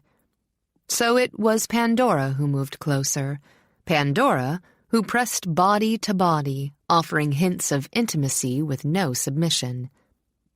It wasn't submission he wanted, it wasn't submission he looked for, though it was often given to him. He didn't look for matching strength, but strength that meshed. In Pandora, where he'd never thought to search for it, he found it. Her scent twisted around him, heightening emotions her taste had just begun to stir. Under his hands, her body was firm with the underlying softness women could exploit or be exploited by. He thought she'd do neither, but would simply be. By being alone, she drew him in. She didn't resist his touch, not when his hands slipped down to her hips or skimmed up again. It seemed he'd done so before, though only in dreams she'd refused to acknowledge. If this was the time for acceptance, she'd accept. If this was the time for pleasure, she'd take it. If she found both with him, she wouldn't refuse. Even questions could come later. Maybe tonight was a night without questions. She drew back, but only to smile at him. You know, I don't think of you as a cousin when I'm kissing you. Really? He nipped at her lips. She had an incredibly alluring mouth, full and pouty. What do you think of me as? She cocked a brow. His arms surrounded her, but didn't imprison. Pandora knew she'd have to analyze the difference later. I haven't figured that out yet. Then maybe we should keep working it out. He started to pull her back, but she resisted. Since you've broken tradition to give me my Christmas present a few hours early, I'll do the same. Going to the tree, Pandora reached down and found the square, flat box. Happy Christmas, Michael. He sat down on the arm of a chair to open it, while Pandora picked up her glass of champagne. She sipped, watching a bit nervously for his reaction. It was only a token, after all, she told herself, as she played with the stem of her glass. When he ripped off the paper, then said nothing, she shrugged. It's not as inventive as a guard dog. Michael stared down at the pencil sketch of their uncle without any idea what to say. The frame she'd made herself, he knew. It was silver and busily ornate in a style Jolly would have appreciated. But it was the sketch that held him silent. She'd drawn Jolly as Michael remembered him best, standing, a bit bent forward from the waist as though he were ready to pop off on a new tangent. What thin hair he'd had left was mussed. His cheeks were stretched out in a big, wide, open grin. It had been drawn with love, talent, and humor, 3 qualities Jolly had possessed and admired. When Michael looked up, Pandora was still twisting the stem of the glass in her hands. Why, she's nervous, he realized. He'd never expected her to be anything but arrogantly confident about her work, about herself. The secrets he was uncovering were just as unnerving to him as they were to her. A man tended to get pulled into a woman who had soft spots in unexpected places. If he was pulled in, how would he work his way out again? But she was waiting, twisting the stem of her glass in her hand. Pandora, no one's ever given me anything that's meant more. The line between her brows smoothed out as her smile bloomed. The ridiculous sense of pleasure was difficult to mask. Really? He held a hand out to her. Really? He glanced down at the sketch again and smiled. It looks just like him. It looks like I remember him. She let her fingers link with Michael's. Pandora could tell herself it was Jolly who drew them together, and nothing else. She could nearly believe it. I thought you might remember him that way, too. The frame's a bit gaudy and suitable. He studied it with more care. The silver shone dully, set off with the deep curls and lines she'd etched. It could, he realized, be put in an antique shop and pass for an heirloom. I didn't know you did this sort of thing. Now and again. The boutique carries a few of them. Doesn't fit in the same category as bangles and beads, he mused. Doesn't it? Her chin tilted. I thought about making you a big gold collar with rhinestones just to annoy you. It would have. Maybe next year, then. Or perhaps I'll make one for Bruno. She glanced around. Where'd he go? He's probably behind the tree, gnawing on presents. During his brief stay in the garage, he ate a pair of golf shoes. We'll put a stop to that, Pandora declared, and went to find him. You know, Pandora, I'd no idea you could draw like this. Michael settled against the back of the chair to study the sketch again. Why aren't you painting? Why aren't you writing the great American novel? Because I enjoy what I'm doing. Exactly. Finding no sign of the puppy around the tree, Pandora began to search under the furniture. Though certainly a number of painters have toyed with jewelry design successfully enough, Dolly, for one, I feel... Michael! He set his untouched champagne back down and hurried over to where she knelt by a divan. What is it? He demanded, then saw for himself. Eyes closed, breathing fast and heavy, the puppy lay half under the divan. Even as Pandora reached for him, Bruno whimpered and struggled to stand. Oh, Michael, he's sick. We should get him to a vet. It'll be midnight before we get to town. We won't find a vet at midnight on Christmas Eve. Gently, Michael laid a hand on Bruno's belly and heard him moan. Maybe I can get someone on the phone. Do you think it's something he ate?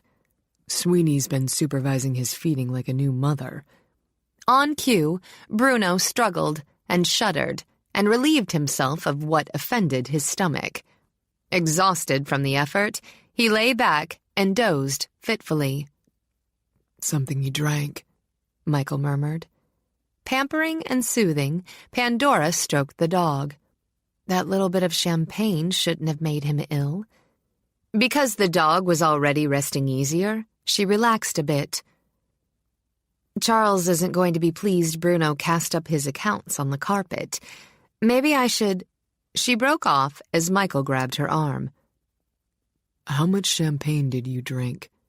Only a sip. Why? She broke off again to stare. The champagne. You think something's wrong with it. I think I'm an idiot for not suspecting an anonymous present. He grabbed her by the chin. Only a sip. You're sure? How do you feel? Her skin had gone cold, but she answered calmly enough. I'm fine. Look at my glass. It's still full. She turned her head to look at herself. You think it was poisoned? We'll find out. Logic seeped through, making her shake her head. But Michael, the wine was corked. How could it have been tampered with? The first season on Logan, I used a device like this. He thought back, remembering how he'd tested the theory by adding food coloring to a bottle of Dom Perignon. The killer poisoned champagne by shooting cyanide through the cork with a hypodermic. Fiction, Pandora claimed, and fought a shiver. That's just fiction. Until we find out differently, we're going to treat it as fact. The rest of the bottle's going into New York to Sandfield Labs for testing. Shaky, Pandora swallowed. For testing, she said, on an unsteady breath. All right. I suppose we'll both be easier when we're sure. Do you know someone who works there? We own Sandfield.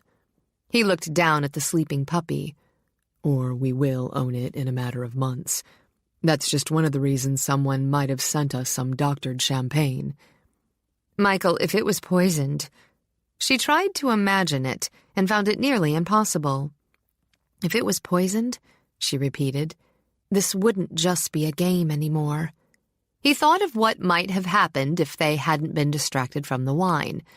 No, it wouldn't be a game. It doesn't make any sense. Uneasy and fighting to calm herself, Pandora rose. Vandalism, I can see. Petty annoyances, I can understand, but I just can't attribute something like this to one of the family. We're probably overreacting. Bruno's had too much excitement. He could very well have picked up something in the pound. I had him sent to the vet for his shots before he was delivered here yesterday. Michael's voice was calm, but his eyes were hot. He was healthy, Pandora, until he lapped up some spilled champagne.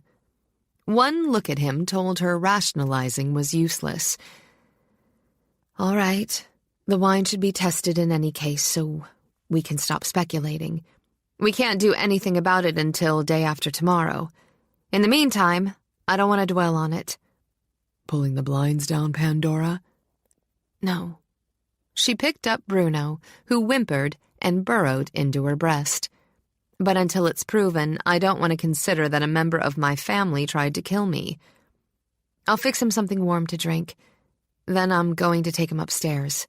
I'll keep an eye on him tonight. All right.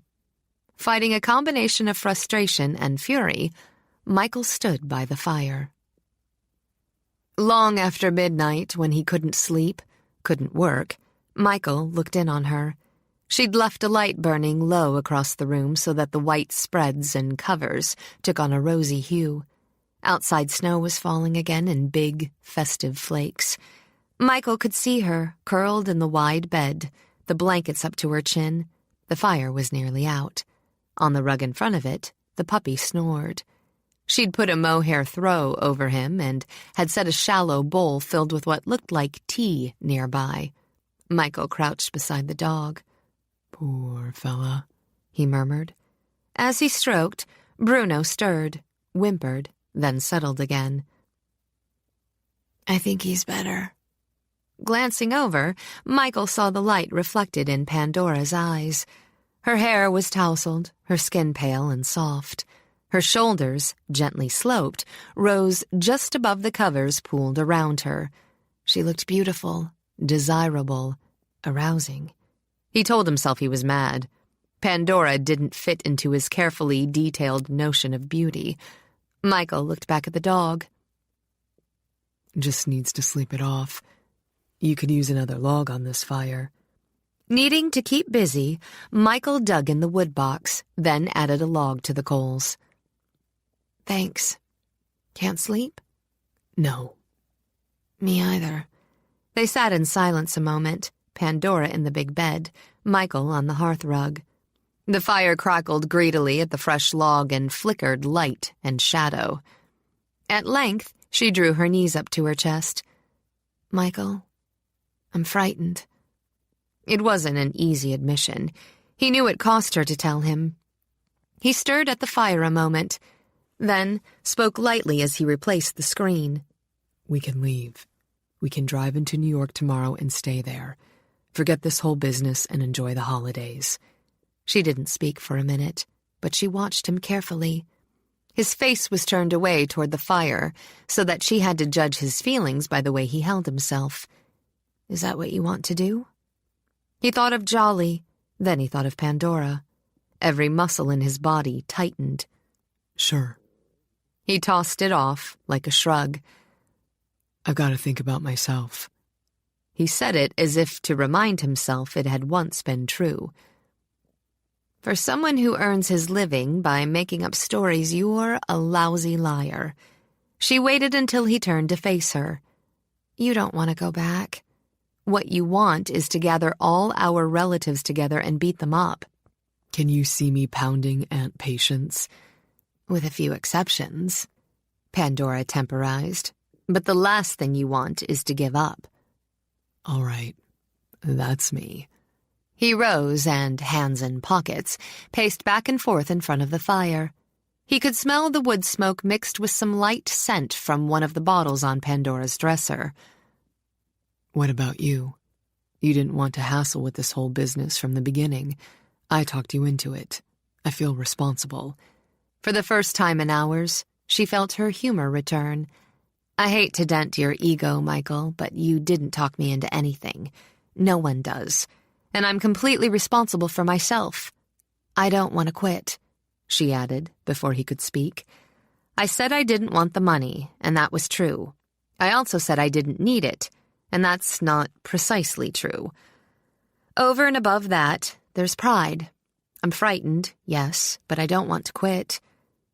Oh, stop pacing around and come sit down. The order was cross and impatient, nearly making him smile. He came over and sat on the bed. Better? She gave him a long, steady look that had the hint of a smile fading. Yes. Michael, I've been lying here for hours thinking this thing through. I've realized a few things. You called me a snob once, and perhaps you were right in a way. I've never thought much about money, never allowed myself to. When Uncle Jolly cut everyone out, I thought of it as a cross between a joke and a slap on the wrist. I figured they'd grumble and complain, certainly, but that was all. She lifted her hand, palm up. It was only money, and every one of them has their own. Ever heard of greed or the lust for power? That's just it. I didn't think. How much do I know about any of those people? They bore or annoy me from time to time, but I've never thought about them as individuals. Now she ran the hand through her hair so that the blankets fell to her waist. Ginger must be about the same age as I am, and I can't think of two things we have in common. I'd probably pass Biff's wife on the street without recognizing her. I have a hard time remembering her name, Michael put in, and earned a sigh from Pandora. That's my point. We don't really know them. The family, in a group, is a kind of parlor joke. Separately, who are they, and what are they capable of? I've just begun to consider it. It's not a joke, Michael. No, it's not. I want to fight back, but I don't know how. The surest way is by staying. And maybe, he added, and took her hand. It was cool and soft. Add a little psychological warfare. Such as? What if we sent each one of our relatives a nice bottle of champagne? Her smile came slowly. A magnum. Naturally. It'd be interesting to see what sort of reaction we get. It would be a nasty gesture, wouldn't it? Mm-hmm. Maybe I haven't given your creative brain enough credit. She fell silent as he wound her hair around his finger. I suppose we should get some sleep. I suppose. But his fingers skimmed down her shoulders. I'm not very tired. We could play canasta. We could. But she made no move to stop him when he nudged the thin straps of her chemise from her shoulders. There's always cribbage. That too. Or... It was her decision. They both understood that. We might finish playing out the hand we started downstairs earlier. He lifted her hand and pressed his lips to the palm. Always best to finish what you start before going on. As I recall, we were here. He lowered his mouth to hers. Slowly, on a sigh, she wound her arms around his neck. That seems about right. Holding fast, they sunk into the bed together. Perhaps it was because they knew each other well. Perhaps it was because they'd already waited a lifetime. But each moved slowly. Desire, for the moment, was comfortable, easy to satisfy with a touch, a taste. Passion curled inside him, then unwound with a sigh. There was inch after inch of her to explore with his fingertips, with his lips. He'd waited too long, wanted too long, to miss any part of what they could give to each other. She was more generous than he'd imagined, less inhibited, more open. She didn't ask to be coaxed. She didn't pretend to need persuasion. She ran her hands over him with equal curiosity. Her mouth took from him and gave again. When his lips parted from hers, her eyes were on him, clouded with desire, dark with amusement of a shared joke. They were together, Michael thought, as he buried his face in her hair, about to become lovers.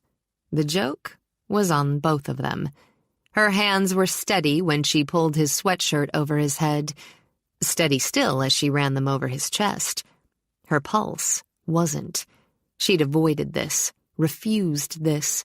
Now she was accepting it, though she knew there would be consequences she couldn't anticipate. The fire crackled steadily. The soft light glowed. Consequences were for more practical times. Her skin slid over his with each movement enticed. With his heartbeat beginning to hammer in his head, he journeyed lower. With open-mouthed kisses, he learned her body in a way he'd only been able to imagine. Her scent was everywhere, subtle at the curve of her waist, stronger at the gentle underside of her breasts. He drew it in and let it swim in his head. He felt the instant her lazy enjoyment darkened with power. When her breath caught on a moan, he took her deeper. They reached a point where he no longer knew what they did to each other, only that strength met need and need became desperation. His skin was damp. She tasted the moistness of it and craved more. So this was passion. This was the trembling, churning hunger men and women longed for. She'd never wanted it. That's what she told herself as her body shuddered. Pleasure and pain mixed, needs and fears tangled. Her mind was as swamped with sensations as her flesh, heat and light, ecstasy and terror. The vulnerability overwhelmed her, though her body arched taut and her hands clung. No one had ever brushed back her defenses so effortlessly and taken and taken. Breathless and desperate, she dragged his mouth back to hers. They rolled over the bed, rough, racing. Neither had had enough. While she tugged and pulled at his jeans, Michael drove her higher. He'd wanted the madness for himself and for her. Now he felt the wild strength pouring out of her. No thought here, no logic. He rolled on top of her again, reveling in her frantic breathing. She curled around him, legs and arms. When he plunged into her, they watched the astonishment on each other's faces. Not like this. It had never been like this. They'd come home. But home, each discovered, wasn't always a peaceful place. There was silence, stunned, awkward silence.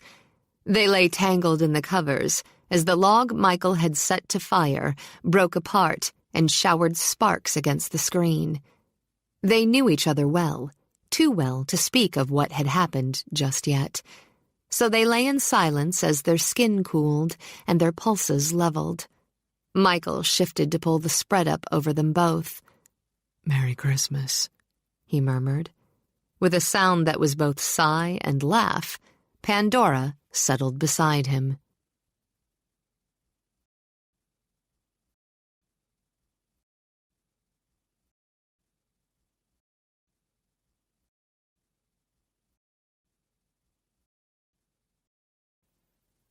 Chapter 8. They left the folly in the hard morning light the day after Christmas. Sun glared off snow, melting it at the edges and forming icicles down branches and eaves. It was a postcard with biting wind. After a short tussle, they'd agreed that Pandora would drive into the city and Michael would drive back. He pushed his seat back to the limit and managed to stretch out his legs. She maneuvered carefully down the slushy mountain road that led from the folly. They didn't speak until she'd reached clear highway. What if they don't let us in? Why shouldn't they? Preferring driving to sitting, Michael shifted in his seat. For the first time, he was impatient with the miles of road between the folly and New York. Isn't that like counting your chickens? Pandora turned the heat down a notch and loosened the buttons of her coat. We don't own the place yet. Just a technicality. Always cocky. You always look at the negative angles. Someone has to. Look. He started to toss back something critical, then noticed how tightly she gripped the wheel. All nerves, he mused. Though the scenery was a print by Currier and Ives, it wasn't entirely possible to pretend they were off on a holiday jaunt. He was running on nerves himself, and they didn't all have to do with doctored champagne. How would he have guessed he'd wake up beside her in the cool light of dawn and feel so involved, so responsible, so hungry? He took a deep breath and watched the scenery for another moment. Look, he began, again in a lighter tone, we may not own the lab or anything else at the moment, but we're still Jolly's family. Why should a lab technician refuse to do a little analysis? I suppose we'll find out when we get there. She drove another 10 miles in silence. Michael, what difference is an analysis going to make? I have this odd sort of curiosity. I like to know if someone's tried to poison me. So we'll know if, and we'll know why. We still won't know who. That's the next step. He glanced over. We can invite them all to the folly for New Year's and take turns grilling them. Now you're making fun of me. No, actually, I'd thought of it. I just figure the time's not quite right. He waited a few minutes. In thin leather gloves, her fingers curled and uncurled on the wheel. Pandora, why don't you tell me what's really bothering you? Nothing is. Everything was. She hadn't been able to think straight for 24 hours. Nothing? Nothing other than wondering if someone wants to kill me. She tossed it off arrogantly. Isn't that enough? He heard the edge under the sarcasm. Is that why you hid in your room all day yesterday? I wasn't hiding. She had enough pride to sound brittle. I was tending to Bruno, and I was tired. You hardly ate any of that enormous goose Sweeney slaved over. I'm not terribly fond of goose. I've had Christmas dinner with you before, he corrected. You eat like a horse. How gallant of you to point it out. For no particular reason, she switched lanes, pumped the gas, and passed another car. Let's just say I wasn't in the mood. How did you manage to talk yourself into disliking what happened between us so quickly? It hurt. He felt the hurt, but it didn't mean he had to let it show. His voice, as hers had been, was cool and hard. I haven't. That's absurd. Dislike? She hadn't been able to think of anything else. Feel anything else. It scared her to death. We slept together. She managed to toss it off with a shrug. I suppose we both knew we would sooner or later. He'd told himself precisely the same thing. He'd lost count of the number of times. He'd yet to figure out when he'd stop believing. For himself. And that's it? The question was deadly calm, but she was too preoccupied with her own nerves to notice. What else? She had to stop dwelling on a moment of impulse. Didn't she? She couldn't go on letting her common sense be overrun by an attraction that would lead nowhere. Could she? Michael, there's no use blowing what happened out of proportion. Just what is that proportion? The car felt stuffy and close. Pandora switched off the heat and concentrated on the road. "We're two adults," she began, but had to swallow twice. And? Damn it, Michael, I don't have to spell it out. Yes, you do. "We're two adults," she said again, but with temper replacing nerves. "We have normal adult needs. We slept together and satisfied them." How practical. "I am practical." Abruptly, and very badly, she wanted to weep. Much too practical to weave fantasies about a man who likes his women in six-packs. Too practical, she went on, voice rising, to picture myself emotionally involved with a man I spent one night with, and too practical to romanticize what was no more than an exchange of normal and basic lust. Pull over. I will not. Pull over to the shoulder, Pandora, or I'll do it for you. She gritted her teeth and debated calling his bluff. There was just enough traffic on the road to force her hand. With only a slight squeal of tires, Pandora pulled off to the side of the road. Michael turned off the key, then grabbed her by the lapels and pulled her half into his seat. Before she could struggle away, he closed his mouth over hers. Heat, anger, passion. They seemed to twist together into one emotion. He held her there as cars whizzed by, shaking the windows. She infuriated him. She aroused him. She hurt him. In Michael's opinion, it was too much for one man to take from one woman. As abruptly as he'd grabbed her, he released her. Make something practical out of that, he challenged. Breathless, Pandora struggled back into her own seat. In a furious gesture, she turned the key, gunning the motor. Idiot. Yeah. He sat back as she pulled back onto the highway. We finally agree on something. It was a long ride into the city. Longer still when you sat in a car in tense silence. Once they entered Manhattan, Pandora was forced to follow Michael's directions to the lab. "How do you know where it is?" she demanded, after they left the car in a parking garage. The sidewalk was mobbed with people hurrying to exchange what had been brightly boxed and wrapped the day before. As they walked, Pandora held her coat closed against the wind. I looked the address up in Jolly's files yesterday. Michael walked the half-block, hatless, his coat flapping open, clutching the box with the champagne under one arm. He wasn't immune to the cold, but found it a relief after the hot tension of the drive.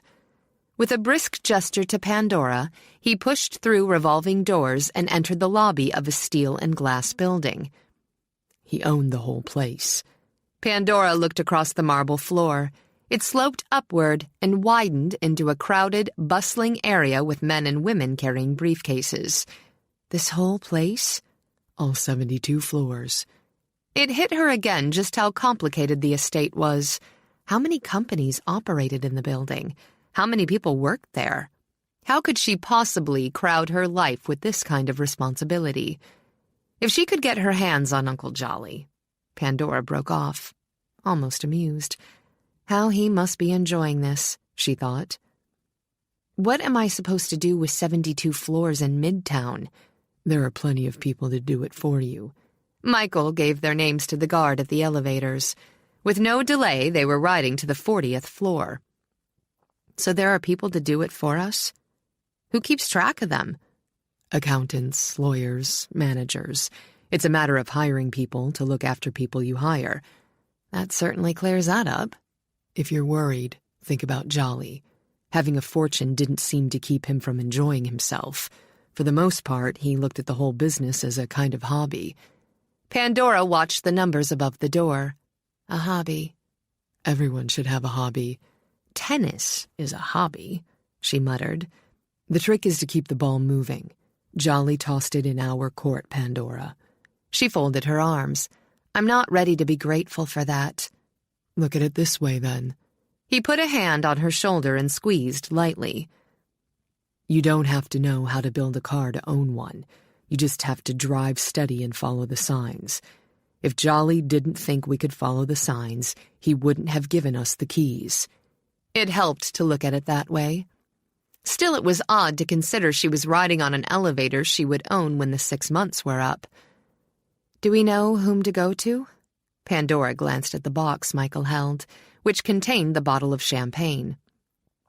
A man named Silas Lockworth seems to be in charge. You did your homework. Let's hope it pays off.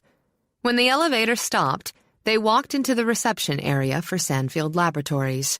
The carpet was pale rose, the walls lacquered in cream. 2 huge split-leaf philodendrons flanked the wide glass doors that slid open at their approach.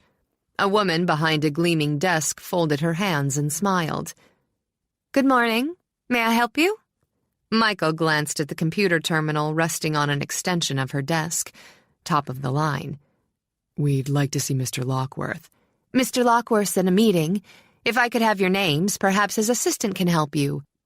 I'm Michael Donahue. This is Pandora McVee. McVee? Pandora saw the receptionist's eyebrows raise.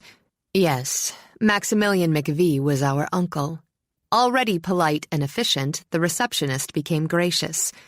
I'm sure Mr. Lockworth would have greeted you himself if we'd known you were coming. Please have a seat. I'll ring through. It took under 5 minutes. The man who strode out into reception didn't look like Pandora's conception of a technician or scientist. He was 6'3", lean as a gymnast with blonde hair brushed back from a tanned, lantern-jawed face. He looked, Pandora thought, more like a man who'd be at home on the range than in a lab with test tubes. Ms. McVee. He walked with an easy rolling gait, hand outstretched. Mr. Donahue, I'm Silas Lockworth. Your uncle was a good friend. Thank you. Michael accepted the handshake. I apologize for dropping in unannounced. No need for that. Lockworth's smile seemed to mean it. We never knew when Jolly was going to drop in on us. Let's go back to my office. He led them down the corridor. Lockworth's office was the next surprise.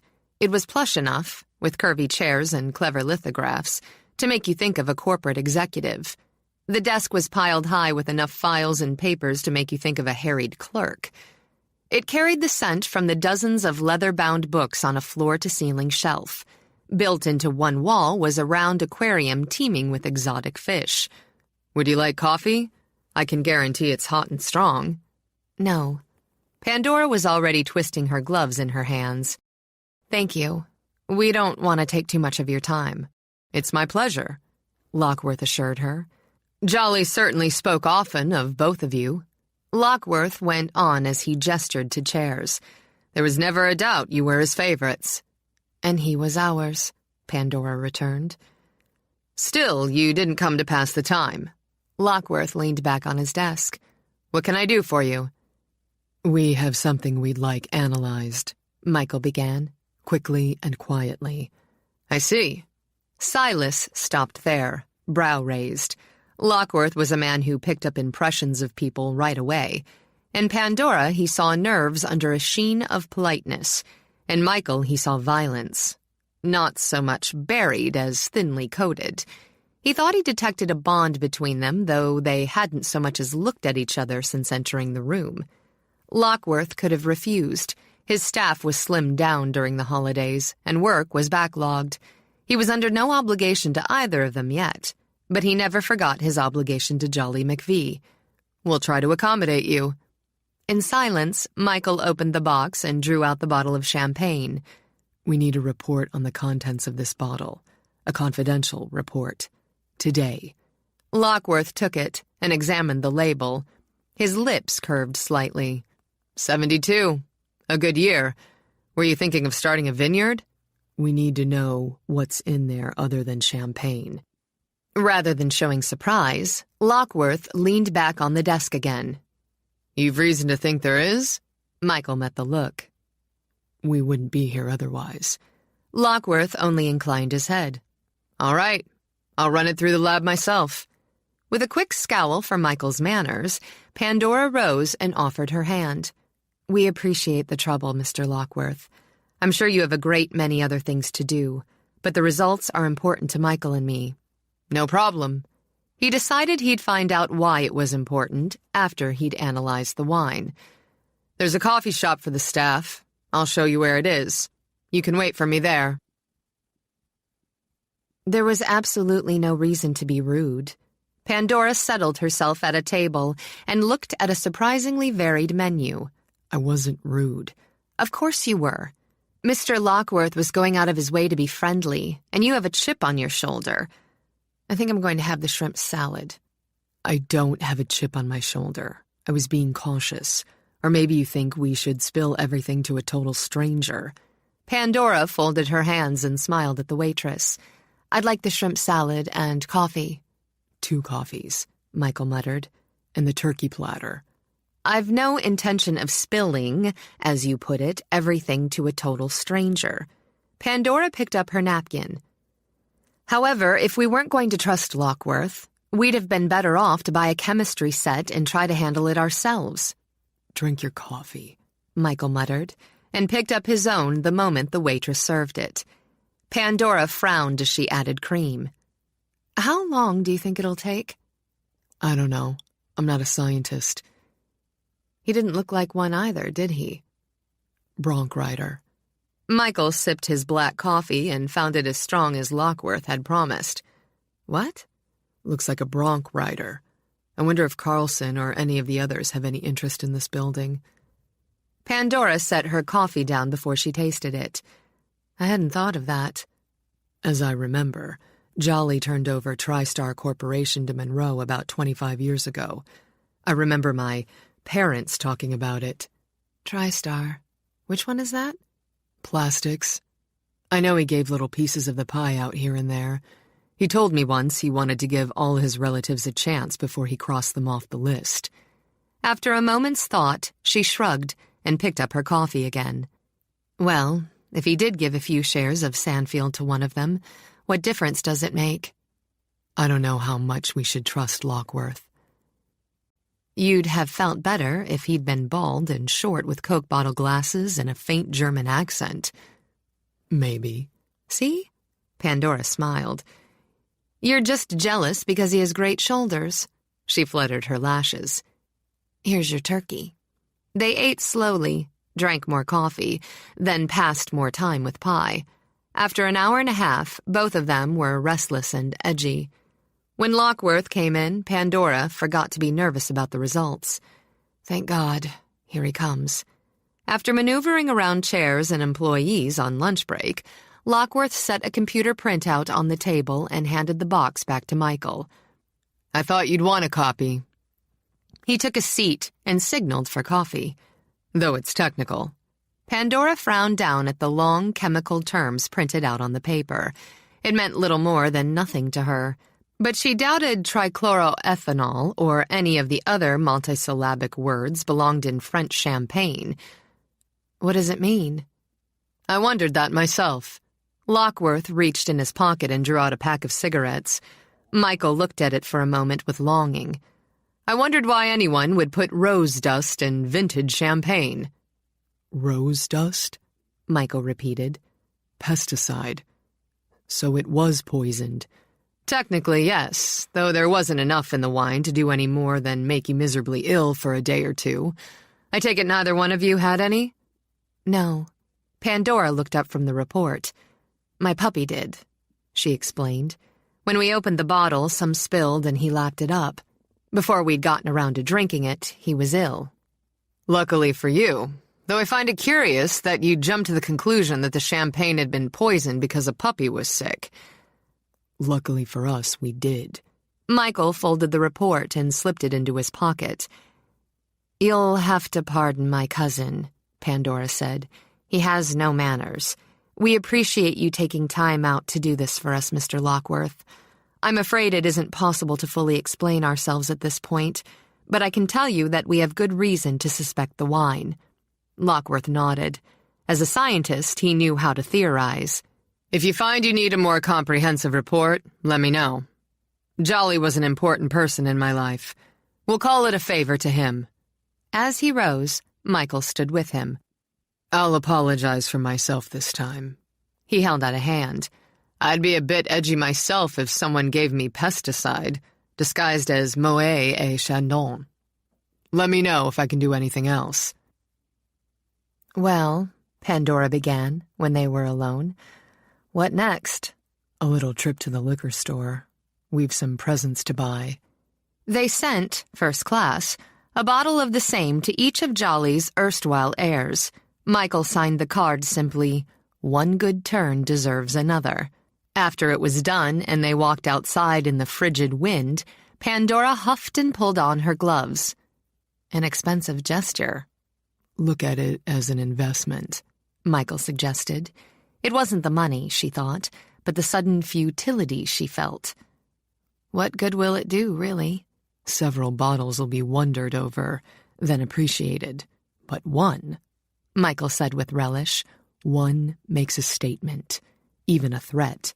"An empty threat," Pandora returned. "It's not as if we'll be there when everyone gets one to gauge reactions." "You're thinking like an amateur." Michael was halfway across the street when Pandora grabbed his arm. "Just what does that mean?" "When an amateur plays a practical joke, he thinks he has to be in on the kill." Ignoring the people who brushed by them, Pandora held her ground. Since when is pesticide poisoning a practical joke? "Revenge follows the same principle." "Oh, I see. And you're an expert." The light changed. Cars started for them, horns blaring. Gritting his teeth, Michael grabbed her arm and pulled her to the curb. "Maybe I am. It's enough for me to know. Someone's going to look at the bottle and be very nervous. Someone's going to look at it and know we intend to give as good as we get. Your trouble is you don't like to let your emotions loose long enough to appreciate revenge." "Leave my emotions alone." "That's the plan," he said evenly, and started walking again. In 3 strides, she'd caught up with him. Her face was pink from the wind. The anger in her voice came out in thin wisps. "You're not annoyed with Lockworth or about the champagne or over differing views on revenge. You're mad because I defined our relationship in practical terms." He stared at her as her phrasing worked on both his temper and his humor. "Okay," he declared, turning to walk on. Patience straining, he turned back when Pandora grabbed his arm. "You want to hash this out right here?" "I won't let you make me feel inadequate just because I broke things off before you had a chance to." "Before I had a chance to?" He took her by the coat. With the added height from the heels on her boots, she looked straight into his eyes. Another time, another place, he might have considered her magnificent. "I barely had the chance to recover from what happened before you were shoving me out. I wanted you. Damn it, I still want you. God knows why." "Well, I want you too, and I don't like it either." "Looks like that puts us in the same fix, doesn't it?" "So what are we going to do about it?" He looked at her and saw the anger, but he looked closely enough to see confusion as well. One of them had to make the first move. He decided it was going to be him. Taking her hand, he dragged her across the street. "Where are we going?" "The plaza." "The Plaza Hotel? Why?" "We're going to get a room, put the chain on the door, and make love for the next 24 hours. After that, we'll decide how we want to handle it." There were times, Pandora decided, when it was best to go along for the ride. "We don't have any luggage." "Yeah, my reputation's about to be shattered." She made a sound that might have been a laugh. When they walked into the elegant lobby, the heat warmed her skin and stirred up her nerves. It was all impulse, she told herself. She knew better than to make any important decision on impulse. He could change everything. That was something she hadn't wanted to admit, but had known for years. When she started to draw away, his hand locked on her arm. "Coward," he murmured. He couldn't have said anything more perfectly designed to make her march forward. "Good afternoon." Michael smiled at the desk clerk. Pandora wondered briefly if the smile would have been so charming if the clerk had been a man. "Checking in."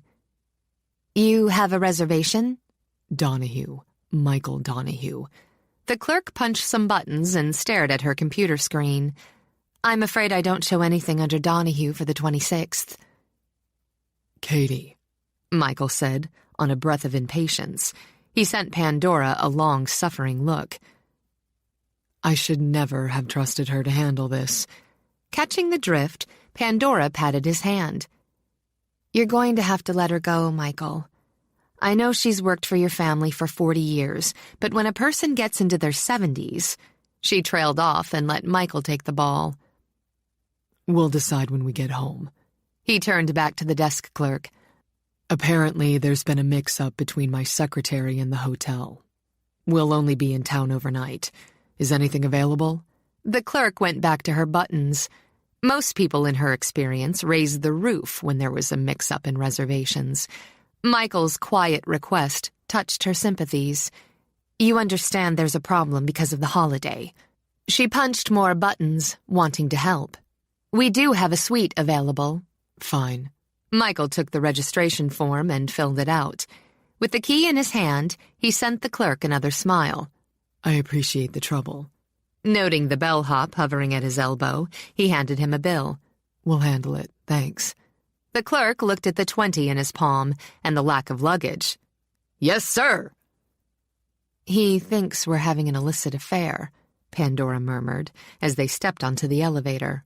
"We are." Before the doors had closed again, Michael grabbed her to him and locked her in a kiss that lasted 12 floors. "We don't know each other," he told her as they stepped into the hallway. "We've just met. We don't have mutual childhood memories or share the same family." He put the key in the lock. "We don't give a damn what the other does for a living, nor do we have any long-standing opinions about each other." "Is that supposed to simplify things?" Michael drew her inside. "Let's find out." He didn't give her a chance to wonder, a chance to debate. The moment the door was shut behind them, he had her in his arms. He took questions away. He took choice away. For once, she wanted him to. In a fury of passions, of hungers, of cravings, they came together. Each fought to draw more, still more out of the other, to touch faster, to possess more quickly. They forgot what they knew, what they thought, and reveled in what they felt. Coats, still chill from the wind, were pushed to the floor. Sweaters and shirts followed, hardly more than a foot inside the door. They slid to the carpet. "Damn winter," Michael muttered as he fought with her boots. Laughing, Pandora struggled with his, then moaned when he pressed his lips to her breast. It was a race, part warring, part loving. Neither gave the other respite. When their clothes were shed, they sprinted ahead, hands reaching, lips arousing. There was none of the dreamy déjà vu they'd experienced the first time. This was new. The fingers tracing her skin had never been felt before. The lips, hot and searing, had never been tasted. Fresh, erotically fresh, their mouths met and clung. Her heart had never beat so fast. She was sure of it. Her body had never ached and pulsed so desperately. She'd never wanted it to. Now she wanted more. Everything. Him. She rolled so that she could press quick, hungry kisses over his face, his neck, his chest, everywhere. His mind was teeming with her, with every part of her that he could touch or taste or smell. She was wild in a way he'd never imagined. She was demanding in a way any man would desire. His body seemed to fascinate her, every curve, every angle. She exploited it until he was half mad. Then he groped for her. She'd never known a man could give so much. Racked with sensations, she arched under him. Hot and ready, she offered. But he was far from through. The taste of her thighs was subtle, luring him toward the heat. He found her, drove her, and kept her helplessly trapped in passion. Helplessly. The sensation shivered over her. She'd never known what it had meant to be truly vulnerable to another. He could have taken anything from her then, asked anything, and she couldn't have refused. But he didn't ask. He gave. She crested wave after wave. Between heights and depths, she pinwheeled, delighting in the spin. On the rug, with the afternoon light streaming through the windows, she was locked in blinding darkness without any wish to see. "Make me feel," her mind seemed to shout. More. Again. Still. And he was inside her, joined, melded. She found there was more, impossibly more. They stayed where they were, sprawled on scattered clothes. Gradually, Pandora found her mind swimming back to reality. She could see the pastel walls, the sunlight. She could smell the body heat that was a mix of hers and his. She could feel Michael's hair brushing over her cheek, the beat of his heart, still fast, against her breast. It happened so fast, she thought, or had it taken hours? All she was certain of was that she'd never experienced anything like it, never permitted herself to, she amended. Strange things could happen to a woman who lifted the lid from her passion. Other things could sneak in before the top closed again. Things like affection, understanding, even love. She caught herself stroking Michael's hair and let her hand fall to the carpet. She couldn't let love in, not even briefly. Love took as well as gave. That she'd always known. And it didn't always give and take in equal shares. Michael wasn't a man a woman could love practically, and certainly not wisely. That she understood. He wouldn't follow the rules. She'd be his lover, but she wouldn't love him. Though there would be no pretending they could live with each other for the next 3 months platonically, she wouldn't risk her heart. For an instant, Pandora thought she felt it break. Just a little. Foolishness, she told herself. Her heart was strong and unimpaired. What she and Michael had together was a very basic, very uncomplicated arrangement. Arrangement, she thought, sounded so much more practical than romance. But her sigh was quiet and a little wistful. Figure it all out? He shifted a little as he spoke, just enough so that he could brush his lips down her throat. What do you mean? Have you figured out the guidelines for our relationship? Lifting his head, he looked down at her. He wasn't smiling, but Pandora thought he was amused. I don't know what you're talking about. I can almost hear the wheels turning. Pandora, I can see just what's going on in your head. Annoyed that he probably could, she lifted a brow. I thought we'd just met. I'm psychic. You're thinking. He trailed off to nibble at her lips. That there should be a way to keep our relationship on a practical level. You're wondering how you'll keep an emotional distance when we're sleeping together. You've decided that there'll be absolutely no romantic overtones to any arrangement between us. All right. He made her feel foolish. Then he ran a hand over her hip and made her tremble. Since you're so smart, you'll see that I've only been using common sense. I like it better when your skin gets hot and you haven't any sense at all.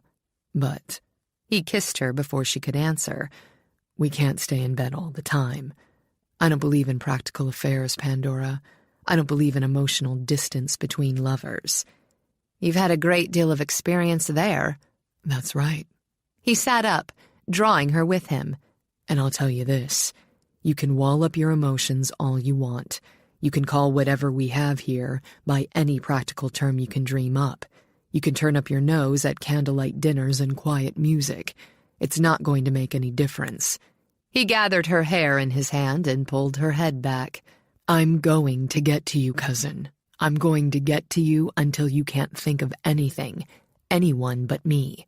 If you wake up in the middle of the night and I'm not there, you'll wish I were. And when I touch you, any time I touch you, you're going to want me.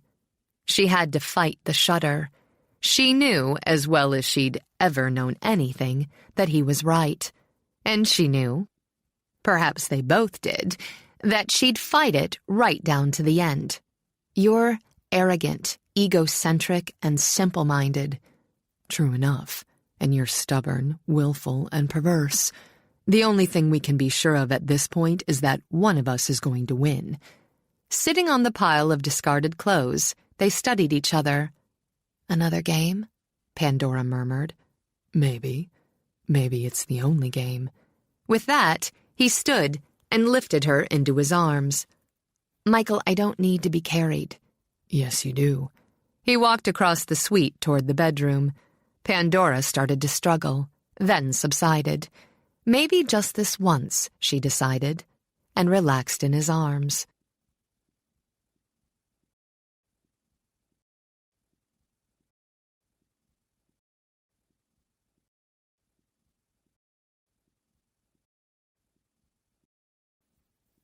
Chapter 9. January was a month of freezing wind, pelting snow, and gray skies. Each day was as bitterly cold as the last, with tomorrow waiting frigidly in the wings. It was a month of frozen pipes, burst pipes, overworked furnaces, and stalled engines. Pandora loved it. The frost built up on the windows of her shop, and the inside temperature always remained cool even with the heaters turned up. She worked until her fingers were numb and enjoyed every moment. Throughout the month, the road to the folly was often inaccessible. Pandora didn't mind not being able to get out. It meant no one could get in. The pantry and freezer were stocked, and there was over a cord of wood stacked beside the kitchen door. The way she looked at it, they had everything they needed. The days were short and productive, the nights long and relaxing. Since the incident of the champagne, it had been a quiet, uneventful winter. Uneventful, Pandora mused, wasn't precisely the right term. With quick, careful strokes, she filed the edges of a thick copper bracelet. It certainly wasn't as though nothing had happened. There'd been no trouble from outside sources, but trouble, as she'd always known, was definitely one of Michael Donahue's greatest talents. Just what was he trying to pull by leaving a bunch of violets on her pillow? She was certain a magic wand would have been needed to produce the little purple flowers in January.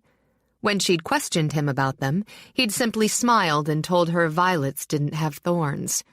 What kind of answer was that?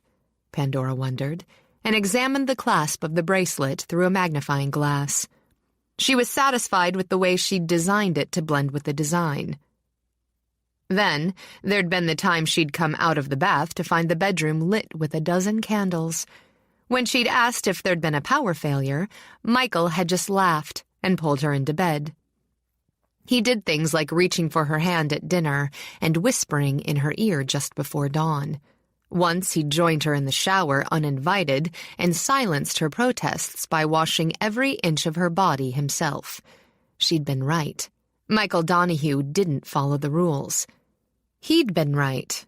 He was getting to her. Pandora removed the bracelet from the vise, then absently began to polish it. She'd made a half-dozen others in the last 2 weeks. Big, chunky bracelets. Some had gaudy stones. Some had ornate engraving. They suited her mood. Daring, opinionated, and a bit silly. She'd learned to trust her instincts, and her instincts told her they'd sell faster than she could possibly make them, and be copied just as quickly. She didn't mind the imitations. After all, there was only one of each type that was truly a Pandora McVie. Copies would be recognized as copies because they lacked that something special, that individuality of the genuine. Pleased, she turned the bracelet over in her hand. No one would mistake any of her work for an imitation. She might often use glass instead of precious or semi-precious stones, because glass expressed her mood at the time. But each piece she created carried her mark, her opinion, and her honesty. She never gave a thought to the price of a piece when she crafted it or its market value. She created what she needed to create first. Then, after it was done, her practical side calculated the profit margin. Her art varied from piece to piece, but it never lied. Looking down at the bracelet, Pandora sighed. No, her art never lied. But did she? Could she be certain her emotions were as genuine as the jewelry she made? A feeling could be imitated. An emotion could be fraudulent. How many times in the past few weeks had she pretended? Not pretended to feel, Pandora thought, but pretended not to feel. She was a woman who'd always prided herself on her honesty. Truth and independence went hand in hand with Pandora's set of values. But she'd lied, over and over again, to herself, the worst form of deception. It was time to stop, Pandora told herself. Time to face the truth of her feelings, if only in the privacy of her own heart and mind. How long had she been in love with Michael? She had to stand and move around the shop as the question formed in her mind. Weeks? Months? Years? It wasn't something she could answer because she would never be sure. But she was certain of the emotion. She loved. Pandora understood it because she loved only a few people, and when she did, she loved boundlessly. Perhaps that was the biggest problem. Wasn't it a sort of suicide to love Michael boundlessly? Better to face it, she told herself. No problem resolved itself without being faced first and examined second. However much a fool it made her, she loved Michael. Pandora rubbed at the steam on the windows and looked out at the snow. Strange. She'd really believed once she accepted it, she'd feel better. She didn't. What options did she have? She could tell him, and have him gloat, Pandora thought with a scowl. He would, too, before he trotted off to his next conquest.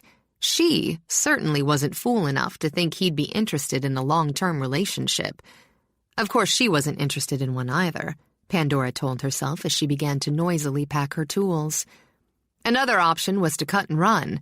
What the relatives hadn't been able to accomplish with their malice and mischief, her own heart would succeed in doing. She could get in the car, drive to the airport, and fly to anywhere. Escape was the honest word. Then she'd not only be a coward, she'd be a traitor. No, she wouldn't let Uncle Jolly down. She wouldn't run. That left her, as Pandora saw it, with one option. She'd go on as she was. She'd stay with Michael, sleep with Michael, share with Michael. Share with him everything but what was in her heart. She'd take the 2 months they had left together and prepare herself to walk away with no regrets. He'd gotten to her, Pandora admitted. Gotten to her in places no other man had touched. She loved him for it. She hated him for it. With her mood as turbulent as her thoughts, she locked the shop and stomped across the lawn. Here she comes now.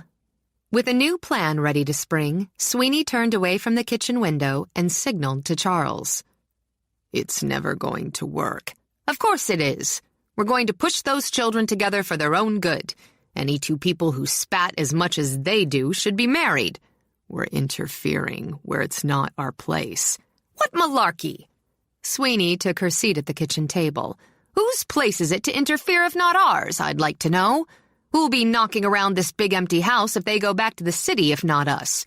Now pick up that cloth and fan me. Stoop over a bit and look feeble.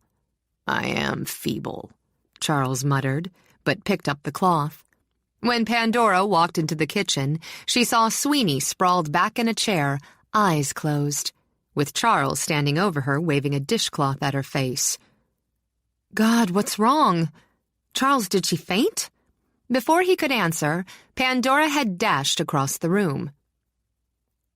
Call Michael, she ordered. Call Michael quickly. She brushed Charles away and crouched. Sweeney, it's Pandora. Are you in pain? Barely suppressing a sigh of satisfaction, Sweeney let her eyes flutter open and hoped she looked pale. Oh, Missy, don't you worry now. Just one of my spells is all. Now and then my heart starts to flutter so that I feel it's coming right out of my head. I'm going to call the doctor. Pandora had taken only one step when her hand was caught in a surprisingly strong grip. No need for that. Sweeney made her voice thin and weary. Saw him just a few months past, and he told me I'd have to expect one of these now and again. I don't believe that, Pandora said fiercely. You're just plain working too hard, and it's going to stop. A little trickle of guilt worked its way in as Sweeney saw the concern.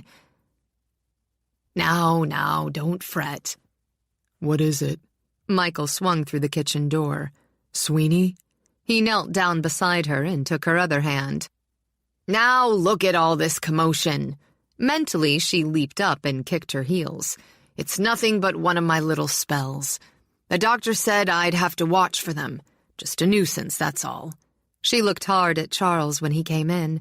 Eventually, she looked hard enough so that he remembered his cue. And you know what he said. Now, Charles, you're to have 2 or 3 days of bed rest. Pleased that he'd remembered his lines, Sweeney pretended to huff. "Pack of nonsense. I'll be right as rain in a few minutes. I've dinner to cook." You won't be cooking anything. In a way Sweeney considered properly masterful, Michael picked her up. Into bed with you. "Just who'll take care of things?" Sweeney demanded. "I'll not have Charles spreading his germs around my kitchen." Michael was nearly out of the room with Sweeney before Charles remembered the next step. He coughed into his hand, looked apologetic, and coughed again. "Listen to that!" Pleased, Sweeney let her head rest against Michael's shoulder. "I won't go to bed and let him infect my kitchen." "How long have you had that cough?" Pandora demanded. When Charles began to mutter, she stood up. "That's enough. Both of you into bed. Michael and I will take care of everything." Taking Charles's arm, she began to lead him into the servants' wing. "Into bed and no nonsense. I'll make both of you some tea. Michael, see that Charles gets settled. I'll look after Sweeney." Within a half hour, Sweeney had them both where she wanted them. Together. Well, they're all settled in and there's no fever. Satisfied, Pandora poured herself a cup of tea. I suppose all they need is a few days' rest and some pampering. "Tea?" He made a face at the idea and switched on the coffee. Since the days of house calls are over, I'd think they'd be better off here in bed than being dragged into town. We can take turns keeping an eye on them. Mm-hmm. Pandora opened the refrigerator and studied. "What about meals? Can you cook?" Sure. Michael rattled cups in the cupboard. Badly, but I can cook. Meatloaf's my specialty. When this was met with no enthusiasm, he turned his head. Do you? Cook? Pandora lifted a plastic lid hopefully. "I can broil a steak and scramble eggs. Anything else is chancy." Life's nothing without a risk. Michael joined her in her rummage through the refrigerator.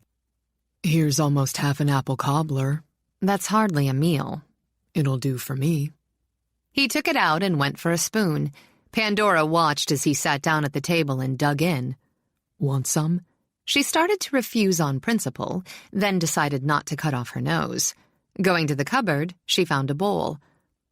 "What about the bedridden?" she asked as she scooped out cobbler. Soup, Michael said, between bites. Nothing better than hot soup, though I'd let them rest a while first. With a nod of agreement, she sat across from him. "Michael." She trailed off as she played with her cobbler. The steam from her tea rose up between them. She'd been thinking about how to broach the subject for days. It seemed the time had come. "I've been thinking. In 2 months, the will should be final. When Fitzhugh wrote us last week, he said Uncle Carlson's lawyers were advising him to drop the probate." So? "The house, along with everything else, will be half yours, half mine." That's right. She took a bite of cobbler, then set down her spoon. "What are you smiling at?" You're nice to look at. I find it relaxing to sit here alone in the kitchen, in the quiet, and look at you. It was that sort of thing, just that sort of thing, that left her light-headed and foolish. She stared at him a moment, then dropped her gaze to her bowl. "I wish you wouldn't say things like that." No, you don't. So you've been thinking, he prompted. "Yes." She gave herself a moment, carefully spooning out another bite of cobbler. "We'll have the house between us, but we won't be living here together any longer. Sweeney and Charles will be here alone. I've worried about that for a while.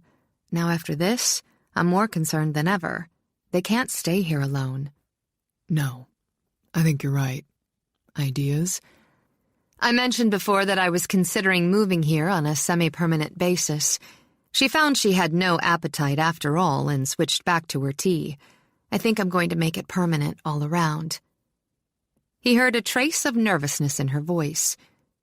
Because of Charles and Sweeney? Only partly.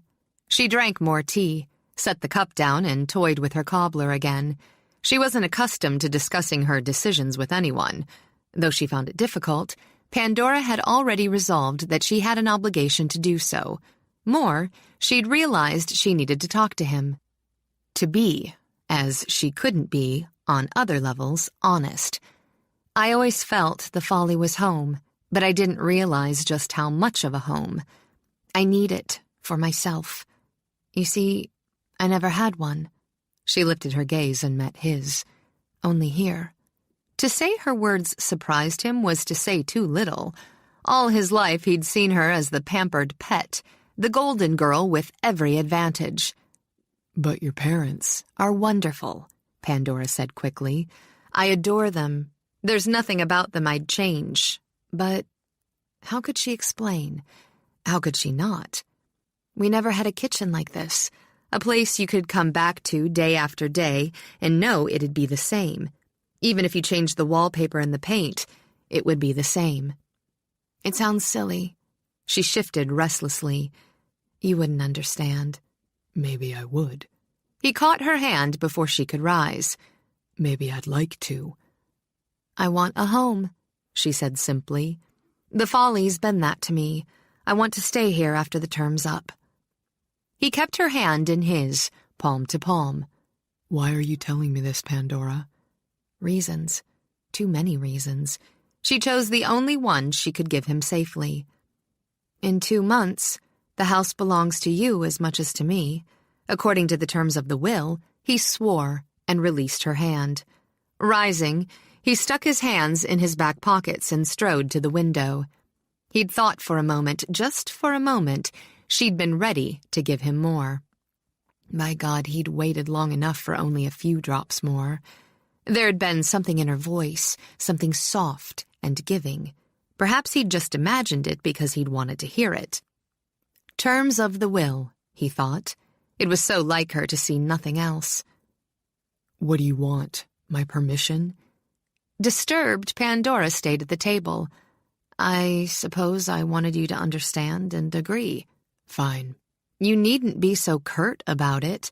After all, you haven't any plans to use the house on a regular basis. I haven't made any plans, he murmured. Perhaps it's time I did. I didn't mean to annoy you. He turned slowly, then just as slowly smiled. No, I'm sure you didn't.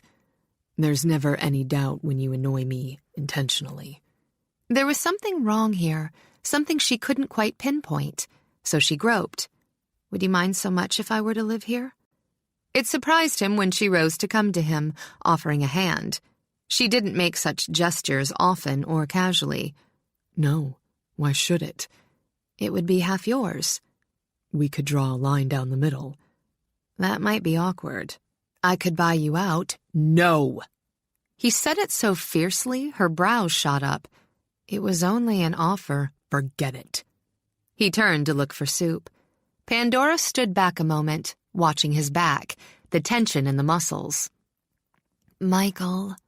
With a sigh, she wrapped her arms around his waist. She felt him stiffen, but didn't realize it was from surprise. I seem to be saying all the wrong things. Maybe I have an easier time when we snap at each other than when I try to be considerate. Maybe we both do.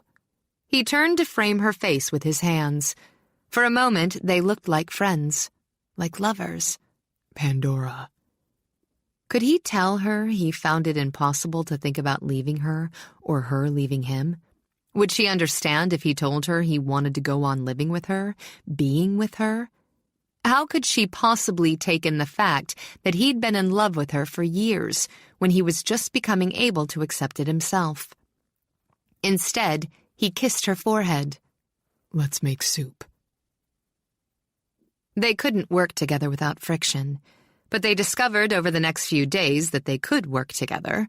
They cooked meals, washed up, dusted furniture while the servants stayed in bed or sat, bundled up on sofas drinking tea.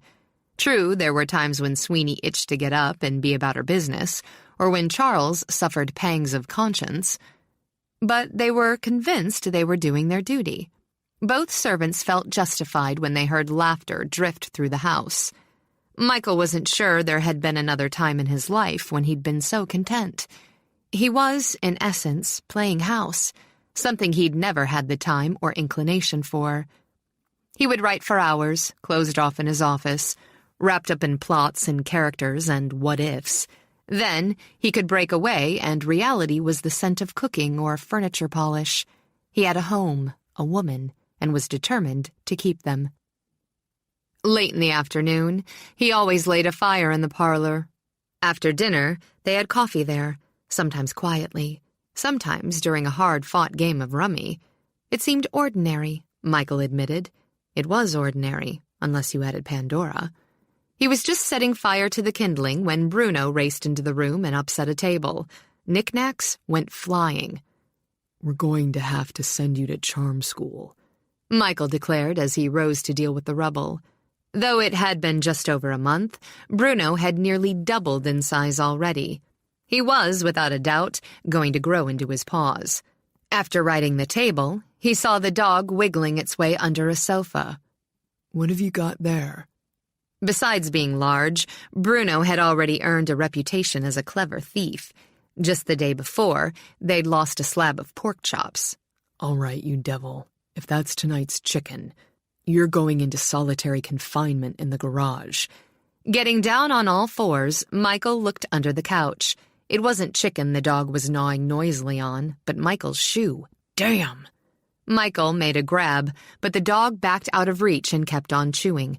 "That shoe's worth 5 times what you are, you overgrown mutt. Give it here." Flattening, Michael scooted halfway under the sofa. Bruno merely dragged the shoe away again, enjoying the game. Aw, how sweet. Pandora walked into the parlor and eyed Michael from the waist down. He did, she decided, indeed have some redeeming qualities. Are you playing with the dog, Michael, or dusting under the sofa? "I'm going to make a rug out of him." Dear, dear. We sound a little cross this evening. Bruno! Here, baby. Carrying the shoe like a trophy, Bruno squirmed out from under the couch and pranced over to her. Is this what you were after? Pandora held up the shoe while petting Bruno with her other hand.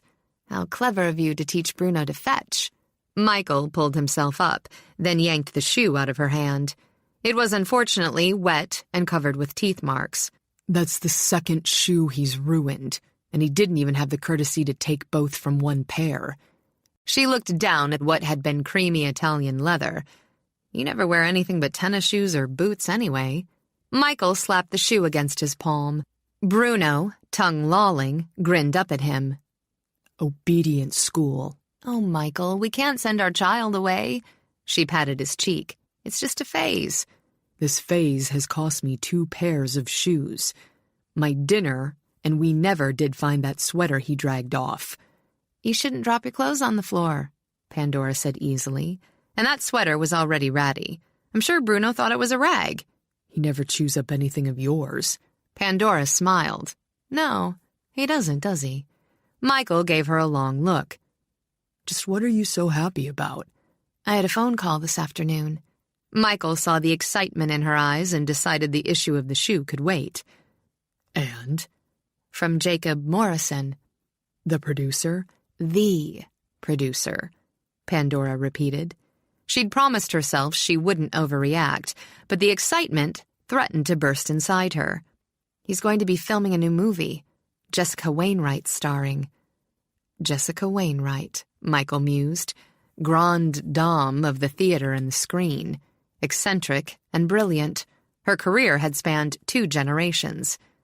"She's retired. Wainwright hasn't made a film in 5 years. She's making this one. Billy Mitchell's directing." Michael tilted his head in consideration as he studied Pandora's face. It made him think of the cat and the canary. "Sounds like they're pulling out all the stops." She plays a half-mad reclusive countess who's dragged back to reality by a visit from her granddaughter. Cass Barkley's on the point of signing for the part of the granddaughter. "Oscar material. Now, are you going to tell me why Morrison called you?" Wainwright's an admirer of my work. She wants me to design all her jewelry for the movie. All! After an attempt to sound businesslike, Pandora laughed and did a quick spin. Morrison said the only way he could talk her out of retirement was to promise her the best. She wants me. Michael grabbed her close and spun her around. Bruno raced around the room barking and shaking tables. "We'll celebrate," he decided. "Champagne with our fried chicken. Pandora held on tight. I feel like an idiot. Why? I've always thought I was, well, beyond star adoration. I'm a professional. Bubbling with excitement, she clung to Michael. While I was talking to Morrison, I told myself it was a great career opportunity, a wonderful chance to express myself in a large way. Then I hung up and all I could think was Jessica Wainwright. A Morrison production. I felt as silly as any bubble-headed fan. Proves you're not half the snob you think you are. Michael cut off her retort with a kiss. I'm proud of you, he murmured. That threw her off. All of her pleasure in the assignment was dwarfed by that one sentence. No one but Jolly had ever been proud of her. Her parents loved her, patted her head, and told her to do what she wanted. Pride was a valued addition to affection. Really? Surprised, Michael drew her back and kissed her again. Of course I am. But you've never thought much of my work. No, that's not true. I've never understood why people feel the need to deck themselves out in bangles, or why you seemed content to design on such a small scale. But as far as your work goes, I'm not blind, Pandora. Some of it's beautiful, some of it's extraordinary, and some of it's incomprehensible. But it's all imaginative and expertly crafted. Well, she let out a long breath. This is a red-letter day. I always thought you felt I was playing with beads because I didn't want to face a real job. You even said so once. He grinned. Only because it made you furious. You're spectacular to look at when you're furious. She thought about it a moment, then let out a sigh. I suppose this is the best time to tell you. He tensed, but forced his voice to come calmly. To tell me what? I watch the Emmy Awards every time you're nominated. Tension flowed out in a laugh. There'd been guilt in every syllable. What? Every time, Pandora repeated, amazed that her cheeks were warm. It made me feel good to watch you win. And she paused to clear her throat. I've watched a few episodes of Logan's Run. Michael wondered if she realized she sounded as though she was confessing a major social flaw. Why? Uncle Jolly was always going on about it. I'd even hear it discussed at parties, so I thought I'd see for myself. Naturally, it was just a matter of intellectual curiosity. Naturally. And she moved her shoulders. Of its kind. He stopped that line of response by twisting her ear. Some people only tell the truth under duress. All right. Half laughing, she reached to free herself. It's good, she shouted when he held on. I liked it. Why? Michael, that hurts. We have ways of making you talk. I liked it because the characters are genuine, the plots are intelligent, and she had to swallow hard on this one. It has style. When he let go of her ear to kiss her soundly, she gave him a half-hearted shove. If you repeat that to anyone, I'll deny it. It'll be our little secret. He kissed her again, not so playfully. Pandora was almost becoming used to the sensation of having her muscles loosen and feeling as if her bones were dissolving. She moved closer, delighting in the feeling of having her body mold against his. When his heart thudded, she felt the pulse inside herself. When his tiny moan escaped, she tasted it on her tongue. When the need leaped forward, she saw it in his eyes. She pressed her mouth to his again and let her own hunger rule. There would be consequences. Hadn't she already accepted it? There would be pain. She was already braced for it. She couldn't stop what would happen in the weeks ahead, but she could direct what would happen tonight and perhaps tomorrow. It had to be enough. Everything she felt, wanted, feared, went into the kiss. It left him reeling. She was often passionate, wildly so. She was often demanding, erotically so. But he'd never felt such pure emotion from her. There was a softness under the strength, a request under the urgency. He drew her closer, more gently than was his habit, and let her take what she wanted. Her head tilted back, inviting, luring. His grip tightened. His fingers wound into her hair and were lost in the richness of it. He felt the need catapult through his body so that he was tense against her sudden, unexpected yielding. She never submitted. And until that moment, he hadn't known how stirring it could be to have her do so. Without a thought to time and place, they lowered to the sofa. Because she was pliant, he was tender. Because he was gentle, she was patient. In a way they'd never experienced, they made love without rush, without fire, without the whirlwind. Thoroughly, they gave to each other. A touch, a taste, a murmured request, a whispered answer. The fire sizzled gently behind them as night fell outside the windows. Fingers brushed, lips skimmed, so that they learned the power of quiet arousal. Though they'd been lovers for weeks, they brought love to passion for the first time. The room was quiet, the light dim. If she'd never looked for romance, it found her there, wrapped easily in Michael's arms. Closer they came, but comfortably. Deeper they dived, but lazily. As they came together, Pandora felt her firm line of independence crack to let him in. But the weakness she'd expected didn't follow, only contentment. It was contentment that followed her into that quick and final burst of pleasure. They were still wrapped together, half dozing, when the phone rang. With a murmur of complaint, Michael reached over his head to the table and lifted the receiver. Hello? Michael Donahue, please. Yeah, this is Michael. Michael, it's Penny. He rubbed a hand over his eyes as he tried to put a face with the name. Penny, the little blonde in the apartment next to his, wanted to be a model. He remembered vaguely leaving her the number of the Folly in case something important was delivered to his apartment. Hi.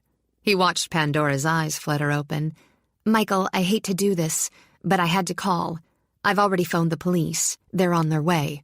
Police? He struggled into a half-sitting position. What's going on? You've been robbed. What? He sat bolt upright, nearly dumping Pandora on the floor. When? I'm not sure. I got home a few minutes ago and noticed your door wasn't closed all the way.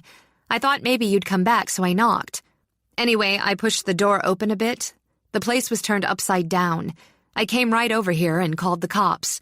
They asked me to contact you and told me not to go back over. Thanks. Dozens of questions ran through his mind, but there was no one to answer them. Look, I'll try to come in tonight.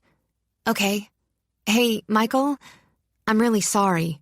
Yeah, I'll see you. Michael? Pandora grabbed his hand as soon as he hung up the receiver. Somebody broke into my apartment. Oh, no. She'd known the peace couldn't last. Do you think it was... I don't know. He dragged a hand through his hair. Maybe. Or maybe it was someone who noticed no one had been home for a while. She felt the anger in him, but knew she couldn't soothe it. You've got to go. Nodding, he took her hand. Come with me. Michael, one of us has to be here with Sweeney and Charles. I'm not leaving you alone. You have to go, she repeated. If it was one of the family, maybe you can find something to prove it. In any case, you have to see to this. I'll be fine. Just like the last time I was away. Pandora lifted a brow. I'm not incompetent, Michael. But you'll be alone. I have Bruno. Don't give me that look, she ordered. He may not be ferocious, but he certainly knows how to bark. I'll lock every door and window. He shook his head. Not good enough. All right. We'll call the local police. They have Fitzhugh's report about trespassers. We'll explain that I'm going to be alone for the night and ask them to keep an eye on the place. Better. But he rose to pace. If this is a setup, then we're prepared for it this time. Michael hesitated, thought it through, then nodded. I'll call the police.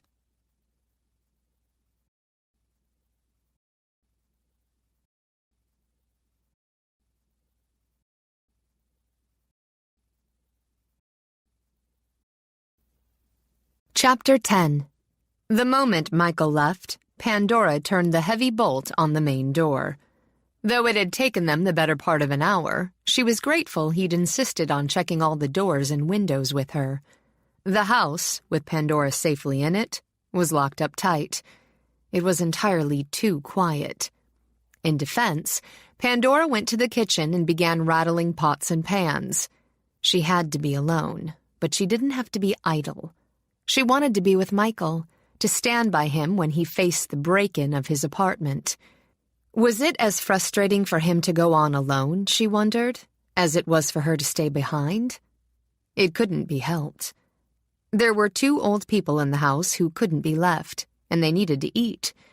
The chicken was to have been a joint effort, and a respite from the haphazard meals they'd managed to date. Michael had claimed to know at least the basics of deep frying.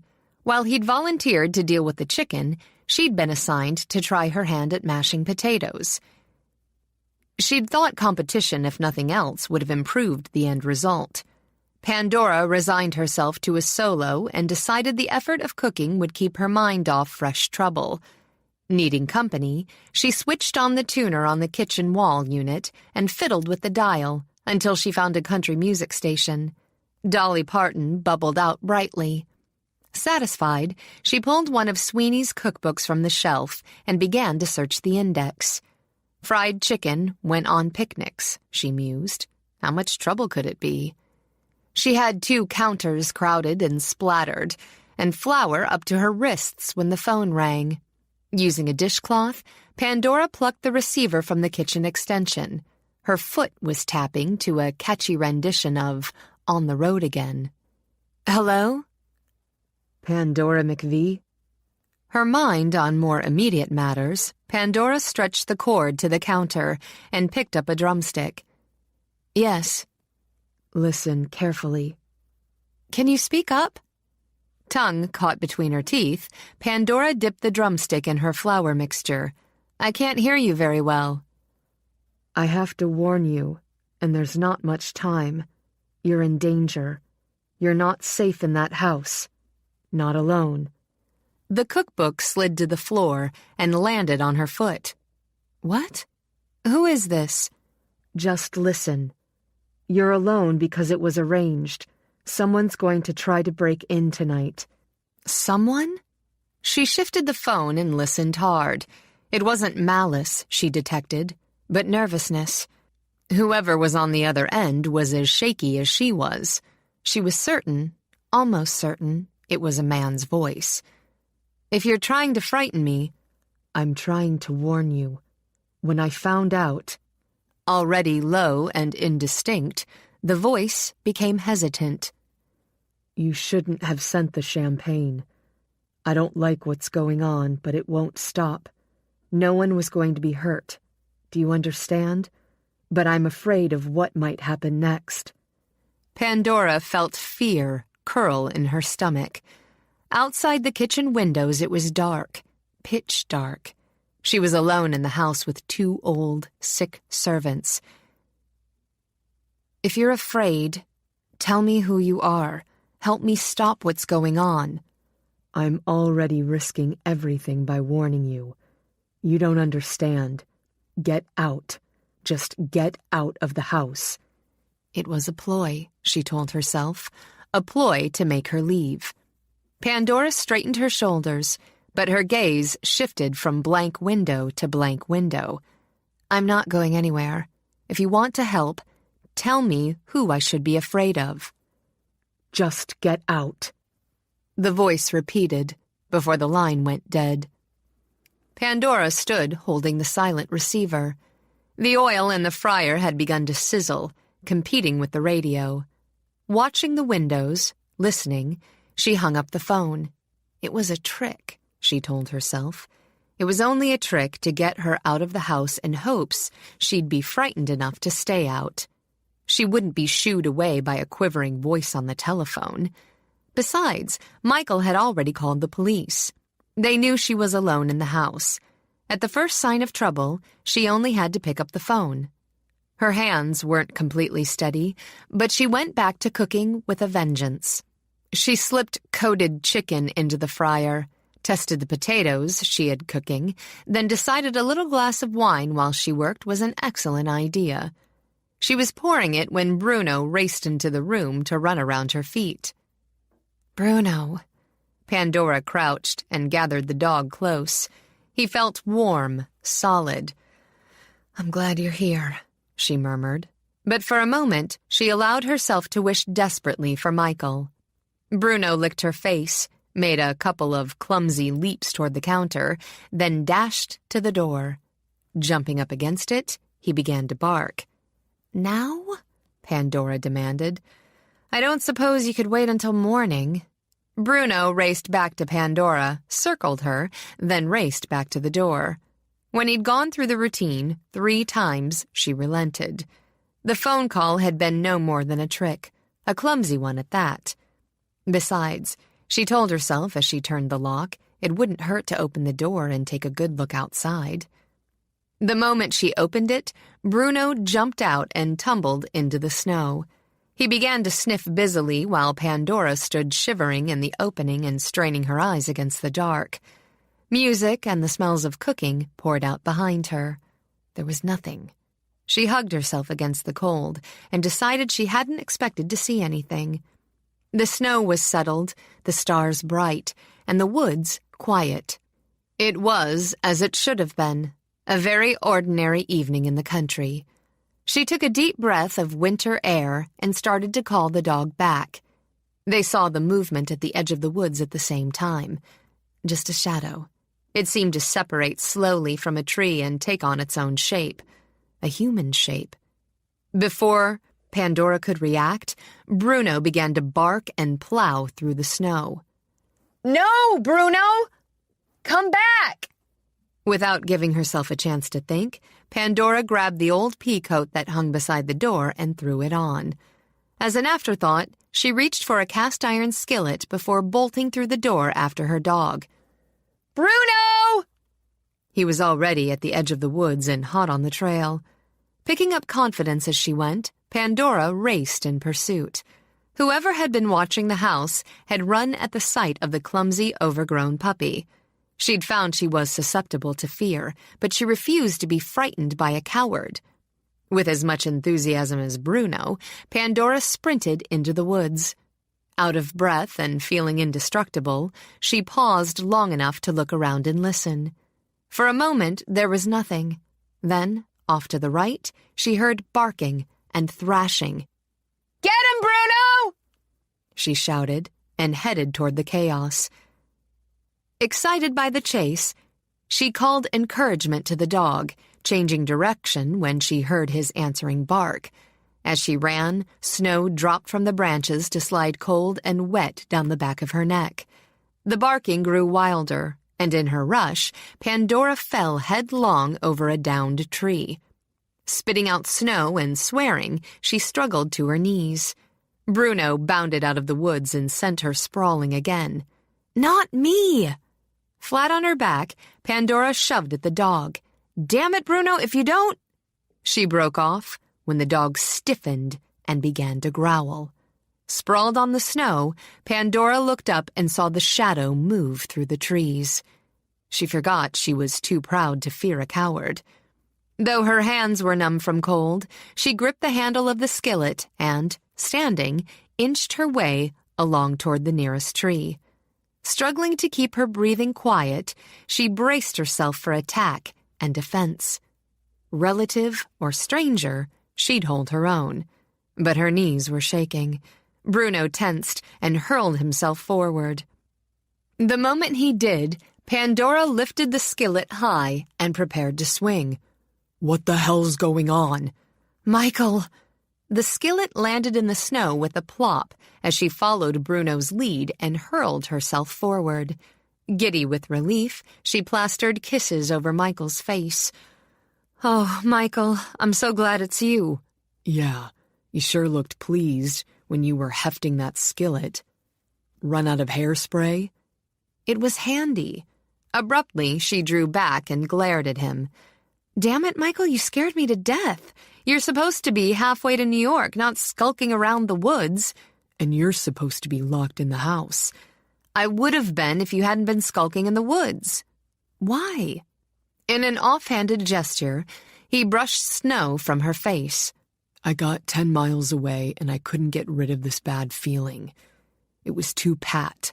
I decided to stop at a gas station and phone my neighbor." "But your apartment?" "I talked to the police, gave them a list of my valuables. We'll both run into New York in a day or 2. Snow was scattered through her hair and matted to her coat. He thought of what might have happened and resisted the urge to shake her. "I couldn't leave you alone." "I'm going to start believing you're chivalrous after all." She kissed him. "That explains why you're not in New York. But what were you doing in the woods?" "Just a hunch." He bent to retrieve the frying pan. A good whack with that, he discovered, and he'd have been down for the count. "The next time you have a hunch, don't stand at the edge of the woods and stare at the house." "I wasn't." Michael took her arm and headed back toward the house. He wanted her inside again, behind locked doors. "I saw you." "I don't know who you saw." Disgusted, Michael looked back at the dog. "But if you hadn't let the dog out, we'd both know.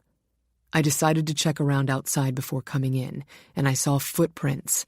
I followed them around, then cut into the woods." He glanced over his shoulder, still tight with tension. "I was just coming up behind whoever made them when Bruno tried his attack. I started chasing." He swore and slapped a palm against the skillet. "I was gaining when this hound ran between my legs and sent me face first into the snow. About that time, you started yelling at the dog. Whoever I was chasing had enough time to disappear." Pandora swore and kicked at the snow. "If you'd let me know what was going on, we could have worked together." "I didn't know what was going on until it was already happening.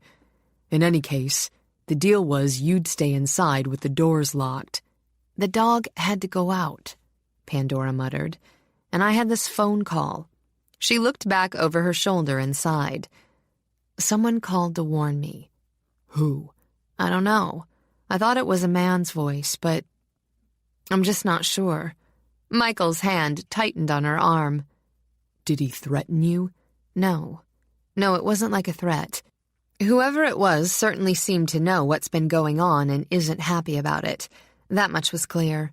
She said someone was going to try to break into the folly, and I should get out." "And, of course, you handled that by running into the woods with a skillet." "Pandora." This time he did shake her. "Why didn't you call the police?" "Because I thought it was another trick, and it made me mad." She sent Michael a stubborn look. "Yes, it frightened me at first, then it just plain made me mad. I don't like intimidation. When I looked out and saw someone near the woods, I only wanted to fight back." "Admirable," he said, but took her shoulders. "Stupid." "You were doing the same thing." "It's not the same thing. You've got brains. You've got style. I'll even give you guts. But, cousin, you're not a heavyweight. What if you'd caught up with whoever was out there and they wanted to play rough?" "I can play rough, too," Pandora muttered. "Fine." With a quick move, he hooked a foot behind hers and sent her bottom first into the snow.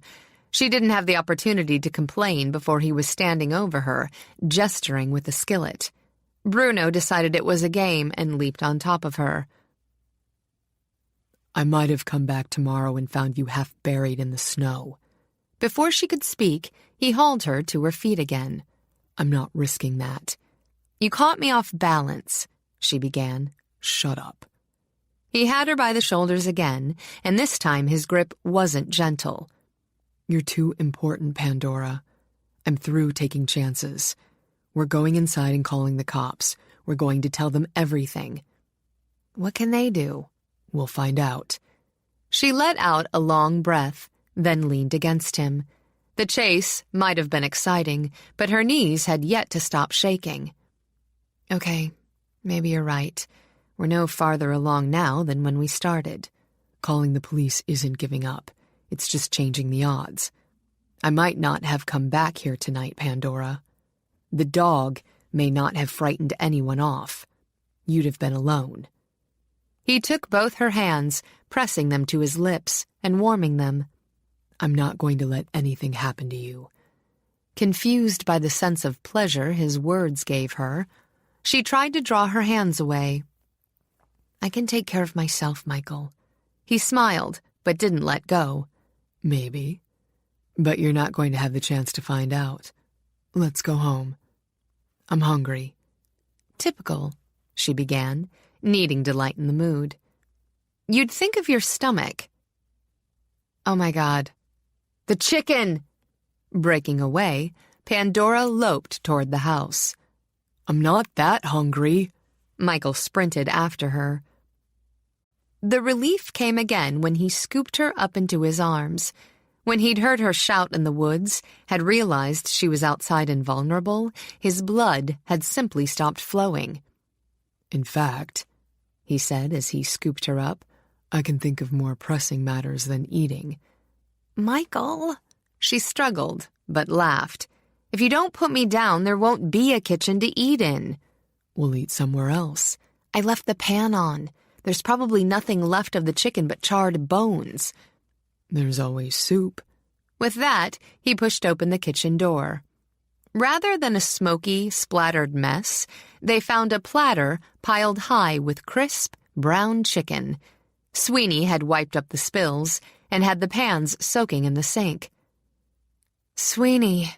From her perch in Michael's arms, Pandora surveyed the room. What are you doing out of bed? My job, she said briskly, but gave them a quick sidelong look.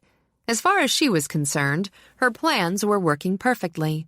She imagined Pandora and Michael had decided to take a little air while dinner was cooking, and, as young people would, had forgotten the time. You're supposed to be in bed, Pandora reminded her. Posh! I've been in bed long enough. And the days of little or no activity had nearly bored her to tears. It was worth it, however, to see Pandora snug in Michael's arms. Feeling fit as a fiddle now, I promise you. Wash up for dinner. Michael and Pandora each took separate and careful studies. Sweeney's cheeks were pink and round, her eyes bright. She bustled from counter to counter in her old businesslike fashion. We still want you to take it easy, Michael decided. No heavy work. That's right. Michael and I'll take care of the washing up. She saw him scowl, just a little, and patted his shoulder.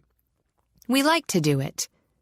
At Michael and Pandora's insistence, all four ate in the kitchen. Charles, sitting next to Sweeney, was left uncertain how much he should cough and settled on a middle road, clearing his throat every so often. In an unspoken agreement, Pandora and Michael decided to keep the matters of trespassers to themselves. Both of them felt the announcement that someone was watching the house would be too upsetting for the two old people while they were recuperating. On the surface, dinner was an easy meal, but Pandora kept wondering how soon they could nudge the servants along to bed and contact the police. More than once, Pandora caught Sweeney looking from her to Michael with a smug smile. Sweet old lady, Pandora mused, innocently believing the cook to be pleased to have her kitchen back. It made Pandora only more determined to protect her and Charles from any unpleasantness. She concentrated on cleaning up and packing them off to bed, and it was nearly 9 before she was able to meet Michael in the parlor. Settled? She heard the familiar restlessness in his voice and merely nodded, pouring a brandy. It's a bit like cajoling children, but I managed to find a Cary Grant movie that interested them. She sipped the brandy, waiting for her muscles to relax with it. I'd rather be watching it myself. Another time. Michael took a sip from her snifter. I've called the police. They'll be here shortly. She took the glass back. It still bothers me to take the business to outsiders. After all, anything beyond simple trespass is speculation. We'll let the police speculate. She managed to smile. Your Logan always handles things on his own. Someone told me once that that was just fiction. He poured himself a brandy and toasted her. I discovered I don't like having you in the middle of a storyline. The brandy and firelight gave the evening an illusion of normalcy. Pandora took his statement with a shrug. You seem to have developed a protect the woman syndrome, Michael. It's not like you. Maybe not. He tossed back a gulp. It's different when it's my woman. She turned, brow lifted. It was ridiculous to feel pleasure at such a foolish and possessive term. Yours? Mine. He cupped the back of her neck with his hand. Got a problem with that? Her heart beat steadily in her throat until she managed to swallow. Maybe he meant it. Now. In a few months, when he was back moving in his own world, with his own people, she'd be no more than his somewhat annoying cousin. But for now, just for now, maybe he meant it. I'm not sure. Give it some thought, he advised, before he lowered his mouth to hers. We'll come back to it. He left her flustered and went to answer the door. When he returned, Pandora was sitting calmly enough in a high-backed chair near the fire. Lieutenant Randall, Pandora McVee. How do you do? The lieutenant pulled off a wool muffler and stuck it in his coat pocket. He looked, Pandora thought, like someone's grandfather. Comfy, round, and balding. Miserable night, he announced, and situated himself near the fire. Would you like some coffee, Lieutenant? Randall gave Pandora a grateful look. Love it. Please, have a seat. I'll be back in a minute. She took her time heating coffee and arranging cups and saucers on a tray. Not putting off, Pandora insisted, just preparing. She'd never had occasion to talk to a policeman on any subject more complex than a parking ticket. She'd come out on the short end on that one. Now, she was about to discuss her family and her relationship with Michael. Her relationship with Michael, she thought again as she fussed with the sugar bowl. That's what really had her hiding in the kitchen. She hadn't yet been able to dull the feeling that had raced through her when he'd called her his woman. Adolescent. Pandora told herself. It was absolutely absurd to feel giddy and self-satisfied and unnerved because a man had looked at her with passion in his eyes. But they'd been Michael's eyes. She found linen napkins and folded them into triangles. She didn't want to be anyone's woman but her own. It had been the strain and excitement of the evening that had made her react like a 16-year-old being offered a school ring. She was an adult. She was self-sustaining. She was in love. Talk yourself out of that one, Pandora challenged herself. Taking a long breath, she hefted the tray and went back to the parlor. Gentlemen, Pandora set the tray on a low table and stuck on a smile. Cream and sugar, Lieutenant? Thanks. A healthy dose of both. He set a dog-eared notepad on his knee when Pandora handed him a cup. Mr. Donahue's been filling me in. Seems you've had a few annoyances. She smiled at the term. Like his looks, his voice was comfortable. A few. I'm not going to lecture, but he gave them both a stern look. Still, you should have notified the police after the first incident. Vandalism's a crime.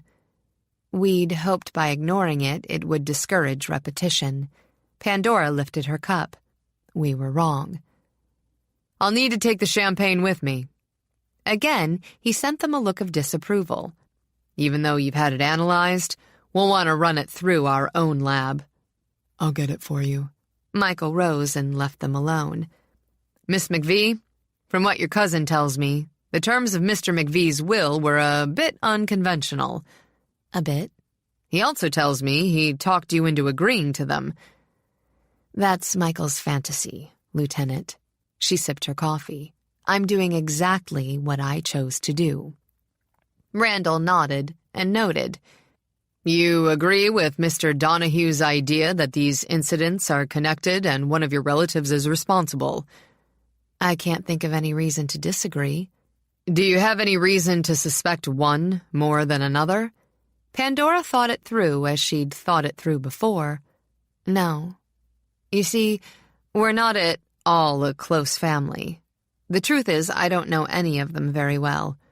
Except Mr. Donahue. That's right.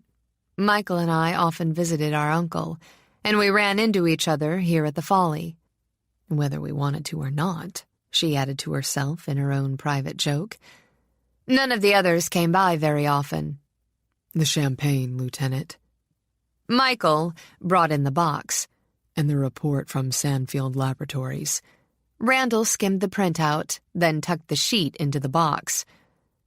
Your uncle's attorney, he referred quickly to his notes. Fitzhugh reported trespassing several weeks ago. We've had a squad car cruise the area, but at this point you might agree to having a man patrol the grounds once a day. I'd prefer it, Michael told him. I'll contact Fitzhugh. Seeing his cup was empty, Pandora took it and filled it again. I'll also need a list of the relatives named in the will. Pandora frowned over her rim. Between her and Michael, they tried to fill in the lieutenant, as best as they could. When they had finished, Pandora sent Randall an apologetic look. I told you, we aren't close. I'll get the lawyer to fill in the details. Randall rose and tried not to think about the cold drive back to town. We'll keep the inquiries as quiet as possible. If anything else happens, call me. One of my men will be around to look things over. Thank you, Lieutenant. Michael helped the pudgy man on with his coat. Randall took another look around the room. Ever think of installing a security system? No. Think again, he advised, and made his way out. We've just been scolded, Pandora murmured. Michael wondered if Logan's Run had room for a cranky, well-padded cop. Seems that way. You know, Michael, I have 2 schools of thought on bringing in the police. Which are? It's either going to calm things down or stir things up. You pay your money and take your choice. She gave him a knowing look. You're counting on the second. I came close tonight. He bypassed the coffee and poured another brandy. I nearly had my hands on something. Someone. When he looked at her, the faint amusement in his eyes had faded. The recklessness was back. I like my fights in the open, face to face. It's better if we look at it as a chess game rather than a boxing match. She came close to wrap her arms around him and press her cheek to his shoulder. It was the kind of gesture he didn't think he'd ever get used to from her. As he rested his head on her hair, he realized that the fact that he wouldn't only added to the sweetness of the feeling. When had he stopped remembering that she didn't fit into his long-established picture of the ideal woman? Her hair was too red, her body too thin, her tongue too sharp. Michael nuzzled against her and found they fit very well. I've never had the patience for chess. Then we'll just leave it to the police. She held him tighter. The need to protect rose as sharply as the desire to be protected. I've been thinking about what might have happened out there tonight. I don't want you hurt, Michael. With 2 fingers under her chin, he lifted it. Why not? Because... She looked into his eyes and felt her heart melt. But she wouldn't be a fool. She wouldn't risk her pride. Because then I'd have to do the dishes by myself. He smiled. No, he didn't have a great deal of patience, but he could call on it when circumstances warranted. He brushed a kiss on either side of her mouth. Sooner or later, he'd have more out of her. Then he'd just have to decide what to do with it. Any other reason? Absorbing the sensations, Pandora searched her mind for another easy answer. If you were hurt, you couldn't work. I'd have to live with your foul temper. I thought you were already living with it. I've seen it fouler. He kissed her eyes closed in his slow, sensuous way. Try one more time. I care. She opened her eyes, and her look was tense and defiant. Got a problem with that? No. His kiss wasn't gentle this time. It wasn't patient. He had her caught close and reeling within moments. If there was tension in her still, he couldn't feel it. The only problem's been dragging it out of you. You're family after all." With a laugh, he nipped the lobe of her ear. "Don't try to back out." Indignant, she stiffened. "I never back out." "Unless you can rationalize it. Just remember this." He had her molded against him again. "The family connection's distant." Their lips met, urgently, then parted. "This connection isn't." "I don't know what you want from me," she whispered. "You're usually so quick." "Don't joke, Michael." "It's no joke." He drew her away, holding her by the shoulders. Briefly, firmly, he ran his hands down to her elbows, then back. "No, I'm not going to spell it out for you, Pandora. I'm not going to make it easy on you. You have to be willing to admit we both want the same thing. And you will." "Arrogant," she warned. "Confident," he corrected. He had to be, or he'd be on his knees begging. There'd come a time, he'd promised himself, when she'd drop the last of her restrictions. "I want you." A tremor skipped up her spine. "I know." "Yeah." He linked his fingers with hers. "I think you do."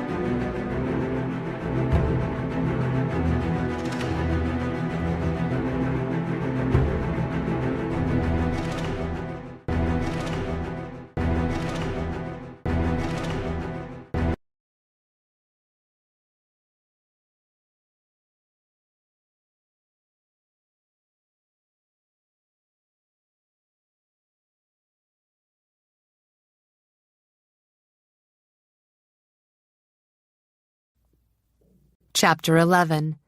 Winter raged its way through February. There came a point when Pandora had to shovel her way from the house to her workshop. She found herself grateful for the physical labor. Winter was a long, quiet time that provided too many hours to think. In using this time, Pandora came to several uncomfortable realizations. Her life, as she'd known it, as she'd guided it, would never be the same. As far as her art was concerned, she felt the months of concentrated effort, with dashes of excitement, had only improved her crafting. In truth, she often used her jewelry to take her mind off what was happening to and around her. When that didn't work, she used what was happening to and around her in her work. The sudden, blunt understanding that her health, even her life, had been endangered, made her take a step away from her usual practical outlook. It caused her to appreciate little things she'd always taken for granted. Waking up in a warm bed, watching snow fall while a fire crackled beside her. She'd learned that every second in life was vital. Already she was considering taking a day to drive back to New York and pack what was important to her. More than packing, it would be a time of decision-making. What she kept, what she didn't, would in some ways reflect the changes she'd accepted in herself. Both the lease on her apartment and the lease on the shop over the boutique were coming up for renewal. She'd let them lapse. Rather than living alone, she'd have the company and the responsibility of her uncle's old servants. Though she'd once been determined to be responsible only to herself and her art, Pandora made the choice without a qualm. Though she had lived in the city, in the rush, in the crowds, she'd isolated herself. No more. Through it all wove Michael. In a few short weeks, what they had now would be over. The long winter they'd shared would be something to think of during other winters. As she prepared for a new and different life, Pandora promised herself she'd have no regrets, but she couldn't stop herself from having wishes. Things were already changing. The police had come, and with their arrival had been more questions. Everything in her shop had to be locked up tightly after dark, and there were no more solitary walks in the woods after a snowfall. It had become a nightly ritual to go through the folly and check doors and windows that had once been casually ignored. Often, when she walked back to the house from her shop, she'd see Michael watching from the window of his room. It should have given her a warm, comfortable feeling, but she knew he was waiting for something else to happen. She knew, as she knew him, that he wanted it. Inactivity was sitting uneasily on him. Since they'd driven into New York to deal with the break-in at his apartment, he'd been distant, with a restlessness roiling underneath. Though they both understood the wisdom of having the grounds patrolled, she thought they felt intruded upon. They had no sense of satisfaction from the police investigation. Each one of their relatives had alibis for one or more of the incidents. So far, the investigations seemed to have twin results. Since the police had been called in, nothing else had happened. There'd been no anonymous phone calls, no shadows in the woods, no bogus telegrams. It had, as Pandora had also predicted, stirred things up. She dealt with an irate phone call from Carlson, who insisted they were using the investigation in an attempt to undermine his case against the will. On the heels of that had come a disjointed letter from Ginger, who'd had the idea that the folly was haunted. Michael had had a 2-minute phone conversation with Morgan, who'd muttered about private family business, overreacting, and hogwash. Biff, in his usual style, had wired a short message. "Cops and robbers, looks like you two are playing games with each other." From Hank, they heard nothing. The police lab had confirmed the private analysis of the champagne. Randall was plodding through the investigation in his precise, quiet way. Michael and Pandora were exactly where they'd been weeks before, waiting. He didn't know how she could stand it. As Michael made his way down the narrow path Pandora had shoveled, he wondered how she could remain so calm when he was ready to chew glass. It had only taken him a few days of hanging in limbo to realize it was worse when nothing happened. Waiting for someone else to make the next move was the most racking kind of torture. Until he was sure Pandora was safe, he couldn't relax. Until he had his hands around someone's throat, he wouldn't be satisfied. He was caught in a trap of inactivity that was slowly driving him mad. Pausing just outside her shop, he glanced around. The house looked big and foolish, with icicles hanging and dripping from eaves, gutters, and shutters. It belonged in a book, he thought, some moody, misty Gothic. A fairy tale, the grim sort. Perhaps one day he'd weave a story around it himself, but for now, it was just home. With his hands in his pockets, he watched smoke puff out of chimneys. Foolish it might be, but he'd always loved it. The longer he lived in it, the surer he was that he was meant to. He was far from certain how Pandora would take his decision to remain after the term was over. His last script for the season was done.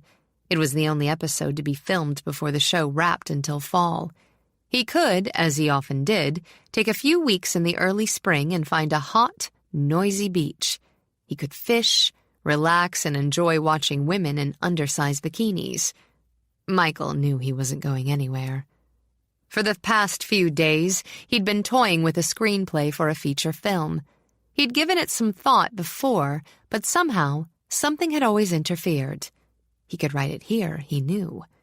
He could perfect it here with Pandora wielding her art nearby, criticizing his work so that he was only more determined to make it better. But he was waiting waiting for something else to happen, waiting to find who it was who'd used fear and intimidation to try to drive them out. And most of all, he was waiting for Pandora. Until she gave him her complete trust, willingly, until she gave him her heart unrestrictedly, he had to go on waiting. His hands curled into fists and released. He wanted action. He tried the door and satisfied himself that she'd kept her word and locked it from the inside. Pandora? He knocked with the side of his fist. She opened the door with a drill in her hand. After giving her flushed face and tousled hair a quick look, Michael lifted his hands, palms out. I'm unarmed. I'm busy. But her lips curved.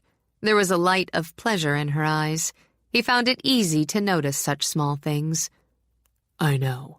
I've invaded scheduled working hours, but I have a valid excuse. You're letting in the cold, she complained. Once, she might have shut the door in his face without a second thought. This time, she shut it behind him. Not a hell of a lot warmer in here. It's fine when I'm working, which I am. Blame Sweeney. She's sending me in for supplies, and she insisted I take you. He sent Pandora a bland look. That girl holes herself up in that shed too much. Needs some sun. I get plenty of sun, Pandora countered. Still, the idea of a drive into town appealed. It wouldn't hurt to talk to the jeweler in the little shopping center. She was beginning to think her work should spread out a bit, beyond the big cities. I suppose we should humor her, but I want to finish up here first. I'm in no hurry. Good. Half an hour, then. She went to exchange the drill for a jeweler's torch. Because she didn't hear the door open or shut, she turned and saw Michael examining her rolling mill. "Michael," she said, with more than a trace of exasperation. Go ahead, take your time. Don't you have anything to do? Not a thing, he said cheerfully. Not one car chase to write? No. Besides, I've never seen you work. Audiences make me cranky. Broaden your horizons, love. Pretend I'm an apprentice. I'm not sure they can get that broad. Undaunted, he pointed to her work table. What is that thing? This thing, she began tightly, is a pendant. A waterfall effect made with brass wire and some scraps of silver I had left over from a bracelet. No waste, he murmured. Practical as ever. So what's the next step? With a long breath, she decided it would be simpler to play along than to throw him out. I've just finished adjusting the curves of the wires. I've used different thicknesses and lengths to give it a free-flowing effect. The silver scraps I've cut and filed into elongated teardrops. Now I solder them onto the ends of the wires. She applied the flux, shifting a bit so that he could watch. After she'd put a square of solder beside each wire, she used the torch to apply heat until the solder melted. Patient, competent, she repeated the procedure until all 12 teardrops were attached. Looks easy enough, he mused. A child of 5 could do it. He heard the sarcasm and laughed as he took her hands. You want flattery? A few minutes ago, I saw a pile of metal. Now I see an intriguing ornament, ornate and exotic. It's supposed to be exotic, Pandora replied. Jessica Wainwright will wear it in the film. It's to have been a gift from an old lover. The Countess claims he was a Turkish prince. Michael studied the necklace again. Very appropriate. It'll droop down from brass and silver wires twisted together. The lowest teardrop should hang nearly to her waist. Pleased, but knowing better than to touch the metal before the solder cooled, Pandora held up her sketch. Ms. Wainwright was very specific. She wants nothing ordinary, nothing even classic. Everything she wears should add to the character's mystique. She set the sketch down and tidied her tools. She'd solder on the hoop and fashion the neck wire when they returned from town. Then, if there was time, she'd begin the next project. The gold-plated peacock pin with its 3-inch filigree tail would take her the better part of 2 weeks.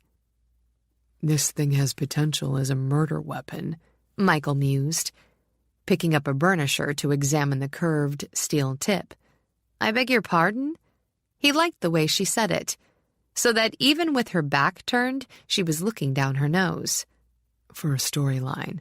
Leave my tools out of your stories. Pandora took the burnisher from him and packed it away. Going to buy me lunch in town? She stripped off her apron, then grabbed her coat. I was going to ask you the same thing. I asked first. She locked the shop and welcomed the cold. The snow's beginning to melt. In a few weeks, the 5 dozen bulbs Jolly planted during his gardening stage will be starting to bloom. Daffodils, she murmured. It didn't seem possible when you felt the air, saw the mounds of snow, but spring was closing in. The winter hasn't seemed so long. No, it hasn't. He slipped an arm around her shoulders. I never expected 6 months to go so quickly. I figured one of us would have attempted murder by this time. With a laugh, Pandora matched her step to his. We've still got a month to go. Now we have to behave ourselves, he reminded her. Lieutenant Randall has his eye on us. I guess we blew our chance. She turned to wind her arms around his neck. There have been times I've wanted to hit you with a blunt instrument. Feelings mutual, he told her as he lowered his mouth. Her lips were cool and curved. At the side window, Sweeney drew back the drape. Look at this! Cackling, she gestured to Charles.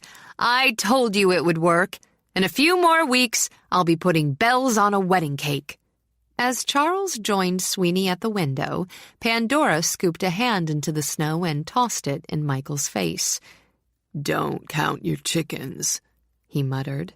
In a desperate move to avoid retaliation, Pandora raced to the garage. She ducked seconds before snow splattered against the door. Your aim's still off, cousin! Hefting the door, she sprinted inside and jumped into his car. Smug, she settled into the seat. He wouldn't, she was sure, mar his spotless interior with a snowball. Michael opened the door, slid in beside her, and dumped snow over her head. She was still squealing when he turned the key. I'm better at close range. Pandora sputtered as she wiped at the snow. Because she'd appreciated the move, it was difficult to sound indignant. One would have thought that a man who drives an ostentatious car would be more particular with it. It's only ostentatious if you buy it for status purposes. And, of course, you didn't. I bought it because it gets terrific gas mileage. When she snorted, he turned to grin at her. And because it looks great wrapped around redheads. And blondes and brunettes. Redheads, he corrected, twining her hair around his finger. I've developed a preference. It shouldn't have made her smile, but it did. She was still smiling when they started down the long, curvy road. We can't complain about the road crews, she said idly. Except for those 2 weeks last month, the roads have been fairly clear. She glanced toward the mounds of snow the plows had pushed to the side of the road. Too bad they won't do the driveway. You know you loved riding that little tractor. Uncle Jolly always said it made him feel tough and macho. So much so he'd race it like a madman over the yard. As they came to a curve, Michael eased on the brake and downshifted. Pandora leaned forward and fiddled with the stereo. Most people have equipment like this in their den. I don't have a den. You don't have a stereo to put in one either, she remembered. Or a television. He shrugged, but mentally listed what he'd lost from his apartment. Insurance will cover it. The police are handling that as though it were a normal break-in. She switched channels. It might have been. Or it might have been a smokescreen. I wish we... He broke off as they approached another curve. He'd pressed the brake again, but this time, the pedal had gone uselessly to the floor. Michael, if you're trying to impress me with your skill as a driver, it's not working. Instinctively, Pandora grabbed the door handle as the car careered down the curve. Whipping the steering wheel with one hand, Michael yanked on the emergency brake. The car continued to barrel down. He gripped the wheel in both hands and fought the next curve. No brakes.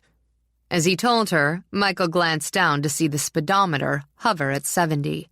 Pandora's knuckles turned white on the handle. "We won't make it to the bottom without them." He never considered lying. No. Tires squealed as he rounded the next curve. Gravel spit under the wheels as the car went wide. There was the scrape and scream of metal as the fender kissed the guardrail. She looked at the winding road spinning in front of her. Her vision blurred, then cleared. The sign before the S-turn cautioned for a safe speed of 30. Michael took it at 75. Pandora shut her eyes. When she opened them and saw the snowbank dead ahead, she screamed. With seconds to spare, Michael yanked the car around. Snow flew skyward as the car skidded along the bank. Eyes intense, Michael stared at the road ahead and struggled to anticipate each curve.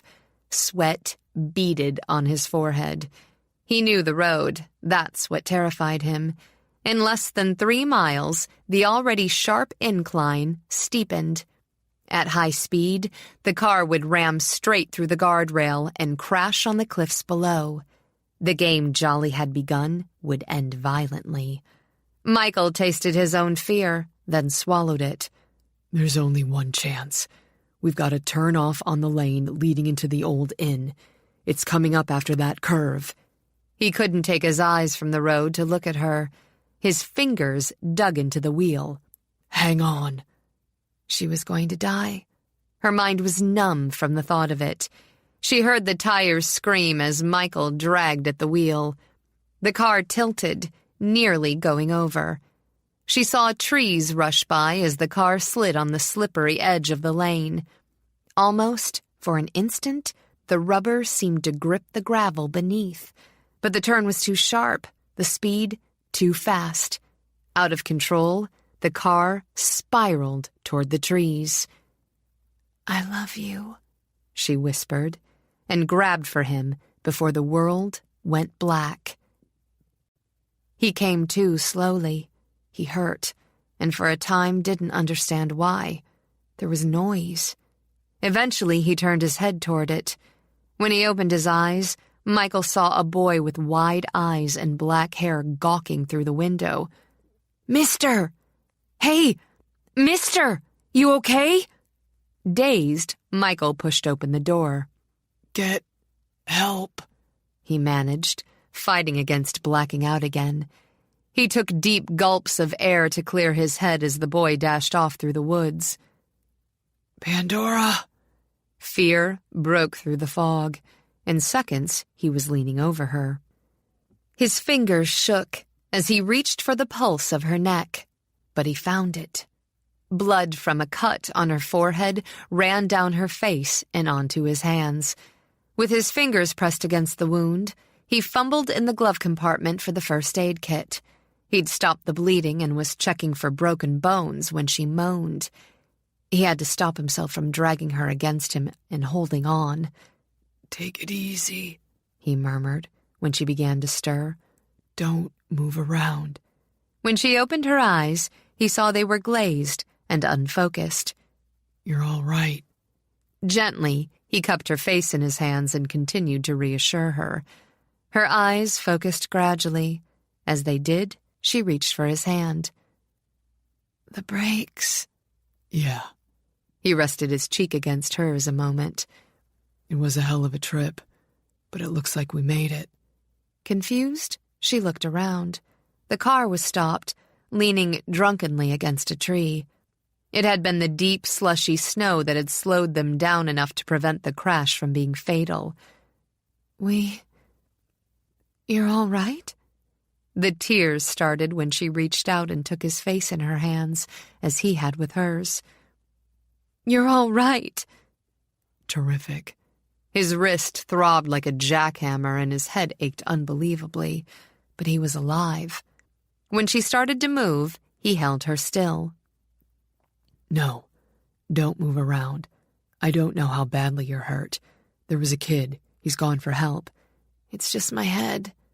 She started to take his hand and saw the blood. Oh, God, you're bleeding. Where? Before she could begin her frantic search, he gripped her hands together. It's not me. It's you. Your head's cut. You probably have a concussion. Shaky, she lifted her hand and touched the bandage. The wound beneath it hurt, but she drew on that. If she hurt, she was alive. I thought I was dead. She closed her eyes, but tears slipped through the lashes. I thought we were both dead. We're both fine. They heard the siren wail up the mountain road. He was silent until she opened her eyes again. You know what happened? Her head ached badly, but it was clear. Attempted murder. He nodded, not turning when the ambulance pulled into the slushy lane. I'm through waiting, Pandora. I'm through waiting all around. Lieutenant Randall found Michael in the emergency room lounge. He unwrapped his muffler, unbuttoned his coat, and sat down on the hard wooden bench. Looks like you've had some trouble. Big time. Randall nodded toward the ace bandage on Michael's wrist. Bad? Just a sprain. Few cuts and bruises and a hell of a headache. Last time I saw it, my car looked something like an accordion. We're taking it in. Anything we should look for? Brake lines. It seemed I didn't have any when I started the trip down the mountain. When's the last time you used your car? Randall had his notepad in hand. 10 days, 2 weeks. Wearily, Michael rubbed a temple. I drove into New York to talk to the police about the robbery in my apartment. Where do you keep your car? In the garage. Locked? The garage? Michael kept his eye on the hallway where Pandora had been wheeled away. No. My uncle had installed one of those remote control devices a few years back. Never worked unless you turned on the television. Anyway, he took it out again and never replaced the lock. Pandora's car's in there, he remembered suddenly.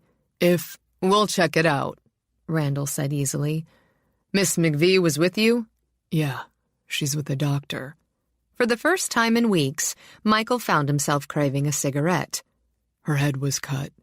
He looked down at his hands and remembered her blood on them. I'm going to find out who did this, Lieutenant, and then I'm going to— Don't say anything to me I might have to use later, Randall warned. There were some people who threatened as a means to let off steam or relieve tension. Randall didn't think Michael Donahue was one of them. Let me do my job, Mr. Donahue. Michael gave him a long, steady look. Someone's been playing games, deadly ones, with someone very important to me. If you were in my place, would you twiddle your thumbs and wait? Randall smiled, just a little. You know, Donahue, I never miss your show. Great entertainment. Some of this business sounds just like one of your shows.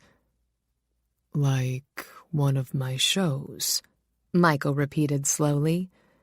Problem is, things don't work the same way out here in the world as they do on television. But it sure is a pleasure to watch. Here comes your lady.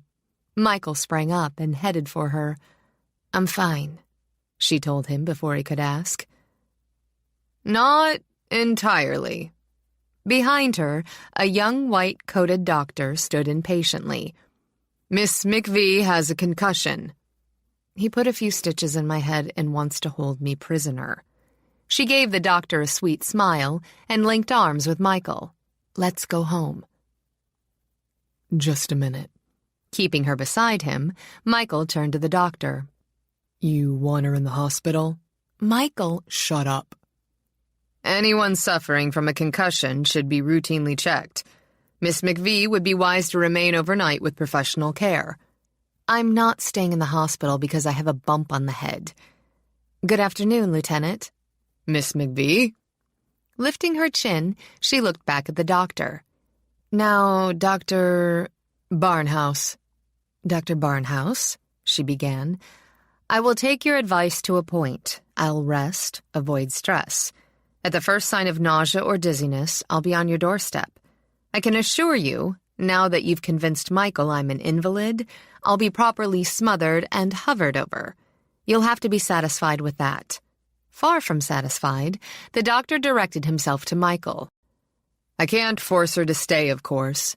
Michael lifted a brow. "If you think I can, you've got a lot to learn about women." Resigned, Barnhouse turned back to Pandora. "I want to see you in a week. Sooner if any of the symptoms we discussed show up. You're to rest for 24 hours. That means horizontally." "Yes, doctor." She offered a hand, which he took grudgingly. "You were very gentle. Thank you." His lips twitched. "A week," he repeated, and strode back down the hall. "If I didn't know better," Michael mused, "I'd say he wanted to keep you here just to look at you." "Of course. I look stunning with blood running down my face and a hole in my head." "I thought so." He kissed her cheek, but used the gesture to get a closer look at her wound. The stitches were small and neat, disappearing into her hairline. After counting 6 of them, his determination iced. "Come on. We'll go home, so I can start pampering you." "I'll take you myself." Randall gestured toward the door. "I might as well look around a bit while I'm there." Sweeney clucked like a mother hen and had Pandora bundled in bed 5 minutes after she'd walked in the door. If she'd had the strength, Pandora would have argued for form's sake. Instead, she let herself be tucked under a comforter, fed soup and sweet tea, and fussed over. Though the doctor had assured her it was perfectly safe to sleep, she thought of the old wives' tale and struggled to stay awake. Armed with a sketch pad and pencil, she whiled away the time designing. But when she began to tire of that, she began to think. Murder. It would have been nothing less than murder. Murder for gain, she mused. An impossible thing for her to understand. She'd told herself before that her life was threatened, but somehow it had seemed remote. She had only to touch her own forehead now to prove just how direct it had become. An uncle? A cousin? An aunt? Which one wanted Jolly's fortune so badly to murder for it? Not for the first time, Pandora wished she knew them better, understood them better. She realized she'd simply followed Jolly's lead and dismissed them as boring. And that was true enough, Pandora assured herself. She'd been to a party or two with all of them. Monroe would huff, Biff would preen, Ginger would prattle, and so on. But boring or not, one of them had slipped over the line of civilized behavior, and they were willing to step over her to do it. Slowly, from memory, she began to sketch each of her relatives. Perhaps that way she'd see something that was buried in her subconscious. When Michael came in, she had sketches lined in rows over her spread. "Quite a rogues gallery." He'd come straight from the garage, where he and Randall had found the still wet brake fluid on the concrete. Not all of it, Michael mused. Whoever had tampered with the brakes had left enough fluid in so that the car would react normally for the first few miles. And then, nothing. Michael had already concluded that the police would find a hole in the lines, just as they'd find one in the lines of Pandora's, to match the dark puddle beneath her car. It had been every bit as lethal as his. He wasn't ready to tell Pandora that whoever had tried to kill them had been as close as the garage a day, perhaps 2 before. Instead, he looked at her sketches. "What do you see?" she demanded. "That you have tremendous talent and should give serious thought to painting." "I mean in their faces." Impatient with herself, she drew her legs up Indian style. "There's just nothing there. No spark, no streak of anything that tells me this one's capable of killing." "Anyone's capable of killing." "Oh, yes," Michael added when she opened her mouth to disagree. "Anyone. It's simply that the motive has to fit the personality, the circumstances, the need. When a person's threatened, he kills. For some, it's only when their lives or the lives of someone they love are threatened. That's entirely different. No. He sat on the bed. It's a matter of different degrees. Some people kill because their home is threatened, their possessions. Some kill because a desire is threatened. Wealth, power. Those are very strong desires. So a very ordinary, even conventional person might kill to achieve that desire. He gestured to her sketches. One of them tried. Aunt Patience with her round little face and myopic eyes. You can't seriously believe She's devoted to Morgan. Obsessively so. She's never married. Why? Because she's always taking care of him. He picked up the next sketch. Or there's Morgan himself, stout, blunt, hard-nosed. He thought Jolly was mad and a nuisance. They all did. Exactly. Carlson, straight-laced, humorless, and Jolly's only surviving son. He tried contesting the will. Going the conventional route. Still, he knew his father was shrewd, perhaps better than anyone. Who's to say he wouldn't cover his bases in a more direct way? Biff. He had a laugh. As he looked at the sketch, Pandora had drawn him precisely as he was, self-absorbed. I can't see him getting his hands dirty. For a slice of 150 million? I can. Pretty little Ginger. One wonders if she can possibly be as sweet and spacey as she appears. And Hank. Pandora had drawn him with his arm muscle flexed. Would he settle for a couple of thousand when he could have millions? I don't know. That's just the point. Pandora shuffled the sketches. Even when I have them all lined up in front of me, I don't know. Lined up? Michael murmured. Maybe that is the answer. I think it's time we had a nice family party. Party? You don't mean actually invite them all here? It's perfect. They won't come. Oh, yes, they will. He was already thinking ahead. You can bank on it. A little hint that things aren't going well around here, and they'll jump at the chance to give us an extra push. You see the doctor in a week. If he gives you a clean bill of health, we're going to start a little game of our own. What game? In a week, he repeated, and took her face in his hands. It was narrow, dominated by the mop of hair and sharp eyes. Not beautiful, but special. It had taken him a long time to admit it. A bit pale. I'm always pale with a concussion. Are you going to pamper me? At least. But his smile faded as he gathered her close. Oh, God. I thought I'd lost you. The trace of desperation in his voice urged her to soothe. We'd both have been lost if you hadn't handled the car so well. She snuggled into his shoulder. It was real and solid, like the one she'd sometimes imagined leaning on. It wouldn't hurt, just this once, to pretend it would always be there. I never thought we'd walk away from that one. But we did. He drew back to look at her. She looked tired and drawn, but he knew her will was as strong as ever.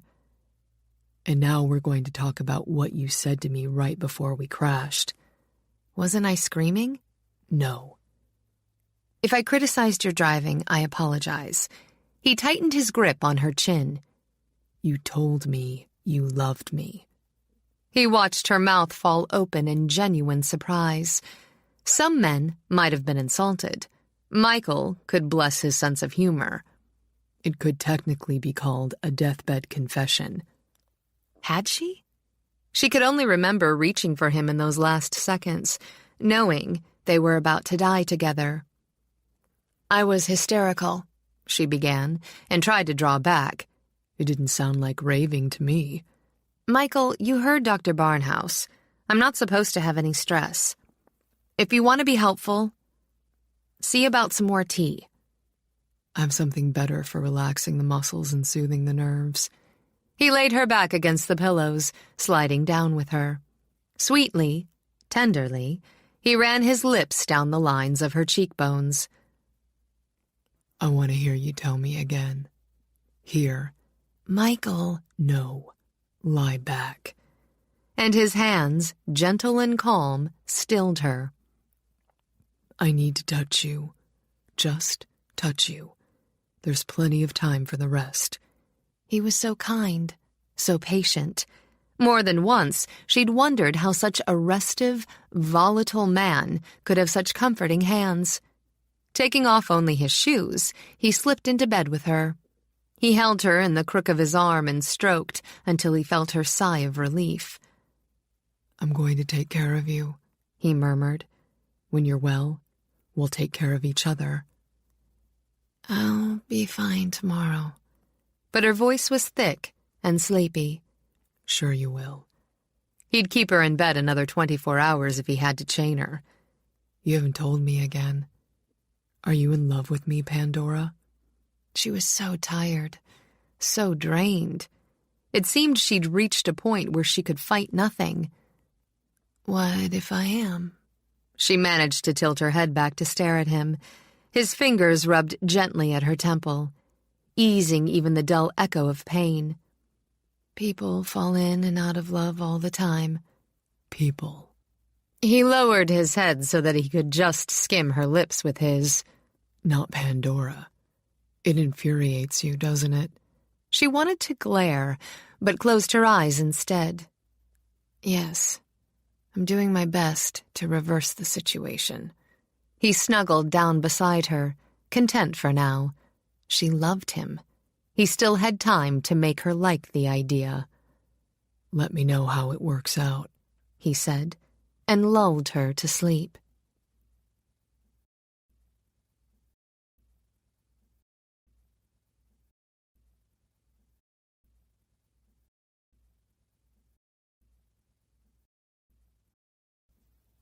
Chapter 12. Michael studied the dark stains on the garage floor with a kind of grim fascination. Draining the brake fluid from an intended victim's car was a hackneyed device, one expected from time to time on any self-respecting action-adventure show. Viewers and readers alike developed a certain fondness for old, reliable angles in the same way they appreciated the new and different. Though it took on a different picture when it became personal. The car careering out of control down a steep mountain road was as old as the Model T. He'd used it himself, just as he'd used the anonymous gift of champagne, and the bogus telegram routine, he mused, as an idea began to stir. Just last season, one of Logan's heroines of the week had been locked in a cellar, left in the dark after going to investigate a window slamming in the wind. It, too, was a classic. Each and every one of the ploys used against himself and Pandora could have been lifted from one of his own plots. Randall had pointed it out, though he'd been joking. It didn't seem very funny. Michael cursed himself, knowing he should have seen the pattern before. Perhaps he hadn't, simply because it had been a pattern, a trite one by Hollywood standards. Whether it was accidental or planned, Michael decided he wasn't about to be outplotted. He'd make his next move taking a page from the classic mystery novels. Going into the house, Michael went to the phone and began to structure his scene. He was just completing his last call when Pandora came down the hall toward him. "Michael, you've got to do something about Sweeney." Michael leaned back against the newel post and studied her. She looked wonderful, rested, healthy, and annoyed. Isn't it time for your afternoon nap?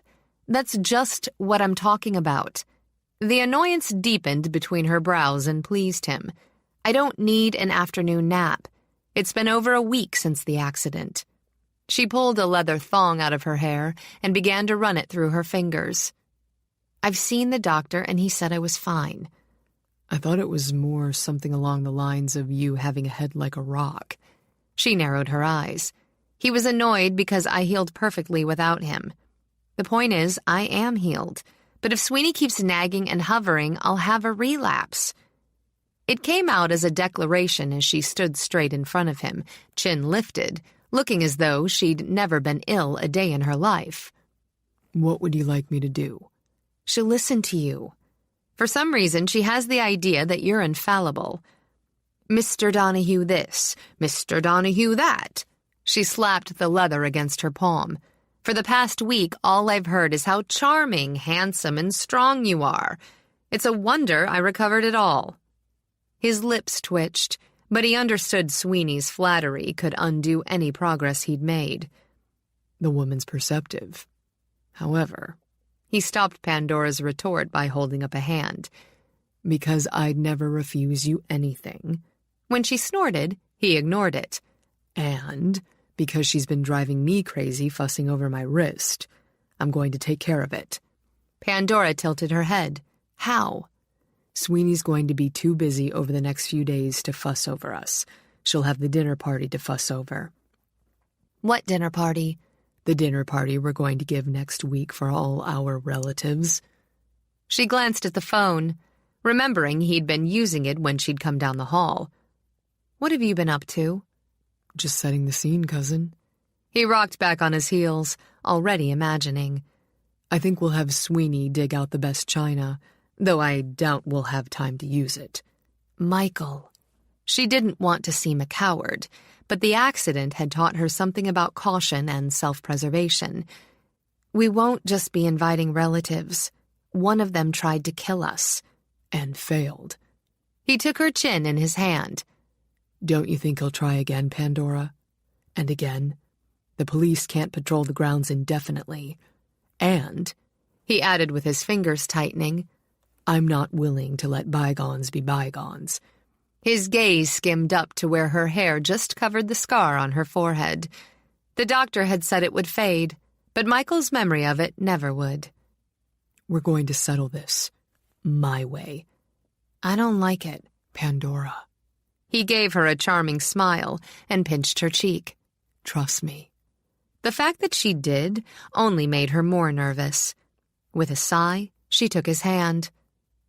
Let's tell Sweeney to kill the fatted calf. Right down to the moment the first car arrived, Pandora was certain no one would come. She'd sat through a discussion of Michael's plan, argued, disagreed, admired, and ultimately she'd given up. Theatrics, she'd decided. But there was enough jolly in her to look forward to the show, especially when she was one of the leads. And she had, as they said in the business, her part cold. She'd dressed for the role in a slim, strapless black dress. For flair, she'd added a sterling silver necklace she'd fashioned in an exaggerated starburst. Matching earrings dripped nearly to her chin. If Michael wanted drama, who was she to argue? As the night of the dinner party had grown closer, her nerves had steeled into determination. When he saw her at the top of the stairs, he was speechless. Had he really convinced himself all these years she had no real beauty? At the moment, poised, defiant and enjoying herself, she made every other woman he'd known look like a shadow. And if he told her so, she wouldn't believe it for a moment. Instead, he merely nodded and rocked back on his heels. Perfect, he told her as she walked down the main stairs. Standing at the base in a dark suit, Michael looked invincible and ruthless. The sophisticated heroine. He took her hand. Cool and sexy. Hitchcock would have made you a star. Don't forget what happened to Janet Leigh. He laughed and sent one of her earrings spinning. Nervous? Not as much as I'd thought I'd be. If this doesn't work, then we're no worse off than we are now. You know what to do. We've rehearsed it a half-dozen times. I still have the bruises. He leaned closer to kiss both bare shoulders. I always thought you'd be a natural. When this is over, we have a scene of our own to finish. No, don't pull back, he warned as she attempted to. It's too late to pull back. They stood close, nearly mouth to mouth. It's been too late, all along. Nerves she'd managed to quell came racing back, but they had nothing to do with plots or plans. You're being dramatic. With a nod, he tangled his fingers in her hair. My sense of drama, your streak of practicality. An interesting combination. An uneasy one. If life's too easy, you sleep through it, Michael decided. It sounds like the first of our guests are arriving, he murmured as they heard the sound of a car. He kissed her briefly. Break a leg. She wrinkled her nose at his back. That's what I'm afraid of. Within a half hour, everyone who had been at the reading of the will, except Fitzhugh, was again in the library. No one seemed any more relaxed than they'd been almost 6 months before. Jolly beamed down on them from the oil painting. From time to time, Pandora glanced up at it, almost expecting him to wink. To give everyone what they'd come for, Pandora and Michael kept arguing about whatever came to mind. Time for the game to begin, she decided. Carlson stood with his wife near a bookshelf. He looked cross and impatient and glowered when Pandora approached. "Uncle Carlson, I'm so glad you could make it. We don't see nearly enough of each other." "Don't soft-soap me." He swirled his scotch but didn't drink. "If you've got the idea you can talk me out of contesting this absurd will, you're mistaken." "I wouldn't dream of it. Fitzhugh tells me you don't have a chance." She smiled, beautifully. "But I have to agree the will's absurd, especially after being forced to live in the same house with Michael all these months." She ran a finger down one of the long, flattened prongs of her necklace. "I'll tell you, Uncle Carlson, there have been times I've seriously considered throwing in the towel. He's done everything possible to make the 6 months unbearable. Once he pretended his mother was ill, and he had to go to California. Next thing I knew, I was locked in the basement. Childish games," she muttered, sending Michael a look of utter dislike. Out of the corner of her eye, she saw Carlson take a quick, nervous drink. "Well, the sentence is nearly up." She turned back with a fresh smile. "I'm so glad we could have this little celebration. Michael's finally going to open a bottle of champagne he's been hoarding since Christmas." Pandora watched Carlson's wife drop her glass on the Turkish carpet. "Dear me," Pandora said softly. "We'll have to get something to mop that up. Freshen your drink?" "No, she's fine." Carlson took his wife by the elbow. "Excuse me." As they moved away, Pandora felt a quick thrill of excitement. So, it had been Carlson. "I quit smoking about 6 months ago," Michael told Hank and his wife, earning healthy approval. "You'll never regret it," Hank stated in his slow, deliberate way. "You're responsible for your own body." "I've been giving that a lot of thought lately," Michael said dryly, "but living with Pandora the past few months hasn't made it easy. She's made this past winter miserable. She had someone send me a fake telegram so I'd go flying off to California thinking my mother was ill." He glanced over his shoulder and scowled at Pandora's back. "If you've gotten through 6 months without smoking," Meg began, guiding the conversation back to Michael's health. "It's a miracle I have living with that woman, but it's almost over." He grinned at Hank. "We're having champagne instead of carrot juice for dinner. I've been saving this bottle since Christmas for just the right occasion." He saw Hank's fingers whiten around his glass of Perrier and Meg's color drain. "We don't—" Hank looked helplessly at Meg. "We don't drink." "Champagne isn't drinking," Michael said, jovially. "It's celebrating. Excuse me." He moved to the bar as if to freshen his drink and waited for Pandora to join him. "It's Hank." "No." She added a splash of vermouth to her glass. "It's Carlson." Following the script, she glared at him. "You're an insufferable bore, Michael. Putting up with you isn't worth any amount of money." "Intellectual snob." He toasted her. "I'm counting the days." With a sweep of her skirts, Pandora walked over to Ginger. "I don't know how I managed to hold my temper with that man." Ginger checked her face in a pretty silver compact. "I've always thought he was kind of cute." "You haven't had to live with him. We were hardly together a week when he broke into my workshop and vandalized it. Then he tried to pass the whole thing off as the work of a vagrant." Ginger frowned and touched a bit of powder to her nose. "It didn't seem like something he'd do to me. I told—" She caught herself and looked back at Pandora with a vague smile. "Those are pretty earrings." Michael steeled himself to listen to Morgan's terse opinion on the stock market. The moment he found an opening, he broke in. "Once everything's settled, I'll have to come to you for advice. I've been thinking about getting more actively involved with one of Jolly's chemical firms. There's a lot of money in fertilizer and pesticides. He watched Patience flutter her hands and subside at a glare from Morgan. Software, Morgan said briefly. Michael only smiled. I'll look into it. Pandora tried unsuccessfully to pump Ginger. The 5-minute conversation left her suspicious, confused, and with the beginnings of a headache. She decided to try her luck on Biff. "You're looking well." She smiled at him and nodded at his wife. "You're looking a bit pale, cousin." "The past 6 months haven't been a picnic." She cast a look at Michael.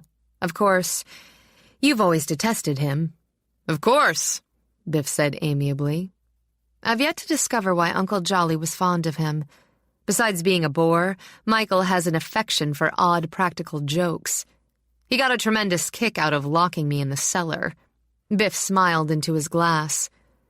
"He's never quite been in our class." Pandora bit her tongue, then agreed. "Do you know, he even called me one night, disguising his voice? He tried to frighten me by saying someone was trying to kill me." Biff's brows drew together as he stared into Pandora's eyes. "Odd." "Well, things are almost settled. By the way, did you enjoy the champagne I sent you?" Biff's fingers froze on his glass. "Champagne?" "Right after Christmas." "Oh, yes." He lifted his glass again, studying her as he drank. "So it was you?" "I got the idea when someone sent Michael a bottle at Christmas time. He promises to finally open it tonight. Excuse me, I want to check on dinner." Her eyes met Michael's briefly as she slipped from the room. They'd set his scene, she thought. Now she had to move the action along. In the kitchen, she found Sweeney finishing up the final preparation for the meal. "If they're hungry," Sweeney began, "they'll just have to wait 10 minutes. "Sweeney, it's time to turn off the main power switch." I know. I was just finishing this ham."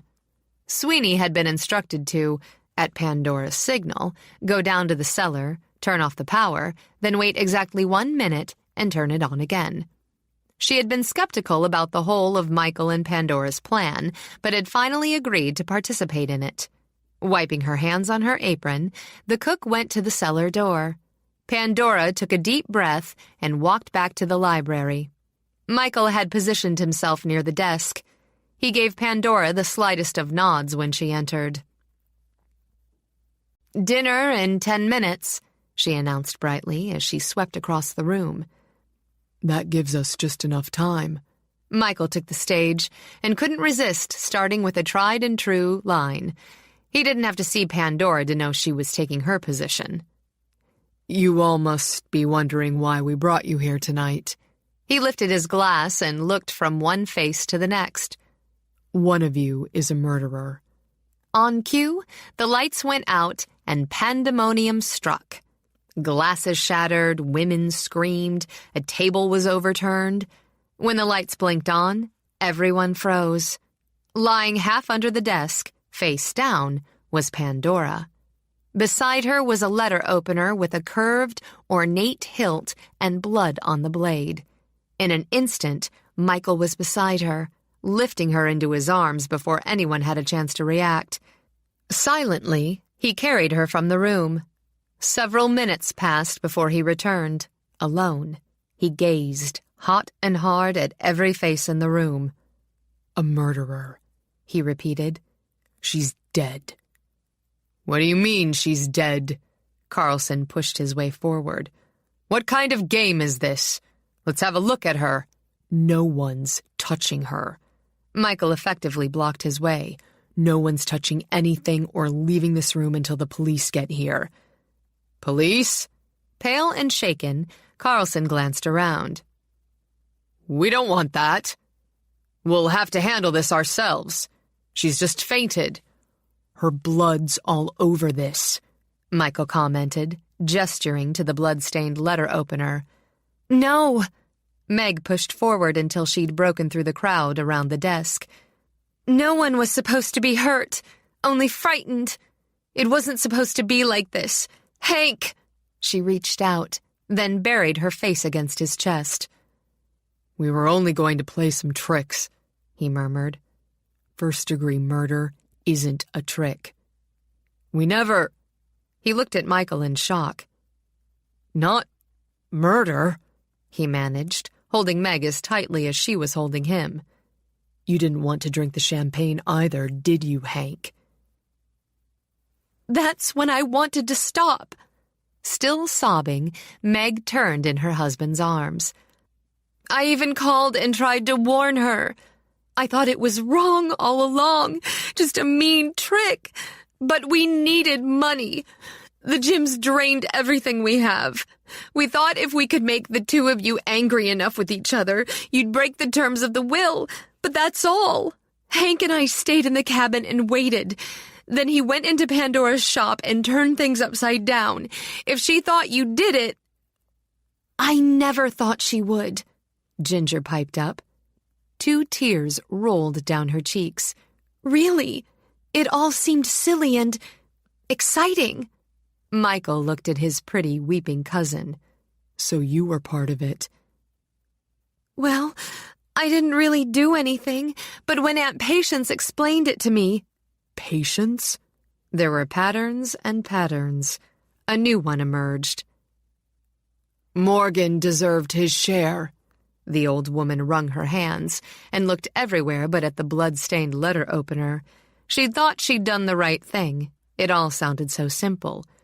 We thought we could make one of you leave. Then it would all be the way it should be. Telegram, Morgan said, puffing wide-eyed on his cigar. Not murder. He turned to Carlson. Your idea. It's preposterous. Carlson mopped his brow with a white silk handkerchief. The lawyers were incompetent. They haven't been able to do a thing. I was merely protecting my rights. With murder. Don't be ridiculous. He nearly sounded staid and stuffy again. The plan was to get you out of the house. I did nothing more than lock her in the cellar. When I heard about the champagne, I had a doubt or two, but after all, it wasn't fatal. Heard about the champagne. It was what Michael had waited for. From whom? It was Biff, Meg told him. Biff set it all up, promised nothing would go wrong. Just an organizer. Biff gauged the odds, then shrugged. All's fair, cousin. Everyone in this room had their hand in. He held his up, examining it. There's no blood on mine. I'd vote for you. He gave Michael a cool smile. After all, it's no secret you couldn't abide each other. You set it up. Michael took a step closer. There's also a matter of tampering with my car. Biff moved his shoulders again, but Michael saw the sweat bead above his lips. Everyone in this room had a part in it. Any of you willing to turn yourselves in? His breath came faster as he backed away. One of them panicked and did this. You won't find my fingerprints on that letter opener. When someone's attempted murder once, Michael said calmly, it's easier to prove he tried again. You won't prove anything. Any of us might have drained the brake lines in your car. You can't prove I did. I don't need to. In a quick move, Michael caught him cleanly on the jaw and sent him reeling. Before he could fall, Michael had him by the collar. I never said anything about draining the lines. Feeling the trap close, Biff struck out blindly. Fists swinging, they tumbled to the floor. A Tiffany lamp shattered in a pile of color. They rolled, locked together, into a Belker table that shook from the impact. Shocked and ineffective, the rest stepped back and gave them room. Michael, that's quite enough.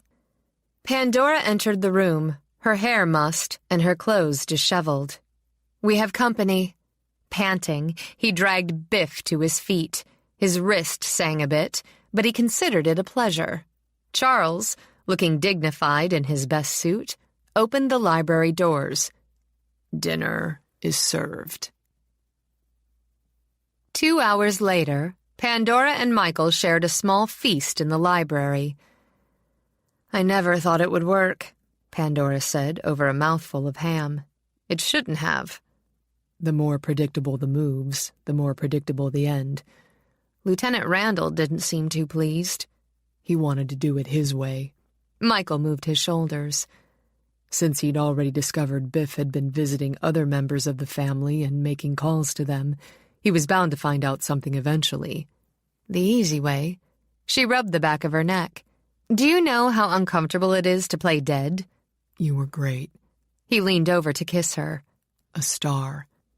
The letter opener with the stage blood was a nice touch. Still, if they'd all stuck together... We already knew someone was weakening because of the warning call. Turned out that Meg had had enough. I've been thinking about investing in their gym. It wouldn't hurt. What do you think's going to happen? Oh, Carlson will get off more or less along with the rest of them, excluding Biff. I don't think we have to worry about going to court over the will. As for our dear cousin... Michael lifted a glass of champagne.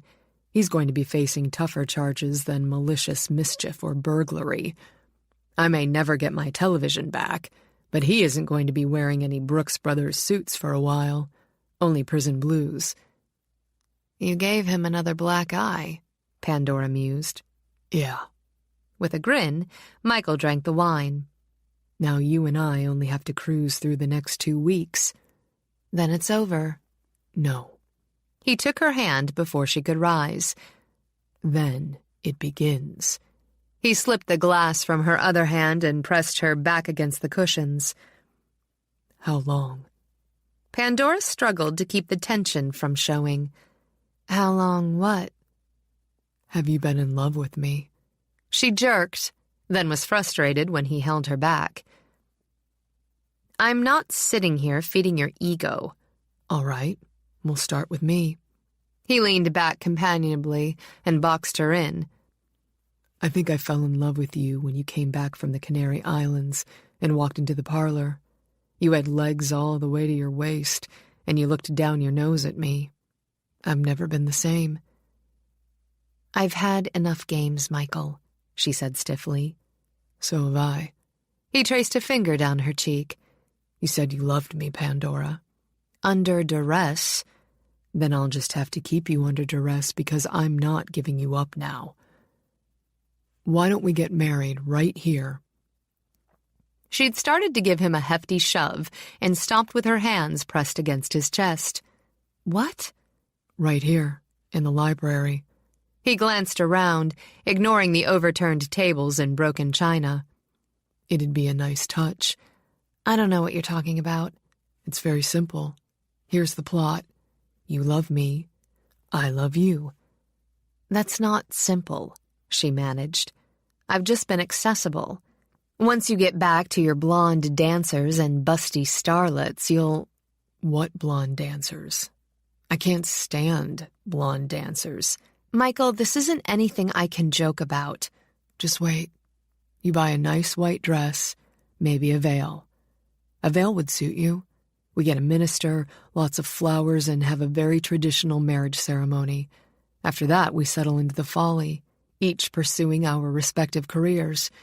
In a year, 2 at the most, we give Charles and Sweeney a baby to fuss over. See? He kissed her ear. People's lives aren't screenplays, she began. I'm crazy about you, Pandora. Look at me. He took her chin and held it so that their faces were close. As an artist, you're supposed to be able to see below the surface. That should be easy since you've always told me I'm shallow. I was wrong. She wanted to believe. Her heart already did.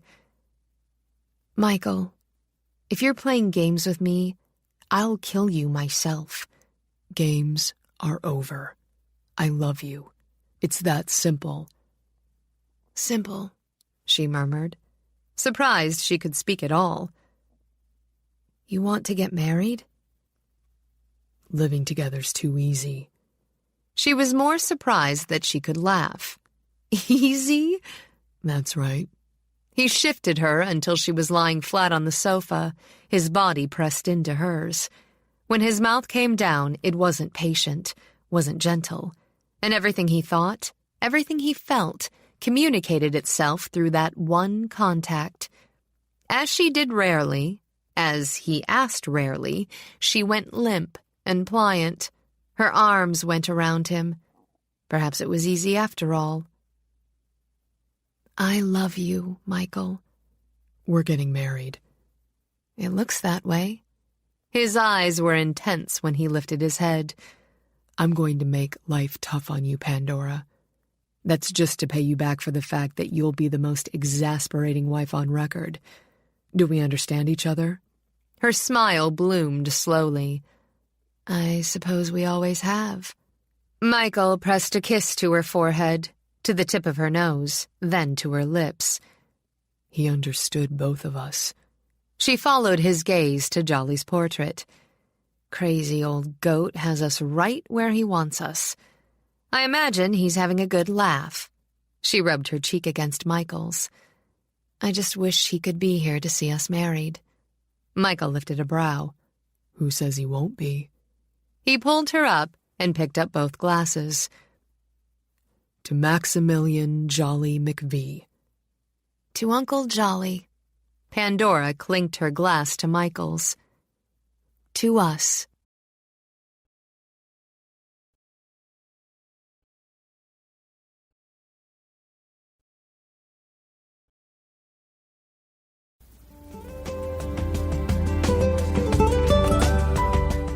We hope you have enjoyed our presentation of A Will and a Way by Nora Roberts.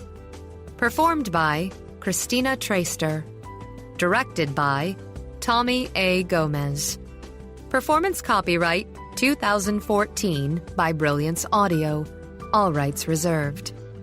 For further information concerning this program or other Brilliance Audio titles, please call the following toll-free number: 1-800-222-3225 or visit our website at www.brillianceaudio.com.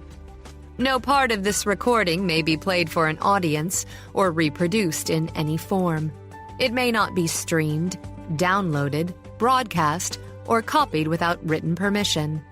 Address all inquiries to Brilliance Audio, P.O. Box 887, Grand Haven, Michigan, 49417.